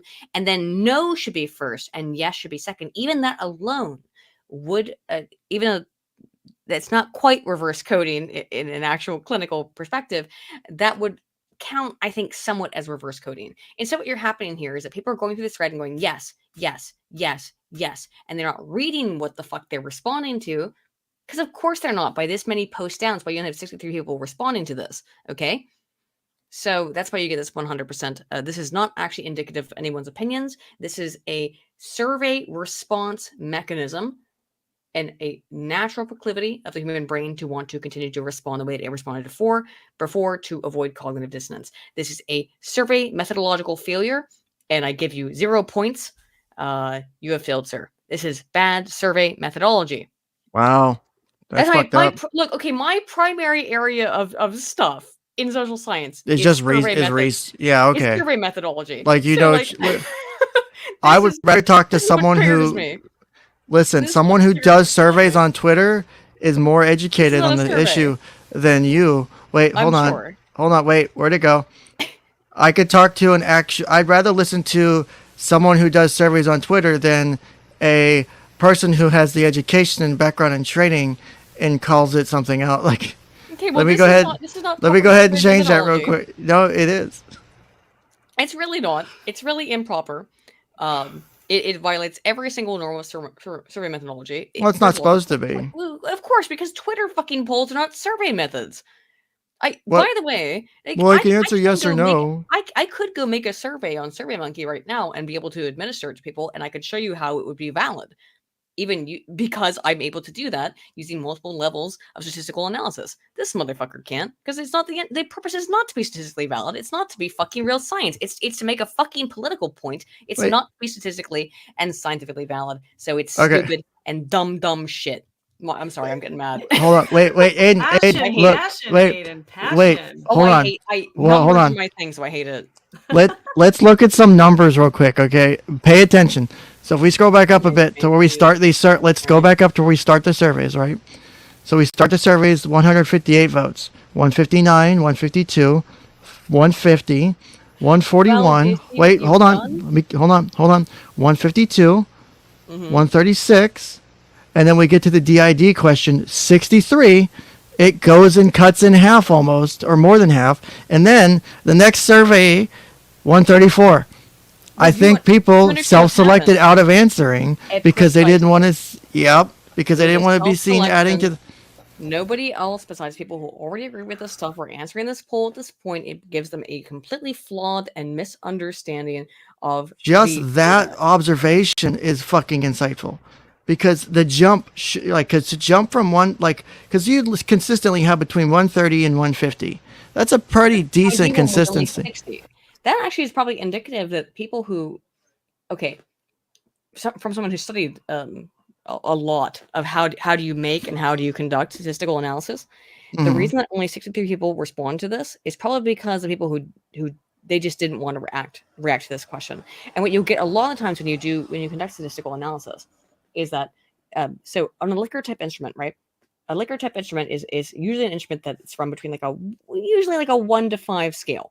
1 strongly disagree, slightly disagree, no opinion, slightly agree, strongly agree. Now, there's been a long conversation within the sciences, the social sciences in particular, that we should remove any odd-numbered Likert type instruments. And the reason why is because if you have that middle point, no opinion, people will default towards that. You have to force them into having an opinion. That sounds messed up, but if you want to actually get how people feel, having the no opinion is a default, and people will just default towards that. What I think you're seeing right here is the default. People didn't want to answer this question, right? So they defaulted to no opinion by not answering it at all in comparative to the other questions that they had strong opinions towards. I do need your professional opinion. You do have the background on this, because you do have the research methodology and stuff. Is when we're when we're talking about Likert type instruments, is this the Likert type? L-I-K-E-R. Yeah, Likert. I know. I'm fucking with you. However, I am myself. But yeah, I have the. We were making fun of Likert type instruments. Those would make surveys research would be so much more fun. Would you have to be very clear when you're dealing with a Likert type instrument that's on an odd numbered valence, odd number scaled, to be clear that there is a proclivity towards answering in the middle. We've done I hate this. I shouldn't say that. I always do that.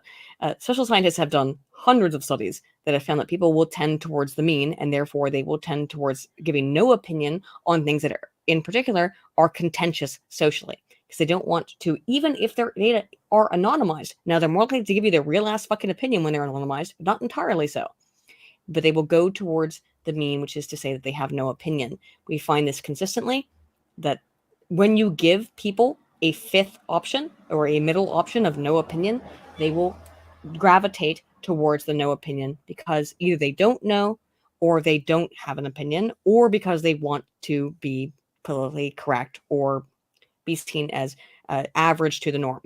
Even no matter what the topic is, it could be non-political. People don't want to be seen as aberrant. They don't want to be seen as outside of normative society, even in an anonymized sample.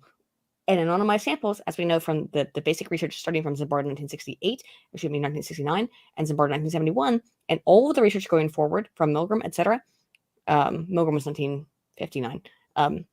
But Milgram all the anonymity research going forward from that illustrates that people will tell you their real ass fucking opinion when they're anonymized, but still they will have a tendency towards normative responses. So, in my opinion, using a odd numbered Likert type instrument is flawed. It inherently skews your data analysis, and we should remove all odd numbered Likert type instruments.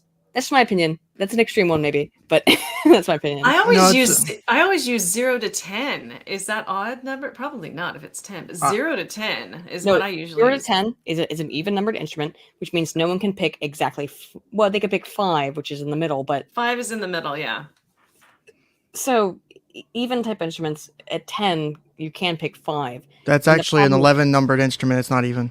I would 0 to 10. Yeah, I would say it's 0 to 10. It would probably be better to put it at 11, because 11 would allow someone to have an exactly medium opinion, and that might be because what people will do is, because they don't want to seem extreme, they'll just pick the middle.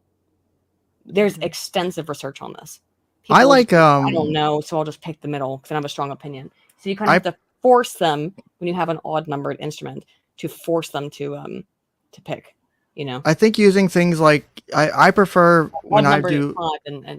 I prefer 5 or 7 numbered instruments, or in healthcare you'll see the visual analog scale, which is a measure from 0 to 100, is like rate how well your overall health is, is because that's like a percentage or like a whole like that's a percentage level something is probably far more at 100. That's probably a far more better instrument than what the 0 to 100 because you get to put because people can assign percentages to like everything like it's like a 70% likelihood I do X or Y or that this happens, so people deal with those guesstimates all the time. So I think using that's a pretty interesting approach. I agree that probably a percentage level instrumentation is probably better.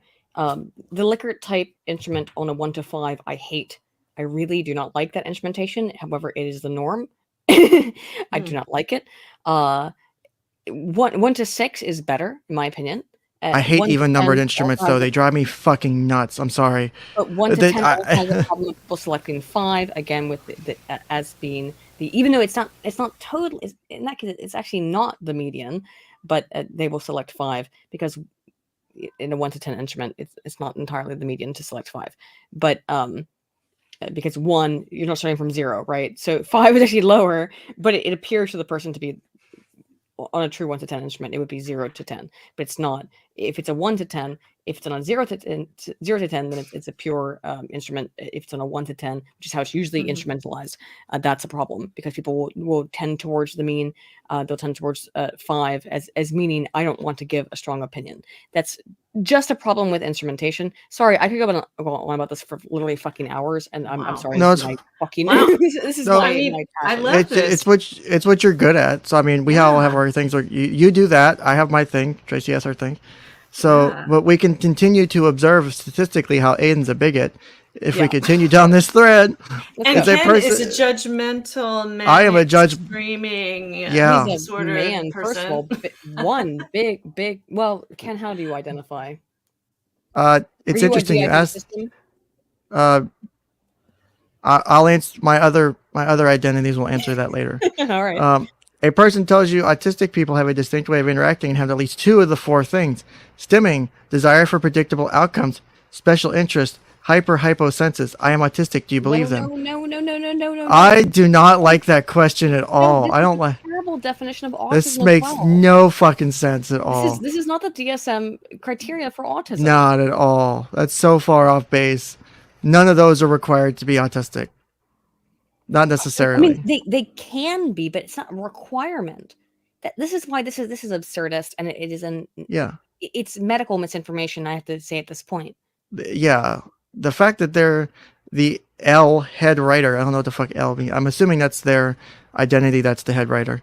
That's their because they're again. This person is a quote plural gang, so they are a DID system. Yep. No joke. They are a DID system. Self-DX of autism is the self-awareness that you are autistic. It is not an objective and nuanced analysis that only testing can provide. But the fact is, you are born autistic or allistic. You don't magically become autistic at the point of assessment. If you accept that anyone can self-identify any state of disability, and you refute the ability of a person to personally assess if they are autistic, then law is irrefutable on this fact. You are discriminating against an autistic, Aiden. Well, good thing that's not if someone. Law. Good thing it's not the way the actual law shit. works. So you're fucked on that. God damn it! So. Hold on, I scrolled up too far. I hit the wrong button. Where'd it go? That's not how the law works. Yes, it does. If someone explains this irrefutable fact, Aiden, to you, and you still deny the legitimacy of self-diagnosis, you are willingly being bigoted against the autistic. Oh, I'm being bigoted against myself. Here is the absolute and irrefutable fact that autistic people are fucked, not just a little fucked, fucked to the fucked power, quintessential fucked by society. Excuse me, what do you mean? As an autistic person, I'm fucked by society? Yep. Autism's fundamental nature, category A, is that we do not fit in with the social norms that are the bedrock of all society is based on. By autism's fundamental nature, we literally are society's worst nightmare. No. Literally. Literally. If it is possible for the allistic mind to readily empathize with any other disability except that which it does not overlap at all, autism. Every other state of being for an allistic is a variation of being allistic. It's a different kind of allistic, not the autistic. The autistic is an alien concept to the fundamental nature of being allistic. Do I seem alien to you guys? I mean, I don't know. I'm not going to answer that. An allistic person cannot grok autism because I don't know what the fuck grok means. It means understand. I'm assuming because even the simplest manifestation of autism is completely alien to them, is out of their depth. I would disagree with that. I completely understand autism, or a significant understanding of autism. It is impossible for them to grasp that there is order and a pattern to what we do that we can see in ourselves. The only reason autistics can grok holistics is because if we didn't, we would be completely isolated from society or dead. Because of people like Aiden Paladin. We have billions. We have literally billions of examples of interactions with them. And the hard word to figure their neurotype out. It is hard for autistics to accept this. It is hard for holistics to accept this. If it were saying this, but all evidence verifies it. Science proves it, Aiden. Hang on a minute. For autistic, good. That autistic people who deny what this guy is saying, we're wrong. We have to listen to our lived experiences, but if you don't like what he's saying, then our lived experiences are incorrect. Did you catch that? Did you grok that? Say that one more time. Scroll up. What he just said there. This person, excuse me, I'm 𝐶𝐶. This one or the one above it. It is hard for autistics to accept this, meaning that if autistic people do not agree with them, then they are wrong. Yeah. You're wrong, so Aiden. If you're autistic and you disagree with this shit as I do, then I'm wrong, and I can't grok. All the evidence verifies it. What evidence? I mean, science proves it. Science proves it. I read it in People magazine. I know it's true. I read it on this Twitter thread. I know. I saw it on Twitter, so it must be true. For autistic people to be treated as equal, we need dedicated protection on the basis that it is a social disability. All of society cannot be trained to completely throw out their hard-coded underpinnings of social norms every they interact with an autistic person. It is not possible to legitimately manage that with your capacity to use English grammar correctly. So this is autistic really people extreme, dude. Of course, and the fucking fact is this person has like 6,000 followers or 5. Whatever. But the thing is they have a consistent number of people, and this is not just this person. This person's views are probably not their own initially. This came from somewhere else. Normative within this small community. It's bigger than you think it is. You know. But like if you go to the fake disorder cringe Reddit, oh my god, there's so many fucking examples of shit like this. Frustrating it is, by the way. Like it's so fucking frustrating. Like, wow, what a thing to describe. Is that when I was diagnosed with autism, I was furious at the doctor, and I told him he go fuck himself. I mean, I said that literally to his face, like, you go fuck yourself. Fuck you for saying that to me. I was diagnosed again later when I was less angry about it, and I was a little bit more accepting of it from another doctor later. But in 2012, what would have been 2009, it was infuriating of how dare you say that I'm autistic. And now we have, no, I'm going to tell you as a layperson what's autism. And if you disagree, you're not part of this community. Apparently, I can't even speak to it, nor can any of us, even well, I can't. Though I'm not allowed to as an autistic all person. 3 of us have master's degrees at least, right? Yeah. I think so, yeah. So we can't speak to it. We have no idea what the fuck we're talking about. It's good to know. Finally, someone tells me to my face. Or it tells me via Twitter thread 5 days ago. Science works this way that, 3 people with master's degrees can't say anything about autism, I suppose. And not to appeal to authority. I'm not trying to. But the fact is all 3 of us have degrees in the fields related to this. Cute, but that's the whole issue, is they don't believe that the degrees are worth anything. They think that their own opinions are better, and they think that their communities and their support, systems that they have built up with the 4,000 or however many followers. Not just this person, not the rest of the people in that community. I mean, but there's ones that have millions of followers that. I would not be surprised. People, in this misinformation, as Aiden had said earlier, like it's all. This is scary. This is how people get hurt. Oh, they are getting hurt. They're being harmed by this, and it sounds silly to say, but it is serious. Well, it sounds silly, but there are people who are going to read stuff like this. Now, not and many. Take it as it is. Likes, okay, but there are going to be people who are going to read stuff like this and think, I'm a little bit different. I'm a little bit socially awkward. Therefore, I have autism, and they will self-ID. And then any problem that happens in their life, they'll go, well, that was because I'm autistic. They won't work on fixing the problem. They'll just Now, hopefully they will. But unfortunately, there's a proclivity and a propensity towards blaming a mental disorder and saying, well, that's why this thing didn't work out for me, is because I'm autistic. Look, I've blamed some, I wouldn't say blamed, but when I've made social faux pas, but like, sorry, I have the tism. It's not an excuse, by the way. It's not an excuse. And here's the thing with people who are autistic or think they have autism. Autism is not an excuse to be a fucking asshole, okay? Or to be weird, or to be a dick. It's just not. You can't. That's my identity. You can't take that away from me. Well, as an autist, again, aren't I allowed to speak for the whole community? No, only Autistic Voices United can do that. Only Autistic Voices can speak for the community. I see. Real quick, I want to see what you're not. Just you can't be a fucking asshole and blame it on autism. You're still just an asshole. The end. So I would like both your opinion, Aiden, and Tracy's from a clinical perspective. This is from part of that thread or one of the comments that initially started this thread or something. Is this person here was commenting about someone had commented about getting a medical diagnosis or whatever. This person says, not quite what you asked. Honestly, I figured I was autistic. I asked about 5 different doctors to test me, and they all said I did not have it. I stopped asking, but then about a year later, I realized none of them had tested me. I said that they didn't take the time to find out. When I went to get tested, she said my masking behavior was high. This is why I was never seen. I was what they used to consider high functioning, but it's far from the truth. But I would say there was also someone like here. I was struggling with some issues. Asked the psychiatrist if I was possibly in the spectrum. She scoffed and said it would be obvious to her if I was autistic. I don't think I am, but never felt very comfortable with her response.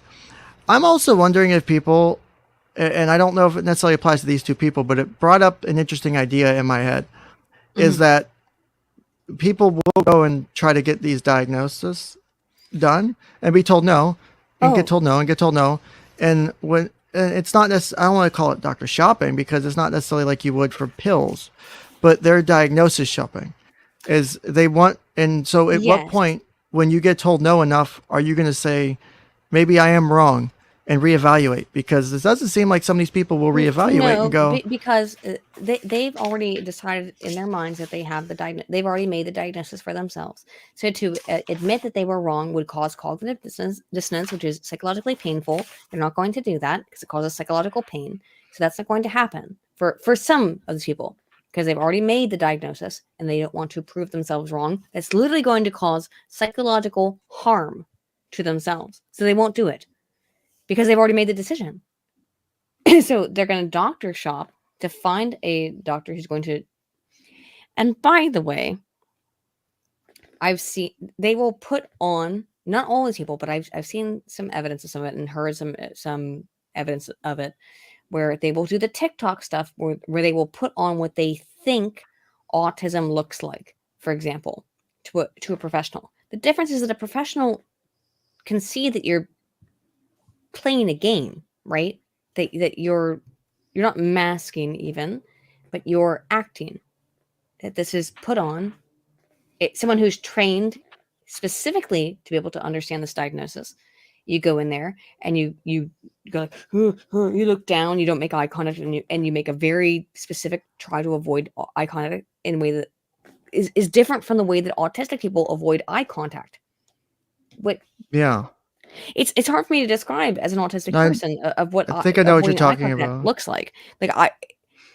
For me, it's not going to be like, I'm not gonna be like and like put my whole head down. That's going to, I imagine that's what these people are doing when they go into the doctor's office, right?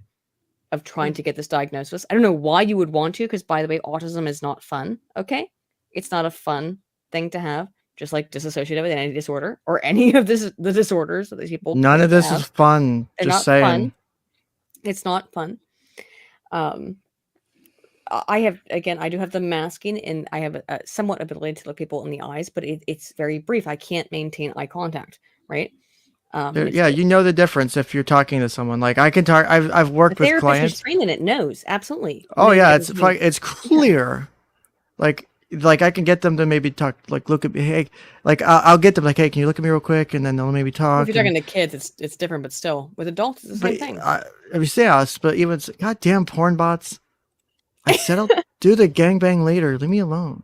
Well, But it's you really can't people who actually are suffering from this disorder, you're going to be able to see the difference between someone who's actually suffering from it versus what I would call a Munchausen's type case, where the person is mimicking what they think the symptoms of the disorder are. Not every clinician is able to differentiate these, but generally speaking, a experienced clinician is going to be able to differentiate let's call it the actual presentation versus a mimicry of the presentation. Yeah. I agree, especially with the autism, though. That would be really super hard to fake that monkey sound that you made, Aiden. My bad. Yeah. Although the Ken's audience really liked it. They want more of it. More monkey sounds from Aiden, please. All right. Well, I don't even know. Did I make a monkey sound? I didn't even notice it. I must have missed that part. I don't know, but I must have made one apparently. I don't know what you did, but you did, and apparently it's the new hotness. So it is the new hotness. It is the new hotness. There's a disorder for that. We could do an addendum to the DSM-5 TR. Yeah, which I have to fucking keep remembering. It's the TR now. It's annoying me. I don't have it yet. It's. I still have my old paper version of the DSM.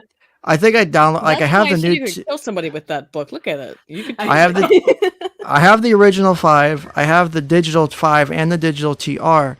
I think I downloaded the changes that like they have put out summaries of the changes that I could just hold on to. Is like, oh, here's the thing. So I could just that way. It's like, is it really worth getting the new book if I just know the summaries of the changes and stick them in the back of the book or something? But if we continue with this person who's speaking the truth of science, autistic people cannot reach a state of equality in society until society recognizes that social disabilities need greater focus and protections due to the fact that they are social disabilities. I have worked with a lot of different. That, by the way, I'm not against it. Disabilities, but let's. Yeah, and I've worked with a lot of different. But you don't get social disability credit via self-ID. Okay, you need to go see a clinician. This is where, like I talked about, and I'm pretty sure I did, and because Tracy has listened to both of them recently. In both of my self-diagnosis streams I've done before, as I've consistently said, that there's a difference between identifying the signs and symptoms and going and getting a proper diagnosis versus doing self-diagnosis. This is someone who standing the shit out of real self-diagnosis, which is bad, versus someone who says, oh, I got the symptoms. Let me go get it. Let me go make sure I'm right. Because again, you're too close to this. You need an objective outside observation of it because you don't always. And I do want to be clear about something I said when I first got on, which is that I knew when I was about 14 years old what was wrong with me physically. Now, it took me until I was 21 to get that diagnosis. Now, I knew it was wrong with me because I saw the symptoms, and doctors looked at me and they said, well, that's unlikely, even though it's 10% of the population has it. Not an unlikely, diagnosis in the big scheme of things, right? They said, well, that's unlikely, so we won't listen to you. Now, at this point in time, and in my 20s, I went through a bunch of I was in a what do you call it, a therapy trial, a clinical trial. I took a experimental drug. And I'm fine. I'm fine now, but it took me way longer than it should have for me to be put into those kinds of programs, to be given even experimental drugs, considering that I had the worst form of the disease that would have made my life easier 8 years earlier. But that's the way that medicine works, because it's hard to know if somebody does have this extreme condition, in this case, with what we're talking about, like these extreme psychological conditions, or if somebody has this extreme physical condition, even if it's common, it's hard to know. And so you do have to be careful as a physician of figuring out, what do you do? I get that, but it's still frustrating. Oh no, it's extremely frustrating. Like, just reading this can be frustrating. Like, it's one of the reasons I don't like doing these self-diagnosis streams as much as Tim wants me to, because it's legitimately frustrating. Have some validity that there, you do have to sometimes go into your doctor and be like, here's what I think's going on, but the doctor still has to do a differential diagnosis, hopefully, and figure out what the actual issue is. outside of what your report was. Yeah, and Tim hasn't been in the comments, so hopefully Tim is still listening, because Yeah, this is what Tim. he's been belly aching about for at least a month or so. He'll probably complain that, oh, there wasn't true self-diagnosis stream.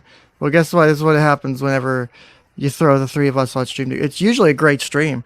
I've gotten good feedback on these streams, and usually they have really high like ratings or whatever, or like ratios and view ratios. So it usually works out well. On a rant. I mean, you go off on these canned rants that are just interesting, and it's entertaining to see. And you can't really do that when you got two other people on the screen. I totally get that.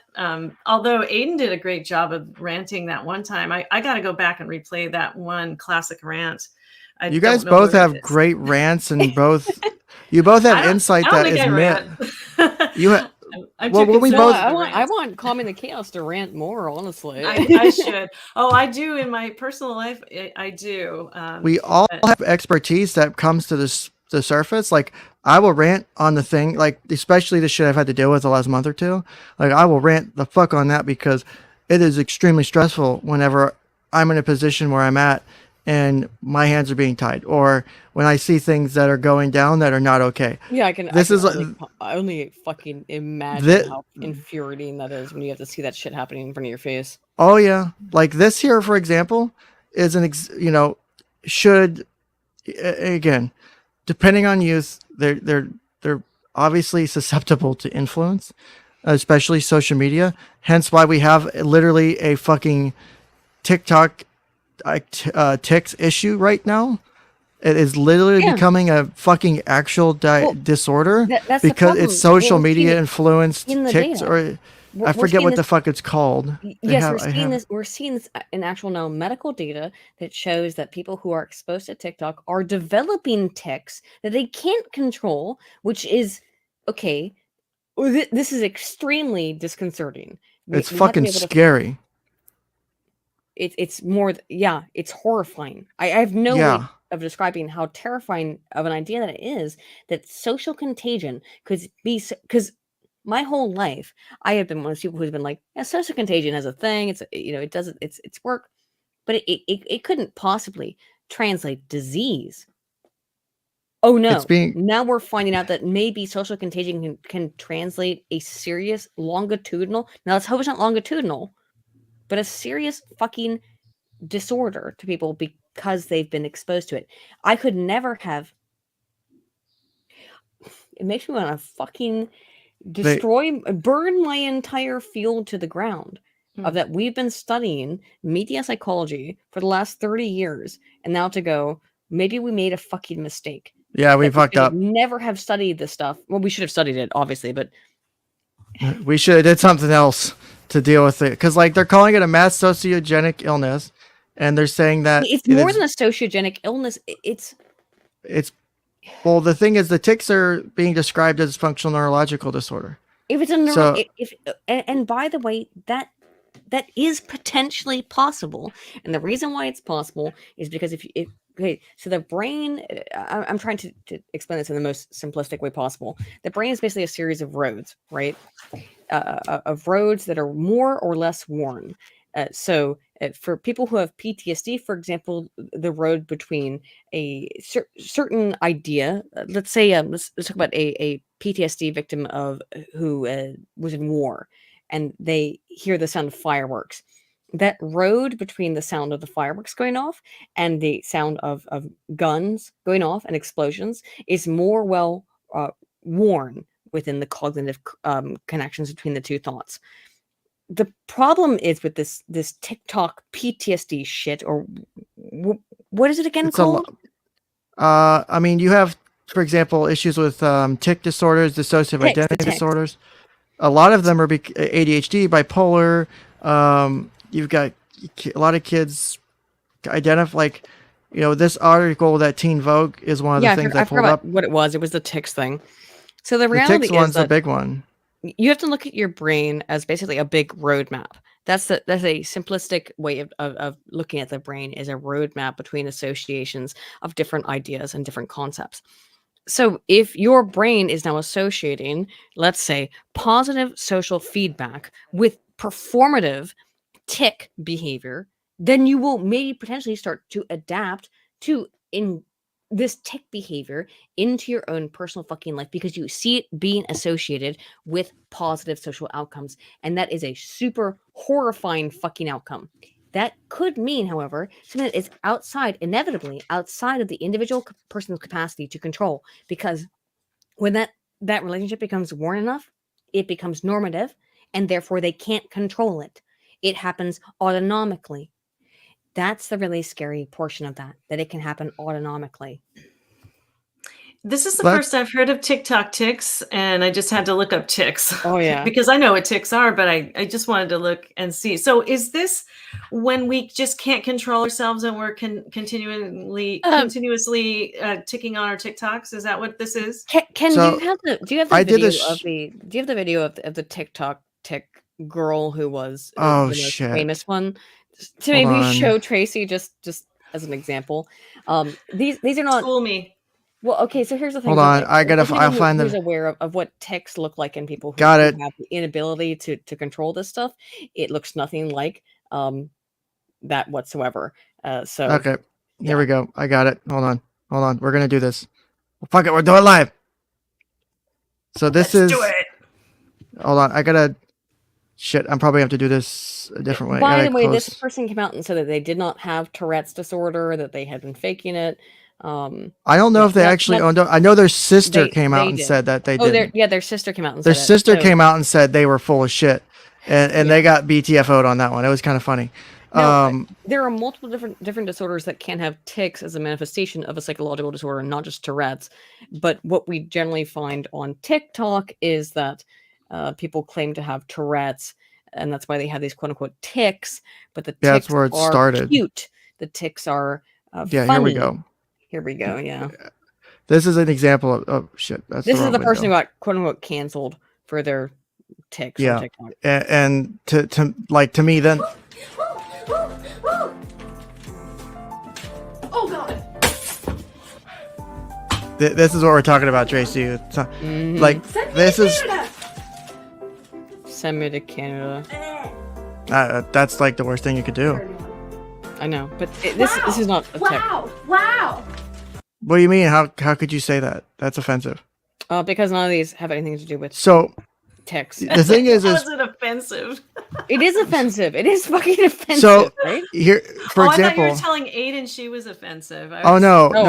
I think this is offensive. Okay, yeah. I think so. The issue is there are teenage, and it's predominantly been becoming an issue with teenage girls. Is they've actually been developing tics disorders, true tick disorders. We're seeing there's research now that's coming out on it. There's a fucking study on it too. Yes. Here, I think I have it.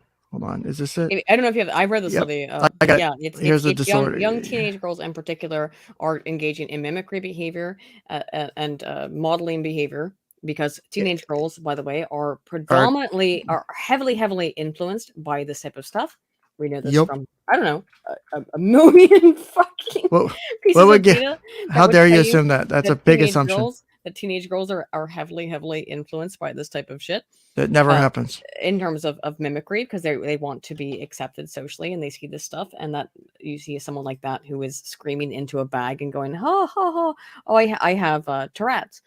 Well, this is not the only study I've seen on it, although I shared the study in chat. If you check that one out. I haven't read this one. This study kind of stinks. That one's it came out in July, or it came out last year, but it's talking about how the different text. Oh, this is great, actually.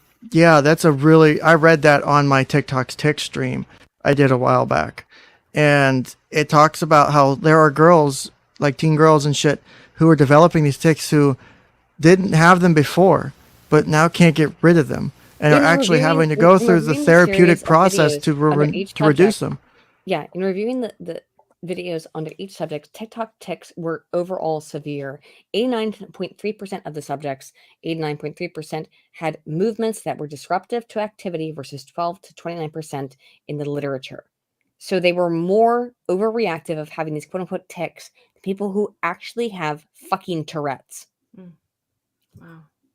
Maybe there's just an undiagnosed population, Aiden. Why are you being bigoted again? So, right? She's doing this all the time. Why can't we stop her? How terrible. I cannot even believe this is a thing. I really can't. No, that's just the tic disorders. That's just the Tourette's part of it. There are people on TikTok doing this with differential with the ID. They're doing it with bipolar. They're doing it with borderline. They're doing it with ADHD. Autism's a big one. I mean, this is a big fucking deal, and it's been around for. I mean, the self-diagnosis has been around for a few years, but with TikTok, it's truly made it worse because it's exposed it to literally billions. Because of how big fucking TikTok is. Yeah. I'm pretty sure TikTok has over 1 billion active downloads or like 1 billion downloads or some shit like that. Earlier in this stream, I started using TikTok recently and I would just scroll through, and even without me, okay, so here's what TikTok recommended to me pretty early on when I started using the app. And I'll just scroll through it when I'm about to go to sleep. My husband's sleeping. He doesn't want to hear anything. So I put my headphones in and just like listen to my phone for a little bit. It was cute animals, all on board with that, and pimple popping shit because that's satisfying. It is satisfying to see. No one's judging you. You're good. I don't care if I'm judged. No one's judging. Well, then I'm judging. I get it. I'm judging. So it's a big thing. I've heard of pimple popping. It's the weird, some weird shit, man. There's some weird big. That's what TikTok recommended me, and now after using it for like a month, now it's recommending me. And then the other thing, oh, by the way, the main thing now is home renovations. I like the home renovation stuff. I like the cute animals. I could deal with I do kind of like the pimple poppy stuff. So like, ew, you get like a weird reactance to it of how gross it is, but also you kind of want to look, you can't look away. Now, after I've used it for like over a month and I get I'm not getting my house my house renovations and my cute animals. Now I'm getting people who are saying, hello, I am transgender, non-binary, and I'm living in a fucking universe system with 1,000 other people. That's what TikTok now recommends me. So I'm glad right now I never downloaded TikTok because someone, I can't remember who in the Biden administration recently came out and said that they were wanting to recommend that the U.S. ban TikTok like Trump did because the fucking app apparently is gathering data that's not supposed to be, and it's been doing it for a while. It gathers more than it's supposed to. Your data. The way it gathers your data is, again, how long do you spend more than you authorize, though, is the thing. That's how they gather data. How much time do you spend watching a video? So the reason why like the pimple popping thing got brought up on mine is that I watched like one pimple popping is that I watched like one video. And so now it recommends me all these videos about pimple popping. Like, it's not really my thing, pimple, though? That's what I want to know. Like, oh, it's a huge pimple, or was it? They're all enormous, and it's super gross. They're not actually pimples. They're more like boils, boils and cysts and stuff. It's beyond a pit. They're fucking massive, and they But you look at it and you go, I want to see what happens. It's like watching a car. It's like watching a car crash. You're like, this is cool. Oh my god, it was sweet as shit. All at once. You're gonna be like, oh my god, I just want this person's like face to be normal again. Yeah. It's horrifying. Can we not use that bigoted language again, Aiden? We keep talking about normal, this. I use that word again. Yeah, you keep using it. So if we continue down here, right, more about this, and I hate the fact that they're using the word grok. Maybe that's my ableism. It's very ableist of you. I know this person doesn't know how to use the word comprehend. The only kind of mindset which an autistic person can be understood by Allistics in day-to-day interactions are not able to dedicate themselves to the level of thinking, nor can their heuristic-driven stereotyping brains handle that mindset. Without constant dedication, pressure. As an autismo, he's driven by. I know. Speaking and reinforcement to not simplify autism to something it's not. The holistic brain is hard-coded to heuristic shortcut thinking is one of the fundamental differences between us. Autistic brains are slow and precise. Holistic brains are quick and dirty, which this is so fucking incorrect. I can't even begin to start. Holistic, quick, and dirty minds are great for a holistic society, but those rounding errors their brains do are always going to fork over the autistic people they interact with. Here's the fact. Please don't use words you don't understand, like heuristics. It's clear as forking day to an autistic person. Or lady, I don't know. Once they have, you're judging again. They have the experience to understand. If you understand that a queer person can self-identify as queer, but an autistic to self-identify as autistic, you are a bigot, Aiden Paladin. I added that part there. I know that. We are putting a pin in this thread to help us transition to another topic. the autism. Autism is clearly as forking day to an autistic person once they have the experience to understand it. You accept that a queer person can self-identify as queer, but not autist to self-identify as autistic. You are a bigot. Oh, well, thank you. What a beautiful amount of grammar. By the way, autistic people generally don't like grammatical errors, but all right. I'm not saying all the time. I'm saying if you just want to be a giant. Are you speaking for the entire community right now, Aiden? No, you can't do that. Only autistic voices. We talked about only autistic. Speak for all of us. Only L, the head writer from the plural of Autistic Voices United. This is the problem with all this shit. No one person can speak for people, a broad community of people who have a disorder. Okay, nobody can. Not one person absolutely ever can, because it's that's prima facie absurdist. It doesn't matter if you have the same disorder as me. You don't speak for me. You're not me. It's solipsistic nonsense. So no, you can't speak for me because you're not inside my own head. That's solipsism. Absolutely ridiculous. Okay, this is a fucking horror. This is back in January. In my experience, the only people who they think they might be autistic are the autistic or autistic like neurodivergent. The only way to suppress that imposter syndrome is to interact with other autistic people and feel seen on a deep level by people with similar experiences. So okay, yeah, if you pause. Aiden's pissed as shit right now. Rant is coming. Aiden, rant, go. Imposter syndrome as applied to autism? Excuse me, we need to describe for a moment what imposter syndrome is. I'm sure all of us here are aware, for the council, the panel here is aware of what the fuck imposter syndrome is. Imposter syndrome is the belief that you are not that whatever position that you have achieved in your life, you did not actually deserve. You got there by some kind of means that were not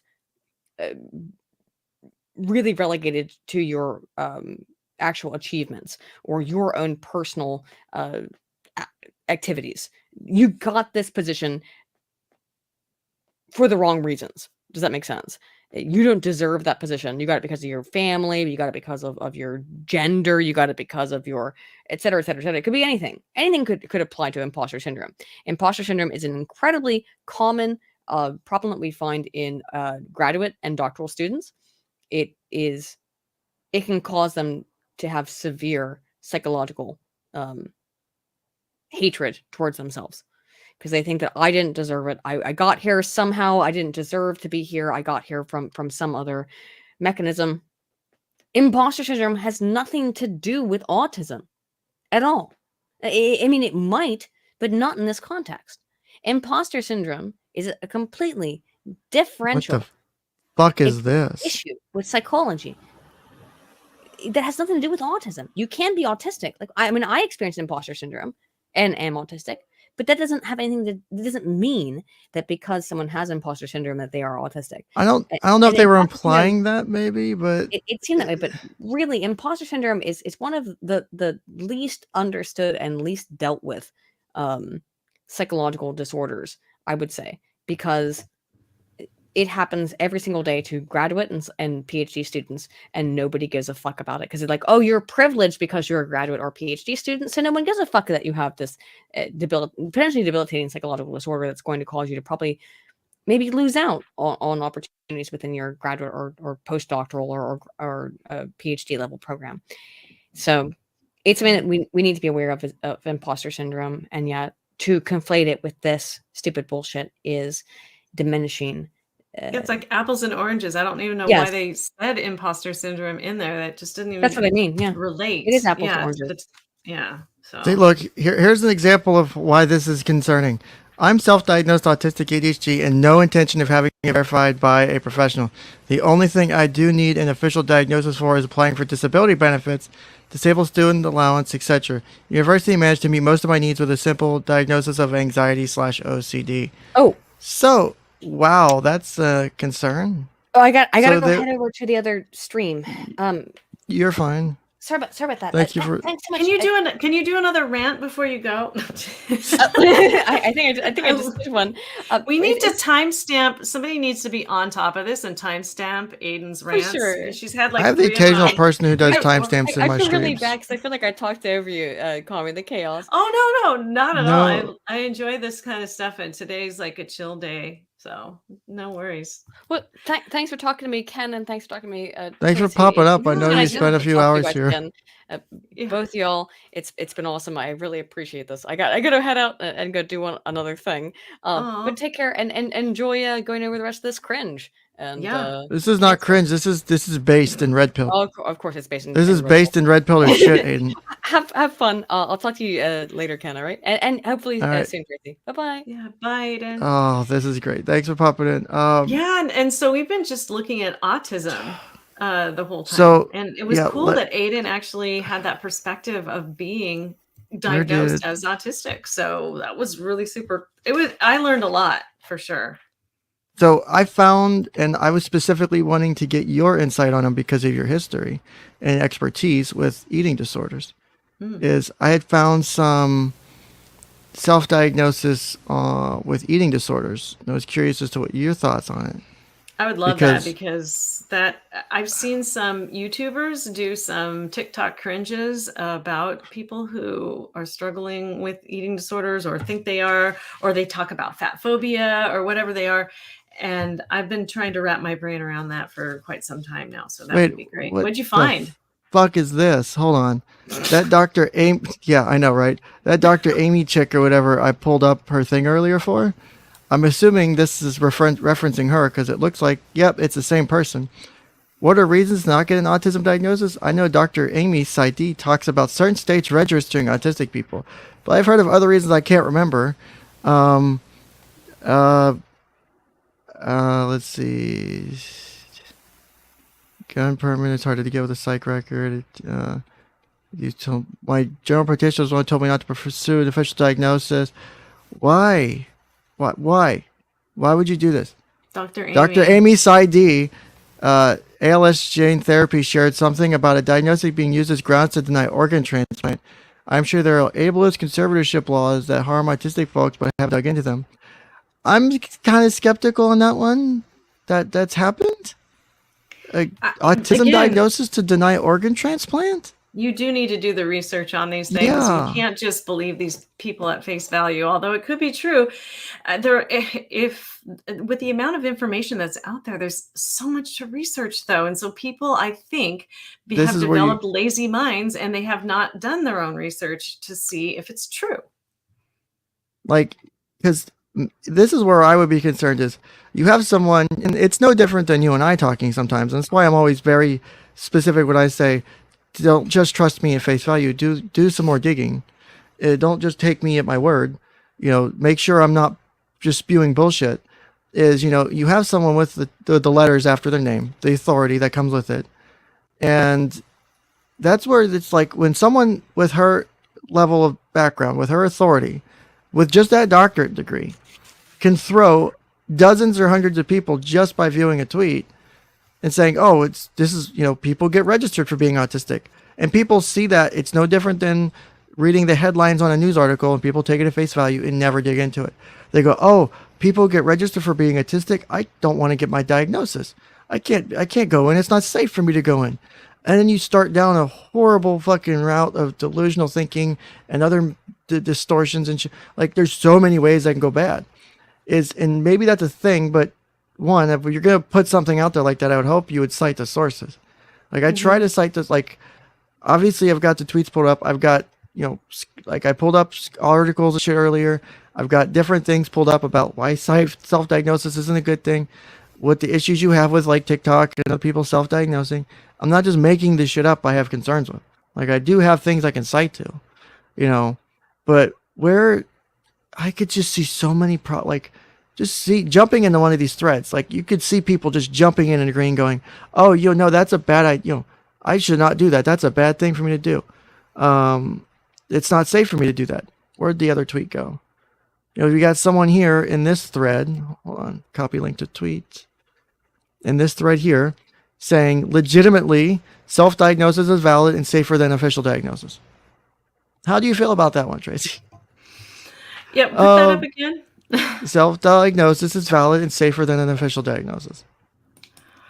Well, I would say it's valid. I don't know about safer, because what they could do is miss something, and then the thing that they miss would not get treated. So valid, absolutely. Safe, yeah, could be. I don't know that that's true.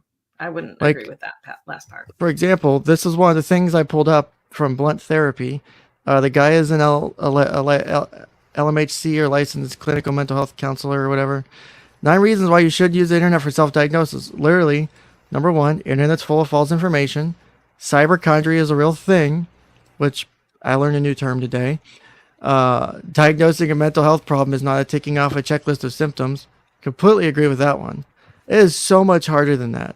I know you do them, diagnosing, and yeah, you have to go through the list of symptoms, but there's reading into things. You can't just go, yep, present, present, present, present. You got to find more detail than that. Google didn't go to graduate school. I love that one. A mental health assessment should be both objective and comprehensive. We all struggle with cognitive distortions, even in the best of times.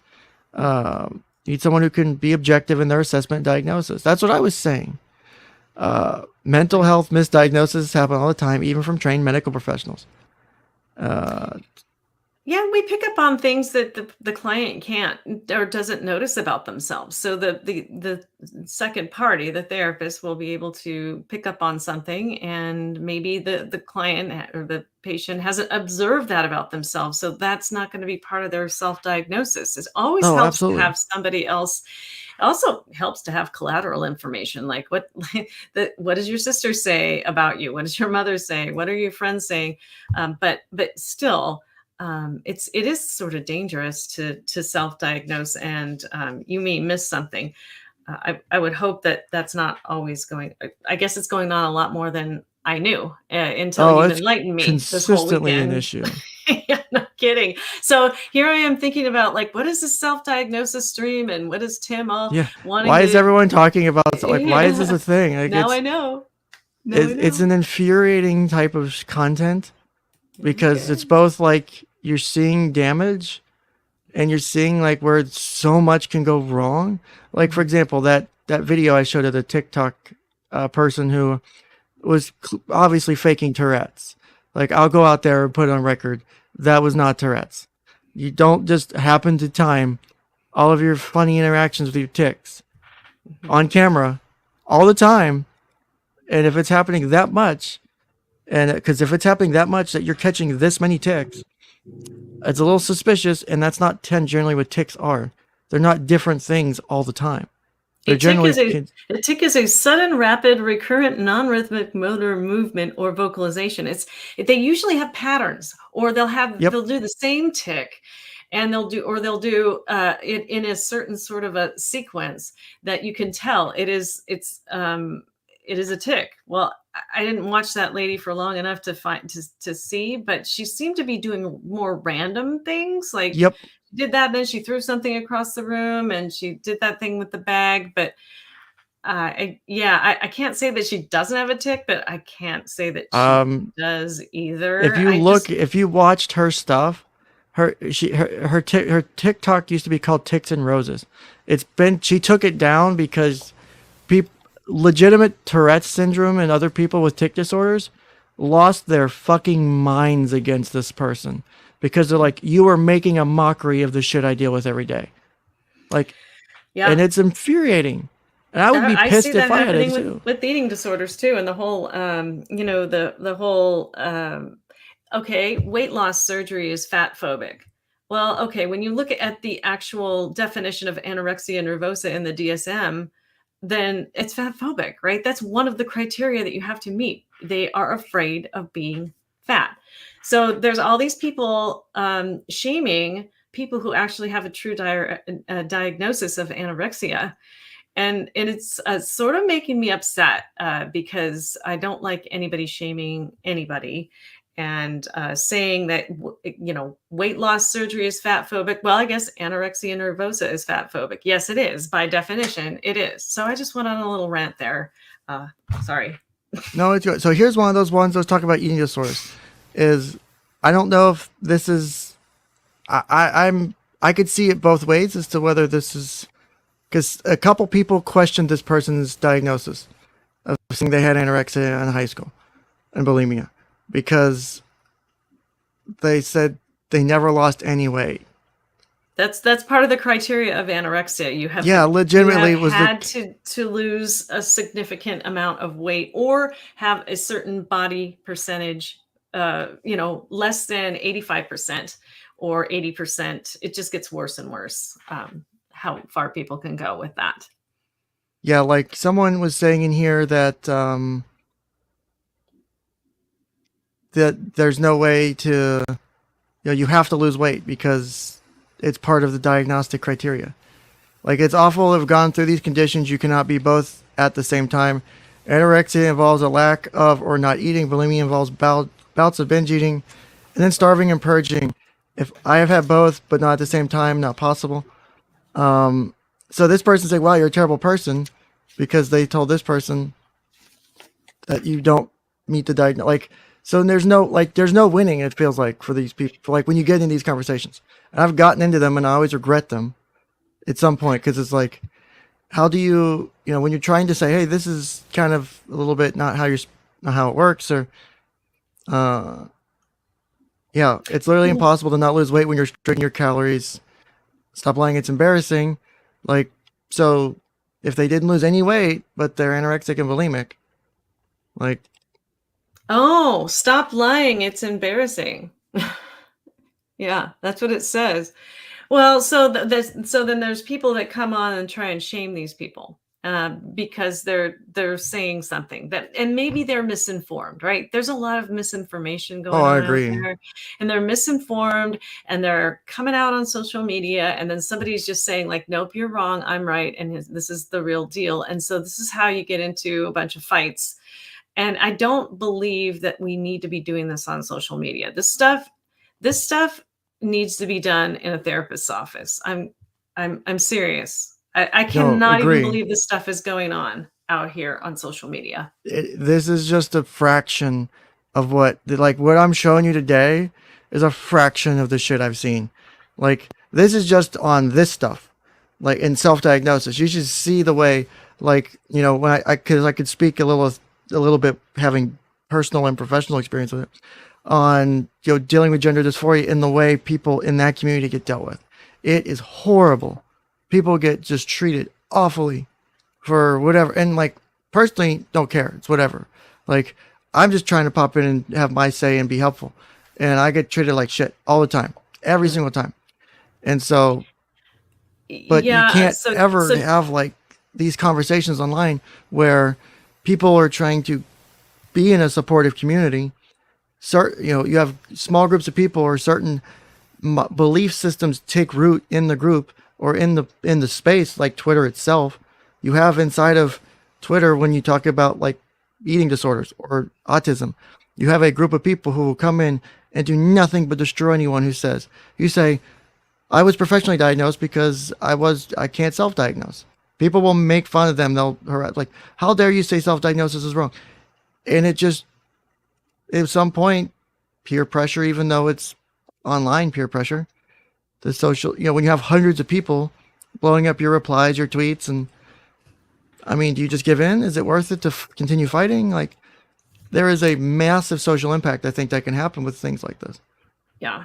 Like, the misinformation being spreaded is really concerning to me. And then also, it looks like your boy Tim there, he's talking about Tess Holliday was anorexic, and she could have had atypical anorexia, because I'm a little familiar with that. So it means that they can still be not the percentage of body weight that's low, that's below 85% of the body weight, but she actually has lost quite a bit of weight in a certain amount of time. It's like a certain period of time or whatever. A certain period of time and a certain amount of weight. Right. So she could have atypical anorexia and still be correct. But, I have heard a little bit about that as she's coming out with that. And the other thing Tim is saying is, so Ken, when will I get my self-diagnosis stream? I thought that's what we were doing. This whole thing. That's what we're doing, Tim. Tim, wake up, smell the coffee. This is a Teen Vogue article that came out at the beginning of the year. But here's where an interesting issue, because I was reading through it earlier. People start pathologizing experiences that don't signify a problem. They'll attach a clinical meeting feeling like, I should be diagnosed with this, I need medication for this, when in actuality these experiences are normative and don't need pathologized or treated. Like when you go to grad school and you read the DSM, you're like, holy like it says right here, like, holy shit, this is me. And then it's like, well, to some of that's kind of like my example with the NPD earlier. Like, I might have some of the symptoms some of the time, but is it an actual pathology? And then you have down here, where's that? Where people who have diagnoses will question, like who have, like, for example, a DID diagnosis, will question their own diagnosis. You know, for example, Heather Hall, MD, a psychiatrist, been treating dissociative disorders for nearly 30 years, serves on the board of directors for the International Society of the Study of Trauma and Dissociation, has seen patients with DID that are tormented by what they see online. After reading claims that DID isn't real, one of Dr. Hall's patients began to question her own diagnosis. She wishes it wasn't true, Dr. Hall says. It's not true. I think maybe it's not true. Maybe you're not, she kept telling herself, because she would love nothing better than that. That's where this shit gets damaging, because you do have people who do have the actual issues. The actual, like the Tourette's people who have Tourette's, the Tourette's syndrome diagnosis people, the people who struggle with that. They see people do this shit on TikTok all the time, on social media, Facebook, Twitter. And it's, oh, look how cool, look at my tick, look at how funny it is. Do that shit in real life for a day, a week. Watch how people look at you and judge you and shit that don't understand your diagnosis. Do that. And then come back and tell me how much fun it is. Maybe it's fun for your views, but do it and live it. Just no different than the DID. Like, I could not imagine what it's like having DID. That would be terrible. To have those. Go ahead. What do you think about Daniel's comment here? The one about we need some levels of shame to keep norms like a fully grown. Did you see that comment there? I was going to type a response, but I no, it's an interesting. My mind at the same time. I think this is where I think this is kind of relating to a principle that Nick Rekieta believes, is that sometimes a little shame is helpful. And I've seen it in other communities where, like, sometimes people do need to be shamed for some of the things they're doing if it's not okay, as a way to correct, to identify and help correct the behavior. The issue is you have to do it right if you're going to do it. And most people, no offense, suck at doing it right. Even as a professional, I still walk a very fine line when I have to call out something. Because if you're talking about someone who has a delusion, you can't just call them out at face value and go, oh, here's all the things you're wrong about. You're crazy. You're this, and that. You got to start with, like, the smallest thing. And do you agree that maybe this is a little off base, or maybe you were wrong about this, and use that as an entryway? And so unless you're doing it that way, and you're walking that fine line, unless you're doing the shaming or the corrective, however you want to call it, in a way that is productive, and not just, because some people will take that and go, man, maybe I do need to lose weight, or maybe I need to get my act together. Maybe I need to stop being so depressed, quote unquote, right? Or maybe I need to do something about my depression and not just lay in bed all day. Some people can do that, and they'll recognize it because they have the capacity to, because their issues aren't that severe. That's probably more a mild, maybe moderate level. You start getting more moderate, severe, you say that to someone, you'll throw them down for months or years. That's stuff that a couple sentences, a word or two, that'll, do the wrong paragraph of statement to them, it could fuck someone up. To put it, to use very specific language. You can cause people severe damage that takes a long time to uncover from. People being called names, being made fun of for weight, body image, begin to look, for example, just passive comments that were happening from staff at my job were causing a client of mine severe emotional trauma. Passive, like, like, oh, you this or something like, and the staff should never have been saying that. Two, the fact that the kids being bothered by it pisses me off, because one, you're in a place where you're supposed to feel loved and comforted and welcomed, and you shouldn't be feeling that way. So if that's an example of where, and again, you're talking about someone who's got other issues, other traumas, and they struggle with body image, a bunch of other things. So yes, even a joking or what the staff member thought may have been a comment that was supposed to be positive ended up being severely negative. And again, assuming good intentions on staff member, not trying to say they were being purposefully mean, but I have my own opinions of that staff member. Yeah, and it can be done in a way. I think you said like it can be done in a way, and I know I listened to Nick quite a bit, and it's funny. It's sort of like, wrong on a bunch it's like of the shit you can't say. Like, you're a therapist, like, I could never say that to someone, but it's sometimes like really nice to hear someone say it. Well, he calls it as he sees it, and I'm not saying that I disagree with him at all. I just, but it has an effect, right? The way he does things has an effect. And I think that if we can have an effect on change and positive change, that would be great. And the way I try and do it is not through shame, but through like, oh, okay, well, like, tell me about your experience, and like, let them rant until they're tired. And then like say, well, all right, at the end of the day, then what's the solution here for you? What's the solution for humanity? If that's what we're talking about, but okay, so the examples that Daniel bring up are the fully grown 5'10" woman weighing 60 pounds. Okay, and then we're supposed to say, like, shame on you, it's not healthy, and you need to go into treatment. I'm not sure that's going to happen. I mean, I don't know that that's going to be an effective way to actually get that person the help that they need. So, I mean, for me, if that was happening, and if that was an actual situation, they would A, not be coming into my office, or B, be in the hospital with some sort of a, physical, medical complication from that. So that's an extreme, that's an outlier. And then the other thing, the dude weighing 600 pounds as well, is also an outlier. I know we see these TV shows with people, I think is it my 300-pound life? I don't watch TV. 600-pound life. Yeah. Or whatever it is. I've seen some of them. Yeah, and so these people on TikTok are saying that, you can be as big as you are and be healthy. And you could, I guess. I don't know that is actually the truth with these 600-pound people who are, but I definitely don't want to fat shame them because they're human beings. It goes back to being human. It goes back to saying they're doing the best they can and they can do better. And this is exactly why my channel is not more popular, Ken, is because I'm not that extreme. I'm one of those people that's just like, oh yeah, okay, well, so what can we do to work with what you're struggling with? What 600-pound man, like, how is this affecting your life domains? How is this affecting your quality of life? Well, what behaviors are contributing to this? And I'm not going to focus on the weight loss. I'm not going to say, you need to get your ass to Weight Watchers. I'm never going to say something like that because clip it. She said it.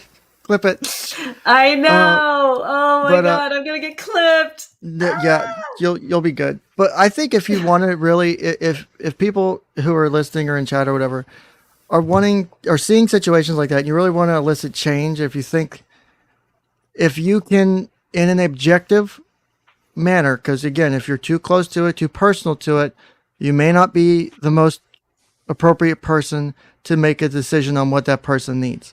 Just like that, I have friends and family members who have their own mental health issues.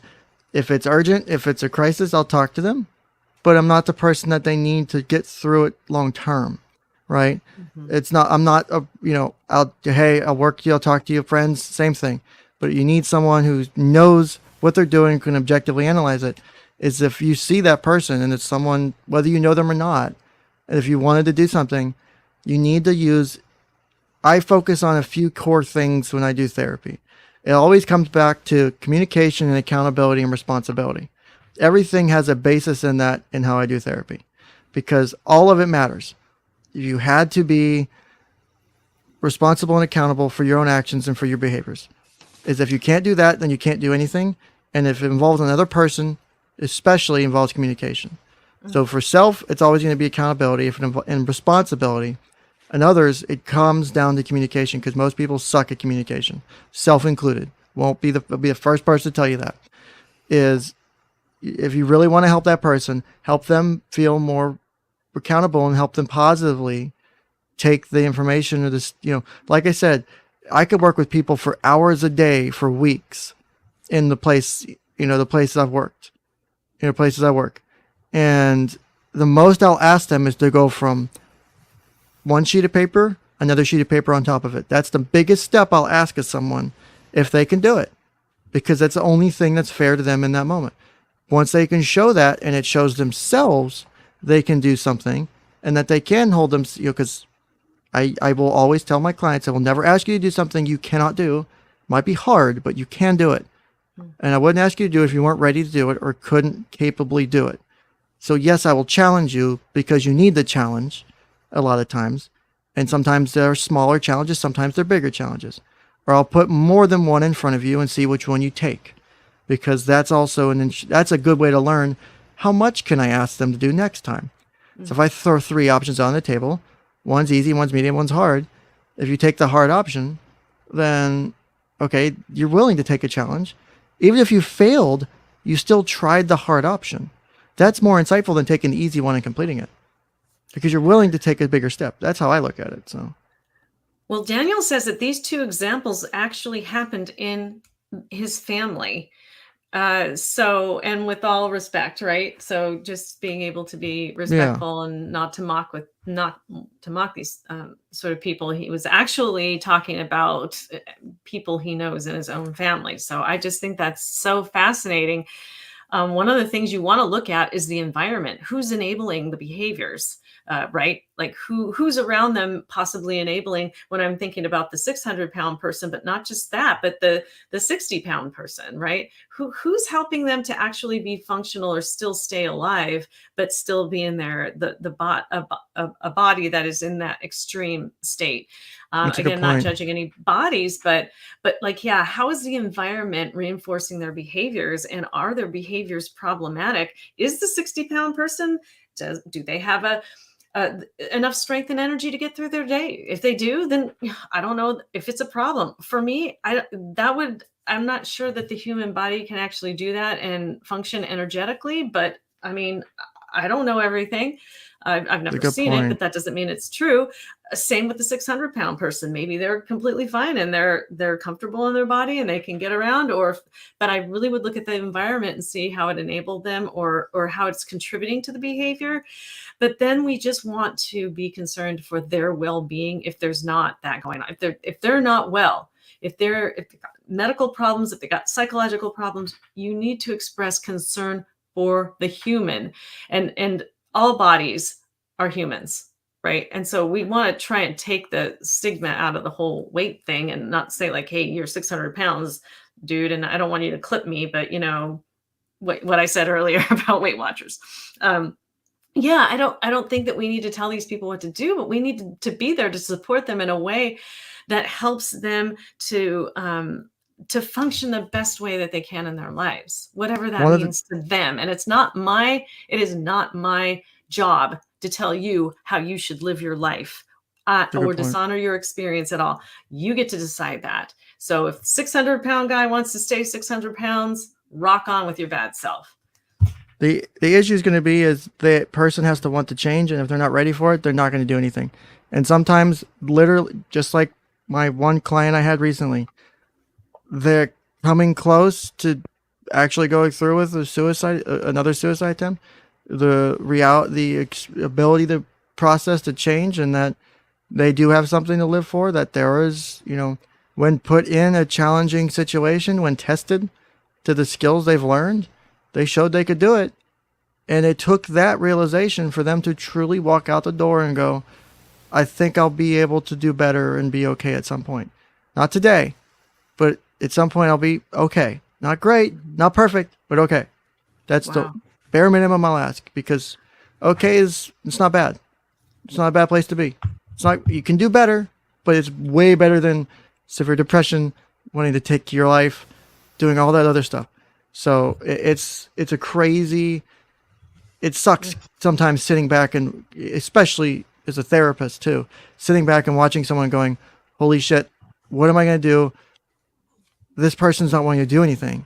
And that's where you have to go, I can't, and you have to respect it and go, I can't make you change. I can't force you to do it. I use the example. I can lay everything I've got on the table as far as from what's in my toolbox, therapy items, worksheets, everything. I put it all on the table. You got to pick one up and use it or try it and see if it works. If it fails, grab another one. If it fails, grab another one. Yeah. And I'll tell them, like, look, I'm dead serious concerned about what happens if we don't do something. And I'll be frank with them because sometimes it's necessary, but I do it in a supportive way. Is, look, if you don't change this behavior, if we don't address these feelings, if we don't address how we deal with these situations when we get depressed or when we feel negative, it's going to put you in a box.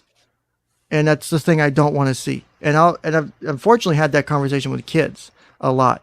And it's like, I always tell them, I do not want to ever read your name in the obituary. Here's your chance. If you want the help, it's right here. I will bust my ass to do it, but I need you to take the step. Sometimes it'll motivate them to take the step. Sometimes it doesn't. And thankfully, I've been able to get a few to take the step when they didn't want to, but it's on them to do it. So you got to recognize where you have your influence and where you don't. As a regular old person, family, friends, just recognize I can't force the change. You can always recognize your concern, do it in a supportive ways. Hey, look, I'm worried about where this is going to put you. I love you. I care about you. You're this to me. You're that to me. If you need help figuring out what to do, if you need someone to walk you through it, if you need someone to hold your hand to get you through the door of whatever treatment facility or whatever the hell it is, I'll do it. But you got to do it, man. And just, if you're frank and honest with them and you do it in a way that's not negative, a lot of people will take it. If you pull out what I call the no bullshit card, and I use the same thing with kids. It's when I tell them, I'm like, if I tell you no bullshit, you know what that means, right? Yep. Okay. 1, I don't like to cuss to you guys. 2, I say that because it's the most important thing I'll say to you is when I ask you for a no bullshit answer, it's because it's extremely important. And so give me your no bullshit answer right now. How are you feeling? Are you wanting to do anything? Is this safe? And if I'm asking you that, it's because I truly am concerned for your safety or I really need that answer. And so the same thing is if you give the no bullshit answer to a family member of, no bullshit, I am seriously concerned where you're going to be in 6 months, and I think it's in a hospital bed or I think it's in the ground. And if they respect you and they love you and trust you, they'll hopefully listen. They may not change that day. They might need time to think about it. But if you give them that to work off of, it's a place to start. And if you can get them to take the first step, if that's the motivation, and as much as you may not want to be a motivational speaker, if you make that statement, you make that, quote unquote speech, and most people don't want people to lie to them. As long as you're being honest with them and doing it in a way that's not meant to be negative, and so you can still point out the negative issues, but do it in a way that's supportive, people will listen. Sometimes they don't like it, but they'll listen. I think Daniel brings up a good point, though. Some people won't listen to the soft speak, like I was talking about, like for, I'm concerned about you and this and that and the other thing, but they will only respond to and I don't know if it's exactly shaming, but more of the, Nick ภิ𝗍𝗫 sort of talk like, hey, bro, what are you doing? What are you doing to yourself? Look at your life. Look at, and really doing that sort of blunt analysis of a person right in front of them. You can do that without shaming, but some people need a more direct approach to make a change. It looks like in Daniel's case, his family member was able to start to walk around, which that was a huge change. Exactly. Right. Because just doing that probably saved their life. Yeah, right. Or at least improve the quality of their life because they can get themselves to the bathroom. They can do things that are activities of daily living. They can do all these things now that they couldn't. And that is fantastic. So, and the other thing I wanted to say too is that Daniel had, a relationship with this person, so knew maybe what would sink in and what wouldn't, and possibly had that intuition that the soft approach wasn't going to work on helping save his family member's life. And thankfully, he stepped in and did something that was effective. And it's all different. You just have to notice that there's a significant amount of distress or dysfunction in a family member or a friend. You have to look and see how it's affecting their life domains. Then you want to challenge them to do something to improve their well-being. And that's the difficult part. Like, how do we deliver that message to them out of like on a spectrum? Is it a soft approach, like I'm concerned, or a hard approach? Is that like, dude, do we need to start planning your funeral? I mean, sometimes you have to take those approaches, right? And that's one of the things is if you're going to make obviously with family members and friends, you know them a bit better than a stranger, which is kind of, while we deal with quote unquote strangers in counseling, we get to know them real quickly because you tend to pour your heart out a bit to your counselor and you build a real strong relationship that is usually very impactful. You get to know them real quick. You'd be surprised after just a handful of hours of therapy how well you can know someone. It's really interesting. But if a family member is coming to you with that, I would say, if you're going to make that judgment call about the softer hard approach, is if you make the wrong approach, are you going to be okay with the outcome of that? Because you are going to be an influence on the negative fallout that comes from it. If you take the hard approach when a soft is needed and it causes them to get depressed or to self-harm or something, and you may have had something to do with that, are you going to be okay with it? Yeah. Because you made the and that's one of the things that I deal with every day is trying to make that judgment call of how do I approach this? And sometimes I'm doing it on the fly. And there are days where I'm scared to shit every time I make a statement because I don't know if it's actually the right answer. But you have to use your best guess and your best judgment as a clinician and go, this person in this situation, I think this is going to work. And it usually works out. And I've been very good with that. So maybe I am making the right decisions, but it doesn't mean I'm always not worried about what I could do wrong, because that's my probably biggest fear as a counselor is I do not want to be responsible for putting someone in a place that causes their injury or death. Because that is something that scares the shit out of me. And I think it should scare most clinicians is you don't want to be responsible for that. That means you are doing your job well if you're not doing that, or hopefully you're doing it well. Well, yeah, I think that with the comment that Daniel has now is about that it's more about calling the BS out than insulting them. So if you keep more, and it's not the person, it's the behavior, and you have to separate that. You have to separate the person from the behavior. I love you. You're a good person. You're doing these things that are so scary or so worrisome or whatever the fucking thing is. Separate is if you them. put it that way, separate the two. Be like, I've seen you do good, and use that as a reinforcement. Like, I've seen you do, even if it's something small, might be something that you think is small, might be something big to them. I've seen you do this, or I've seen you lead the volunteer group at the soup kitchen. I've seen you be able to do really difficult things, or really like tons of people, lots of stress.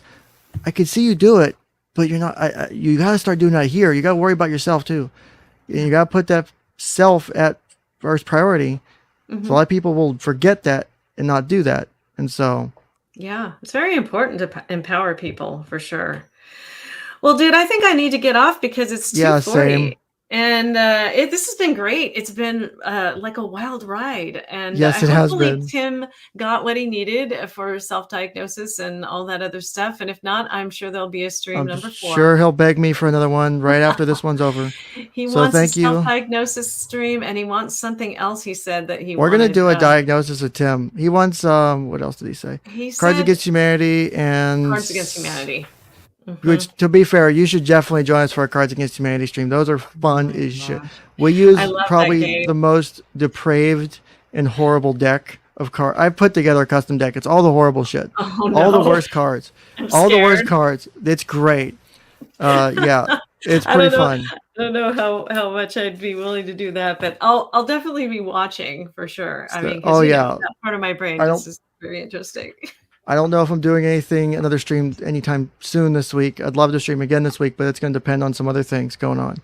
Yeah. But as far as today, I definitely got to cut it short. I got to go do dinner, got to go pick up some stuff for other things. So It was great having you, Tracy. Good Aiden. seeing you. Take care. It was great having her. Good having Aiden. Nice seeing you. Chat. Not good enough. Oh, are you judging Ken's stream as not good enough? Ken against humanity. Yeah, Ken's always against humanity. Yeah, but we'll definitely chat later, I'm sure. Tim in Discord. So take it easy, Ken. Have a good rest of your night, and then chat. Well, again, happy anniversary too. That's congrats. 23 years of marital bliss. That's crazy. Right? It's a long time. I know. And it's my second marriage too, so it's like really wow, crazy. That's good. I know. All right, take care. See you guys later. Take care. Have a good one. And then, all right, chat, I'm going to go ahead and get the music and get us out here. Thank you for all the super chats, the comments. I know, Tim, you're judgmental. I know. So I'm going to go ahead and end this now because I was supposed to end it like 40 minutes ago. But we've just had a really good show going. So let's go ahead and play it out. Mr. Dax, everyone else, Tim. Who else is in chat? Affirmative Nod, Advanced Drive, Daniel. Shinobu, who else is here? Anyone else that's still here? Arc5. All right, everyone, thank you for popping in. Thank you, Tracy, again for your commentary. Aiden, if you listen to this part later or someone tells you, thank you for participating. Other than that, take care. I look forward to doing another stream. Hopefully Sunday. I'm trying to get back into the habit of doing them every week at the bare minimum. And hopefully we're going to try and squeeze an extra show in during the week sometime soon. I'd like to do that. So other than that, take care. Stay safe. As always, if you need anything, feel free to reach out. Use the resources. If it's an emergency, call 911. Call 988. Trust the new suicide hotline number. Unlike the person earlier. God, I could fucking rant on that one for a bit. Either way, take care of yourself. Your life is important. It matters. Regardless of whatever shit we joke or laugh about on here, is if you got something going on, go get help. There's nothing wrong with getting help. I've got help. I'm alive because I got help. I'm alive because my friend forced me to get help. Get help. Don't be afraid to get help. There's nothing wrong with being called a disorder or whatever the fuck it is. It can be empowering too, because then you can own whatever the fuck's going on. I know I have depression, so I own the fuck out of it when I can. Do that. Take control. Do well in your life. Take care. Enjoy the rest of your, Sunday? God, I lose track of days too easy. Enjoy the rest of your Sunday, and please get help if you need it. Thank you, Daniel, for pointing it out. But take care, everyone. Let's baby shark it out and have a nice day.